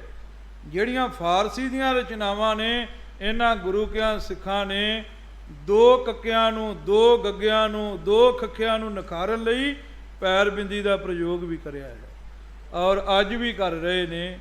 ਸਿੱਖੀ ਦੇ ਸਿਧਾਂਤਾਂ ਨੂੰ ਉਹਨਾਂ ਨੇ ਸੰਭਾਲ ਕੇ ਰੱਖਿਆ ਹੈ। ਅੱਜ ਤਾਂ ਇਹ ਵੀ ਕਹਿੰਦੇ ਵੀ ਨਿਸ਼ਾਨ ਨੂੰ ਮੱਥਾ ਨਾ ਟੇਕੋ, ਇਹ ਮੜੀ ਹੈ। ਸਿੱਖੋ ਕੀ ਹੁੰਦਾ ਜਾਂਦਾ ਹੈ ਤੁਹਾਨੂੰ, ਨਿਸ਼ਾਨ ਮੜੀ ਨਹੀਂ ਹੈ, ਨਿਸ਼ਾਨ ਤੁਹਾਡਾ ਜਨਮਦਾਤਾ ਹੈ। ਉੱਤੇ ਖੰਡਾ ਲੱਗਾ, ਉਹਦੇ ਤੋਂ ਇਹਦੇ ਅੰਮ੍ਰਿਤ ਪੀਤਾ ਹੈ। ਅਤੇ ਸ਼ਾਸਤਰਾਂ ਨੂੰ ਮਹਾਰਾਜ ਨੇ ਆਖਿਆ, ਆਸ ਕੁਰਬਾਨ ਖੰਡੋ ਖੜਗ ਤੁਪਕ ਤਬਰੇ ਹਰ ਤੀਰ, ਸਾਹਿਬ ਸਰੋਹੀ ਸਹਿ ਹਥੀ ਯਹ ਹਮਾਰੇ ਪੀਰ। ਉਹ ਪੀਰਾਂ ਨੂੰ ਮੱਥਾ ਨਹੀਂ ਟੇਕਣਾ ਅਤੇ ਕੀ ਕਰਨਾ ਹੈ। ਇੱਕ ਵਾਰ ਮੇਰੀ ਚਰਚਾ ਹੋਈ, ਮੈਂ ਉਹਨੂੰ ਆਖਿਆ ਜੀ ਉੱਪਰ ਖੰਡਾ ਲੱਗਾ ਹੈ, ਉਹਨੂੰ ਮੱਥਾ ਟੇਕਦੇ। ਉਹ ਕਹਿੰਦਾ ਪੌੜੀ ਲਾ ਕੇ ਟੇਕ ਲਿਆ ਕਰੋ। ਉਹਦੀ ਵੇਖੋ ਤਰਕ, ਵੇਖੋ ਅੱਜ ਕੱਲ੍ਹ ਦੀ ਗੱਲਾਂ ਕਰਦੇ ਆ ਗੁਰੂ ਗ੍ਰੰਥ ਸਾਹਿਬ ਦੀਆਂ ਤਰਕਾਂ ਦੀ। ਉਹਨੇ ਤਰਕ ਦਿੱਤੀ, ਬਾਬਾ ਜੀ ਪੌੜੀ ਲਾ ਲਓ, ਇੱਕ ਚੜ੍ਹਨ ਨੂੰ ਲਾ ਲਓ, ਇੱਕ ਉੱਤਰ ਨੂੰ ਲਾ ਲਓ। ਅਤੇ ਉਹਦੇ ਨਾਲ ਦੇ ਹੱਸਣ ਲੱਗ ਪਏ। ਮੈਂ ਆਖਿਆ ਵੀ ਜ਼ਹਿਰ ਨੂੰ ਜ਼ਹਿਰ ਕੱਟਦੀ, ਲੋਹੇ ਨੂੰ ਲੋਹਾ ਕੱਟਦਾ। ਭਲਿਆ ਜਦੋਂ ਗੁਰੂ ਗ੍ਰੰਥ ਸਾਹਿਬ ਨੂੰ ਮੱਥਾ ਟੇਕਦਾ, ਉਦੋਂ ਪਹਿਲੋਂ ਗੋਲਕ ਨੂੰ ਮੱਥਾ ਟੇਕਦਾ ਵਾ, ਤੂੰ ਪੌੜੀ ਰੱਖ। ਜਦੋਂ ਮੱਥਾ ਟੇਕਣ ਗਿਆ, ਸਿੱਧੀ ਮਾਰੀ ਪੀੜੇ ਨੂੰ ਅਤੇ ਚੜ੍ਹ ਕੇ ਮੱਥਾ ਟੇਕਿਆ। ਤੂੰ ਗੋਲਕ ਨੂੰ ਕੋ ਟੇਕਦਾ ਹੈ, ਤੂੰ ਵੀ ਰੱਖ ਲੈ ਪੌੜੀ। ਇਹੋ ਜਿਹੀਆਂ ਤੇ ਤਰਕਾਂ ਕਤੁੱਤਾਂ ਹੈ ਇਹਨਾਂ ਕੋਲ ਲੋਕਾਂ ਦੇ, ਇਹੋ ਜਿਹੀਆਂ ਗੱਲਾਂ ਨੇ। ਇਹੋ ਜਿਹੀ ਸਿੱਖੀ ਨਹੀਂ ਮਹਾਰਾਜ ਨੇ ਬਣਾਈ। ਸਿਦਕ ਦੀ ਸਿੱਖੀ, ਭਾਵਨਾ ਦੀ ਸਿੱਖੀ, ਗਿਆਨ ਦੀ ਸਿੱਖੀ ਹੈ ਤੇ ਦੋ, ਚਲੋ ਤੀਜੀ ਗਿਆਨ ਦੀ ਵੀ ਕਬੂਲ ਹੈ, ਪਰ ਐਵੇਂ ਖੋਟੀਆਂ ਤਰਕਾਂ ਬਤਰਕਾਂ ਇਹ ਗੱਲਾਂ ਠੀਕ ਨਹੀਂ ਹਨ। ਸੋ ਹੁਣ ਤੁਸੀਂ ਆਪਣਾ ਪਰਚੀ ਲਿਆਓ ਅਤੇ ਮੈਂ ਪਰਚੀ 'ਤੇ ਜੋ ਕਿਹਾ ਉਹ ਤੁਹਾਨੂੰ ਦੱਸ ਦੇਵਾਂ। ਅੱਛਾ, ਸੇਵਾਪੰਥੀ ਮਹਾਂਪੁਰਖ, ਸੇਵਾਪੰਥੀ ਮਹਾਂਪੁਰਖਾਂ ਨੇ ਗੁਰਬਾਣੀ ਲਿਖਣੀ, ਇਹਨਾਂ ਦੇ ਆਗੂ ਭਾਈ ਕਨ੍ਹਈਆ ਜੀ ਨੂੰ ਮੰਨਿਆ, ਸੇਵਾ ਕਰਨੀ। ਗੁਰੂ ਗ੍ਰੰਥ ਸਾਹਿਬ ਜੀ ਦੇ ਘਰ ਦੇ ਵਿੱਚ 32 ਲਿਖਾਰੀ ਹੋਏ ਨੇ। ਉਹਨਾਂ ਦੀ ਅਗਵਾਈ ਬਾਬਾ ਦੀਪ ਸਿੰਘ ਸਾਹਿਬ ਜੀ ਕਰਦੇ ਰਹੇ, ਔਰ ਉਹ ਗੁਰਬਾਣੀ ਦੀਆਂ ਪੋਥੀਆਂ ਲਿਖ ਲਿਖ ਕੇ ਅੱਗੇ ਪ੍ਰਚਾਰਦੇ ਅਤੇ ਪ੍ਰਸਾਰਦੇ ਰਹੇ। ਜੇ ਹਰਜਸ ਲਿਖੇ ਬੇਅੰਤ ਸੋ ਹੈ ਸੇ ਹੱਥਾ। ਇੱਕ ਗ੍ਰੰਥ ਦੇ ਵਿੱਚ ਮੈਂ ਪੜ੍ਹਿਆ ਹੈ ਮੁਕਤ ਮਾਰਗ ਦੇ, ਉਹਦੇ 'ਚ ਲਿਖਿਆ, ਜਿੰਨਾ ਚਿਰ ਕਿਸੇ ਦੀ ਲਿਖੀ ਪੋਥੀ ਸਾਹਿਬ ਦੁਨੀਆ ਉੱਪਰ ਰਵੇ, ਉਹਨਾਂ ਚਿਰ ਉਹਨੂੰ ਬੈਕੁੰਠ ਧਾਮ ਵਿੱਚ ਥਾਂ ਮਿਲੇ। ਸ਼ਰਧਾ ਵੇਖੋ ਸਿੱਖਾਂ ਦੀ, ਵੀ ਜਿੰਨਾ ਚਿਰ ਗੁਰੂ ਗ੍ਰੰਥ ਸਾਹਿਬ ਦੀ ਲਿਖੀ ਪੋਥੀ ਦੁਨੀਆ 'ਤੇ ਰਵੇਗੀ, ਉਹਨਾਂ ਚਿਰ ਤੱਕ ਉਹਨੂੰ ਬੈਕੁੰਠ ਧਾਮ ਵਿੱਚ ਥਾਂ ਮਿਲੇਗੀ। ਇਹੋ ਜਿਹੀ ਪ੍ਰੇਰਨਾ ਜਿਹੜੇ ਸੀ ਸਿੱਖ ਦੂਜੇ ਦੇ ਸ਼ਰਧਾ ਜਗਾਉਣ ਲਈ, ਗੁਰਬਾਣੀ ਲਿਖਵਾਉਣ ਲਈ, ਇਹੋ ਜਿਹੀਆਂ ਭਾਵਨਾਵਾਂ, ਇਹੋ ਜਿਹੀਆਂ ਸ਼ਰਧਾ ਲਿਖਣ ਪ੍ਰਤੀ ਰੱਖਦੇ ਰਹੇ ਹਨ। ਇਹਨਾਂ ਦਾ ਬੜਾ ਵੱਡਾ ਹੈ, ਅੱਜ ਵੀ ਲਿਖ ਰਹੇ ਨੇ। ਅਤੇ ਜੇ ਕੋਈ ਸੋਹਣਾ ਵੀਰ ਹੋਵੇ, ਲਿਖਾਰੀ ਚੰਗਾ ਹੋਵੇ, ਤਾਂ ਮੈਂ ਉਹਨੂੰ ਬੇਨਤੀ ਕਰਦਾ ਹਾਂ ਵੀ ਉਹ ਸਾਡੇ ਨਾਲ ਸੰਪਰਕ ਕਰੇ। ਆਦ ਦੇ ਨਾਲ ਆਪਾਂ ਦਸਮ ਦੀ ਬੀੜ ਵੀ ਲਿਖੀਏ ਇੱਕ, ਅਤੇ ਇੱਕ ਸਰਬਲੋ ਦੀ ਬੀੜ ਵੀ ਲਿਖੀਏ। ਤੇ ਉਹ ਪਾਠ ਅਸੀਂ ਤੁਹਾਨੂੰ ਦੇਵਾਂਗੇ ਜਿਹੜਾ ਵਿਦਵਾਨਾਂ ਨੇ ਬੈਠ ਕੇ ਵਿਚਾਰ ਕੇ ਕਰਿਆ। ਤੇ ਨਾਲ ਭਾਈ ਨੰਦ ਲਾਲ ਦੀ ਬਾਣੀ ਵੀ ਲਿਖੀਏ, ਉਹ ਵੀ ਲਿਖ ਕੇ ਆਪਾਂ ਸਿੱਖ ਜਗਤ ਦੇ ਵਿੱਚ ਰੱਖੀਏ, ਪ੍ਰਚਾਰੀਏ। ਤੇ ਸਾਡੇ ਕੋਲ ਵੀ ਇੱਕ ਲਿਖਾਰੀ ਹੈ ਭਾਈ ਕਿਰਨਵੀਰ ਸਿੰਘ। ਤੇ ਜਦੋਂ ਮਹਾਰਾਜ ਗੁਰੂ ਕਲਗੀਧਰ ਦਾ ਆਇਆ ਸੀ 300 ਸਾਲਾ 350 ਸਾਲਾ, ਉਦੋਂ ਉਹਨੇ 5 ਗ੍ਰੰਥੀ ਲਿਖੀ ਸੀ। ਤੇ ਉੱਥੇ ਤਖਤ ਸਾਹਿਬ ਤੇ ਭੇਟ ਕਰੀ ਸੀ। ਅੱਜ ਵੀ ਤਖਤ ਸਾਹਿਬ ਤੇ ਉਹ ਤਖਤ ਸ੍ਰੀ ਹਰਿਮੰਦਰ ਜੀ ਦੇ ਵਿਖੇ ਸ਼ੋਭਾਇਮਾਨ ਹੈ। ਹੁਣ ਵੀ ਉਹਨੇ ਆਪਣਾ ਵਿਆਹ ਸੀ ਤੇ ਉਹ ਕਹਿੰਦਾ ਵੀ ਕੋਈ ਕੁਛ ਕਰਦਾ, ਕੋਈ ਕੁਛ ਕਰਦਾ, ਤੇ ਮੈਂ ਕੀ ਕਰਾਂ। ਤੇ ਮੈਂ ਕਿਹਾ 5 ਗ੍ਰੰਥੀ ਲਿਖ ਲਾ। ਉਹਨੇ 5 ਗ੍ਰੰਥੀ ਲਿਖੀ ਤੇ ਫਿਰ ਉਹਦੀਆਂ ਕਾਪੀਆਂ ਬਣਾ ਕੇ ਜਿਹੜਾ ਮਹਾਂਪੁਰਖ ਆਇਆ ਉਹਨੇ ਉਹ 5 ਗ੍ਰੰਥੀ ਭੇਟ ਕੀਤੀ। ਪੁਰਾਣੀ ਤੇ ਇਹੋ ਜਿਹੀ ਮਰਜ਼ਾਦਾ ਵੀ। ਇੱਕ ਮੈਂ ਦਸਮ ਦੀ ਬੀੜ ਲਿਖੀ, ਉਹਦੇ ਉੱਤੇ ਲਿਖਿਆ ਵਹੁਟੀ ਦਾ ਲਿਖਿਆ ਗ੍ਰੰਥ, ਵਹੁਟੀ ਦਾ ਲਿਖਿਆ। ਤਾਂ ਮੈਂ ਆਪਣੇ ਵਿਦਿਆ ਦਾਤੇ ਨੂੰ ਪੁੱਛਿਆ ਵੀ ਇਹ ਕੀ ਭਾਵ, ਵਹੁਟੀ ਦਾ ਕੀ ਹੋਇਆ। ਉਹ ਕਹਿੰਦੇ ਵੀ ਜਦੋਂ ਵਹੁਟੀ ਆਉਂਦੀ ਸੀ ਨਾ ਲਿਖਾਰੀਆਂ ਦੇ ਘਰ, ਉਹ ਆਂਦੇ ਸੀ ਉਹਨਾਂ ਚਿਰ ਚੁੱਲ੍ਹੇ ਨਹੀਂ ਚੜ੍ਹਨ ਦੇਣਾ ਜਿੰਨਾ ਚਿਰ ਬੀੜ ਨਾ ਲਿਖੇਗੀ। ਤੇ ਉਹ ਬੀੜ ਲਿਖਦੀ ਸੀ ਤੇ ਆਪਣੇ ਸੱਸ ਸਹੁਰੇ ਨੂੰ ਦੇਣੀ, ਤੇ ਫਿਰ ਉਹਨੂੰ ਚੌਂਕੇ ਚੁੱਲ੍ਹੇ ਚੜਾਉਂਦੇ ਸੀ। ਉਹ ਵਹੁਟੀ ਦੀ ਬੀੜ ਇੱਦਾਂ ਦੀ ਮਰਜ਼ਾਦਾ ਸੀ। ਇੱਦਾਂ ਵਹੁਟੀਆਂ ਵੀ ਬੀੜਾਂ ਲਿਖਦੀਆਂ ਸੀ। ਇਹ ਕਰਕੇ ਬੀਬੀਆਂ ਵੀ ਕਮਰ ਕੱਸੇ ਕਰੋ ਤੇ ਭਾਈ ਵੀ ਕਮਰ ਕੱਸੇ ਕਰੋ। ਅਜੋਕੇ ਸਮੇਂ 'ਚ ਅਕਸਰ ਨੌਜਵਾਨ ਪੀੜ੍ਹੀ ਇਸ ਤਰਕ 'ਚ ਫਸ ਜਾਂਦੇ ਆ ਕਿ ਸਿੱਖ ਤਾਂ ਹਿੰਦੂਆਂ 'ਚ ਨਿਕਲੇ ਨੇ। ਨਹੀਂ, ਇਹ ਗੱਲ ਨਹੀਂ ਹੈ। ਸਿੱਖ ਤੇ ਜਨਮਦਾ ਹੀ ਹੈ, ਜਿਹੜਾ ਜਨਮਿਆ ਉਹੋ ਹੀ ਸਿੱਖ ਹੈ। ਸਿੱਖਾਂ ਦੇ ਵਿੱਚੋਂ ਹਿੰਦੂ ਤੇ ਮੁਸਲਮ ਨਿਕਲੇ ਨੇ। ਜਿਵੇਂ ਮੈਂ ਗੱਲ ਕਹਿ ਦਿੱਤੀ ਵੀ ਉਸ ਵਕਤ ਹਿੰਦੂਆਂ ਦਾ ਜ਼ੋਰ ਸੀ ਤੇ ਹਿੰਦੂਆਂ 'ਚੋਂ ਸਿੱਖ ਬਣੇ। ਤੇ ਕਈ ਇਸ ਗੱਲ ਤੇ ਕਿੰਤੂ ਕਰਦੇ ਹੈ। ਗੰਗਾ ਆਇਆ ਉਜਲ ਪ੍ਰਵਾਹ, ਗੰਗਾ ਦਾ ਪਾਣੀ ਖਰਾਬ ਹੋ ਗਿਆ ਤੇ ਮਗਰੋਂ ਫੇਰ ਫਿਲਟਰ ਲਾ ਲਿਆ। ਤੇ ਇਹ ਥੋੜ੍ਹਾ ਕਹਿ ਸਕਦੇ ਵੀ ਗੰਗਾ ਫਿਲਟਰ 'ਚੋਂ ਨਿਕਲੀ ਹੈ। ਗੰਗਾ ਤੇ ਪਹਾੜਾਂ 'ਚੋਂ ਹੀ ਆਈ ਹੈ। ਜਨਮਦਾ ਹੀ ਸਿੱਖ ਹੈ। ਉਹ ਵਿਗੜ ਗਿਆ, ਕੋਈ ਹਿੰਦੂ ਹੋ ਗਿਆ, ਕੋਈ ਮੁਸਲਮਾਨ ਹੋ ਗਿਆ, ਮਹਾਰਾਜ ਨੇ ਫੇਰ ਸਿੱਖ ਬਣਾ ਲਏ। ਉਹਦੇ ਫਿਲਟਰ ਲਾ ਕੇ ਬਣਾਉਣ ਵਾਲੀ ਗੱਲ ਹੋਈ ਆ। ਹਿੰਦੂਆਂ 'ਚੋਂ ਨਹੀਂ ਨਿਕਲੇ, ਨਾ ਮੁਸਲਮਾਨਾਂ 'ਚੋਂ, ਜਨਮਦੇ ਹੀ ਸਿੱਖ ਨਿਕਲੇ ਹਨ। ਗੁਰੂ ਗ੍ਰੰਥ ਸਾਹਿਬ ਦੀ ਸੰਥਿਆ ਕਿਸੇ ਸਟੀਕ ਦੀ ਮਦਦ ਤੋਂ ਸ਼ੁਰੂ ਕਰ ਸਕਦੇ ਹਾਂ? ਅਗਰ ਹਾਂ ਤਾਂ ਕਿਸ ਸਟੀਕ ਨੂੰ ਖਰੀਦੀਏ? ਗੁਰੂ ਗ੍ਰੰਥ ਸਾਹਿਬ ਜੀ ਦੀ ਜਿਹੜੀ ਸੰਥਿਆ ਹੈ, ਸ਼ੁਰੂਆਤੀ ਸੰਥਿਆ ਤੇ ਕਿਸੇ ਉਸਤਾਦ ਦੇ ਕੋਲੋਂ ਹੀ ਹੋਣੀ ਚਾਹੀਦੀ ਹੈ। ਕਿਉਂਕਿ 35 ਅੱਖਰ ਦਾ ਉਚਾਰਨ ਜਿਹੜਾ ਤੁਸੀਂ ਵਿਦਿਆਲਿਆਂ, ਮਹਾਂਵਿਦਿਆਲਿਆਂ, ਯੂਨੀਵਰਸਿਟੀਆਂ ਵਿੱਚੋਂ ਸਿੱਖਿਆ, ਉਹ ਹੀ ਨਹੀਂ ਠੀਕ। ਪਹਿਲੋਂ ਤੇ ਉਹ ਠੀਕ ਕਰਨਾ ਪਵੇਗਾ। ਫਿਰ ਮੁਹਾਰਨੀ, ਜਿੰਨਾ ਚਿਰ ਮੂੰਹ ਨਾ ਹਾਰੇ ਉਹਨਾਂ ਚਿਰ ਮੁਹਾਰਨੀ ਪੜ੍ਹੀ ਜਾਣੀ ਹੈ। ਤੇ ਮੁਹਾਰਨੀ ਪੜ੍ਹਨੀ, ਫਿਰ ਅੱਖਰਾਂ ਦਾ ਜੋੜ ਬਣਾਉਣਾ। ਘੱਟੋ ਘੱਟ 5 ਗ੍ਰੰਥੀ ਨਿਤਨੇਮ ਤੇ ਭਗਤ ਬਾਣੀ ਦੀ ਸੰਥਿਆ ਕਰਕੇ ਉਸ ਤੋਂ ਬਾਅਦ ਫਿਰ ਸੰਥਿਆ ਸ਼ੁਰੂ ਆਪਾਂ ਸਟੀਕਾਂ ਤੋਂ ਕਰ ਸਕਦੇ ਹਾਂ। ਜਾਂ ਹੋਰ ਵਧੀਆ ਹੈ ਵੀ ਸੰਪਰਦਾ ਗਿਆਨੀਆਂ ਨੇ ਜਾਂ ਦੂਜਿਆਂ ਗਿਆਨੀਆਂ ਨੇ ਪਾਠ ਬੋਧ ਕਰਕੇ ਪਾਏ ਨੇ ਨੈਟ ਦੇ ਉੱਪਰ, ਉਹ ਸੁਣ ਲਓ। ਇੱਕ ਜਾਣਾ ਪੜ੍ਹਦਾ ਹੈ, ਇੱਕ ਜਾਣਾ ਦੱਸਦਾ ਹੈ, ਨਾਲ ਆਪਣੇ ਘਰ ਵਿੱਚ ਪੋਥੀ ਪ੍ਰਕਾਸ਼ ਕਰਕੇ ਇੱਦਾਂ ਵੀ ਆਪਾਂ ਸੰਥਿਆ ਕਰ ਸਕਦੇ ਹਾਂ। ਪਰ ਸ਼ੁਰੂਆਤੀ ਸੰਥਿਆ ਕਿਸੇ ਉਸਤਾਦ ਦੇ ਕੋਲੋਂ ਕਰਨੀ ਚਾਹੀਦੀ ਹੈ। ਸਭ ਤੋਂ ਪਹਿਲਾਂ ਗੁਰੂ ਗ੍ਰੰਥ ਸਾਹਿਬ ਦਾ ਸਟੀਕ ਫਰੀਦਕੋਟੀ ਸਟੀਕ ਹੈ। ਉਹ ਸਾਰਿਆਂ ਤੋਂ ਪੁਰਾਣਾ ਤੇ ਵਿਦਵਾਨਾਂ ਦਾ ਹੈ, ਪਰ ਸਮਝ ਨਹੀਂ ਆਉਂਦਾ। ਇਸ ਲਈ ਡਾਕਟਰ ਭਾਈ ਵੀਰ ਸਿੰਘ ਦਾ ਸਟੀਕ ਤੇ ਪ੍ਰਿੰਸੀਪਲ ਹਰਬੰਸ ਸਿੰਘ ਜੀ, ਉਹਨਾਂ ਨੇ ਵੀ ਚੰਗਾ ਸਟੀਕ ਲਿਖਿਆ ਹੈ, ਉਹ ਪੜ੍ਹ ਲਿਆ ਜਾਵੇ। ਔਰ ਦਮਦਮੀ ਟਕਸਾਲ ਵੱਲੋਂ ਵੀ ਸਟੀਕ ਨੇ, ਰੰਧਾਵੇ ਵਾਲੇ ਜਥੇ ਵੱਲੋਂ ਵੀ ਨੇ, ਉਹ ਸਾਰੇ ਹੀ ਪੜ੍ਹ ਲਏ ਜਾਣ। ਵਧੀਆ ਕਿਸੇ ਨੂੰ ਨਹੀਂ ਆਖਿਆ ਜਾ ਸਕਦਾ, ਸਾਰੇ ਹੀ ਵਧੀਆ ਨੇ, ਕਿਸੇ ਨੂੰ ਵੀ ਖੰਡਿਆ ਨਹੀਂ ਜਾ ਸਕਦਾ, ਕਿਉਂਕਿ ਸਾਰਿਆਂ ਨੇ ਮਿਹਨਤ ਕਰੀ ਹੈ। ਸੋ ਇੰਨੀਆਂ ਹੀ ਬੇਨਤੀਆਂ ਕਰਦਾ ਮੈਂ ਇੱਥੇ ਹੀ ਖਿਮਾ ਦਾ ਜਾਚਕ ਹਾਂ। ਹੋਈ ਭੁੱਲ ਚੁੱਕ ਦੀ ਖਿਮਾ, ਤੇ ਖੰਡੇ ਬਾਟੇ ਦੀ ਭਈ ਪੌਲ ਛਕੋ। ਜਿਹਨੇ ਨਹੀਂ ਛਕੀ ਉਹ ਵੀ ਅੰਮ੍ਰਿਤ ਛਕੋ। ਗੁਰੂ ਵਾਲੇ ਬਣੋ, ਗੁਰੂ ਵਾਲੇ ਸਜੋ। ਗੁਰੂ ਦੀ ਰਹਿਣੀ ਬਹਿਣੀ ਵਿੱਚ ਚੱਲ ਕੇ ਤੇ ਗੁਰੂ ਗ੍ਰੰਥ ਸਾਹਿਬ ਦੀ ਰੁਸ਼ਨਾਈ ਹੇਠ ਆਪਣੇ ਜੀਵਨ ਨੂੰ ਸਫਲਿਆਂ ਕਰੋ। ਸੋ ਸਮਾਂ ਮੈਂ ਖਾਸਾ ਹੀ ਲੈ ਗਿਆ। ਹੋਈ ਭੁੱਲ ਚੁੱਕ ਦੀ ਖਿਮਾ। ਵਾਹਿਗੁਰੂ ਜੀ ਕਾ ਖਾਲਸਾ, ਜੇ ਮੈਂ ਥੋੜ੍ਹਾ ਬੋਲਦਾ ਨਾ ਫਿਰ ਤੁਸੀਂ ਆਖਣਾ ਸੀ ਥੋੜ੍ਹਾ ਸੁਣਾਇਆ ਇਹਨਾਂ ਨੂੰ, ਫੇਰ ਸੱਦੀਏ। ਹੁਣ ਮੈਂ ਜ਼ਿਆਦਾ ਚਿਰ ਭਾ ਲਿਆ, ਹੁਣ ਮੈਨੂੰ ਸੱਦੋਗੇ ਨਾ, ਇਹ ਗੱਲ ਚੰਗੀ ਹੋਈ ਹੈ ਨਾ। ਵਾਹਿਗੁਰੂ ਜੀ ਕਾ ਖਾਲਸਾ। ਦੂਸਰਾ, ਮੈਂ ਸਿੰਘਾਂ ਦੇ ਕੋਲੋਂ ਸੁਣਿਆ ਵੀ ਇੱਥੇ ਪ੍ਰਬੰਧ ਕਰਨ ਦੇ ਵਿੱਚ ਵੀ ਸ਼ਹਿਰਾਂ 'ਚ ਕਈ ਵਾਰ ਦਿੱਕਤਾਂ ਆਉਂਦੀਆਂ, ਤੇ ਤੁਸੀਂ ਅੰਮ੍ਰਿਤਸਰ ਸਾਹਿਬ ਆਓ। ਜੇ ਤੁਸੀਂ ਇਹੋ ਜਿਹੇ ਕੈਂਪ ਕਰਨੇ, ਬਾਬਾ ਨੌਜ ਸਿੰਘ ਦੇ ਸਮਾਧੀ ਤੇ ਤੁਹਾਨੂੰ ਹਾਲ ਵੀ ਦੇਵਾਂਗੇ ਚੰਗਾ, ਤੇ ਤੁਹਾਨੂੰ ਖਾਣਾ ਵੀ ਦੇਵਾਂਗੇ। ਤੁਸੀਂ ਆਪੇ ਪੰਗਤਾਂ 'ਚ ਬਹਿ ਕੇ ਖਾਇਓ, ਵਰਤਾਵੇ ਵੀ ਤੁਹਾਨੂੰ ਦੇਵਾਂਗੇ। ਤੇ ਰਹਿਣ ਬਹਿਣ ਦਾ ਸਾਡੇ ਹਿਸਾਬ ਦਾ, ਜੇ ਤੁਸੀਂ ਦਾ ਕਰਨਾ ਜਿੱਦਾਂ ਇੱਥੇ ਕੀਤਾ, ਇੱਦਾਂ ਦਾ ਰਹਿਣ ਬਹਿਣ ਦਾ ਕਰ ਲਿਓ। ਤੇ ਤੁਹਾਨੂੰ ਅਸੀਂ ਆਪਣਾ ਹਾਲ ਮਹਾਰਾਜ ਦਾ ਤੇ ਖਾਣਾ ਦਾਣਾ ਤੁਹਾਨੂੰ ਦੇਵਾਂਗੇ। ਅੰਮ੍ਰਿਤਸਰ ਸਾਹਿਬ ਵੀ ਸਾਲ ਦੇ ਵਿੱਚ ਮਹਾਰਾਜ ਦਾ ਇੱਕ ਇਹੋ ਜਿਹਾ ਕਰਿਆ ਕਰੋ ਸਮਾਗਮ, ਤੇ ਉੱਥੇ ਆ ਬੈਠ ਕੇ ਨਾਲੇ ਤੇ ਹਰਮੰਦਰ ਜੀ ਦੇ ਦਰਸ਼ਨ ਕੀਤੇ, ਤੇ ਨਾਲੇ ਉੱਥੇ ਜਿਵੇਂ ਭਾਈ ਮਣੀ ਸਿੰਘ ਜੀ ਸ਼ਹਿਬਰਾਂ ਲਾਉਂਦੇ ਰਹੇ, ਉੱਦਾਂ ਹੀ ਤੁਸੀਂ ਇਹ ਸ਼ਹਿਬਰਾਂ ਭਾਵੇਂ ਭਾਈ ਮਣੀ ਸਿੰਘ ਜੀ ਦੇ ਨਾਮ ਤੇ ਰੱਖ ਲਓ, ਭਾਵੇਂ ਬਾਬਾ ਦੀਪ ਸਿੰਘ ਦੇ ਨਾਮ ਤੇ ਰੱਖ ਲਓ, ਭਾਵੇਂ ਗੁਰੂ ਰਾਮਦਾਸ ਸਾਹਿਬ ਦੇ, ਜਾਂ ਉੱਦਾਂ ਵੀ ਵਿਚਾਰ ਗੋਸ਼ਟੀ ਰੱਖ ਲਓ। ਉੱਥੇ ਵੀ ਜ਼ਰੂਰ ਤੁਸੀਂ ਆਓ, ਤੁਹਾਨੂੰ ਸੱਦਾ ਦਿੰਦੇ ਹਾਂ। ਵਾਹਿਗੁਰੂ ਜੀ ਕਾ ਖਾਲਸਾ, ਵਾਹਿਗੁਰੂ ਜੀ ਕੀ ਫਤਿਹ।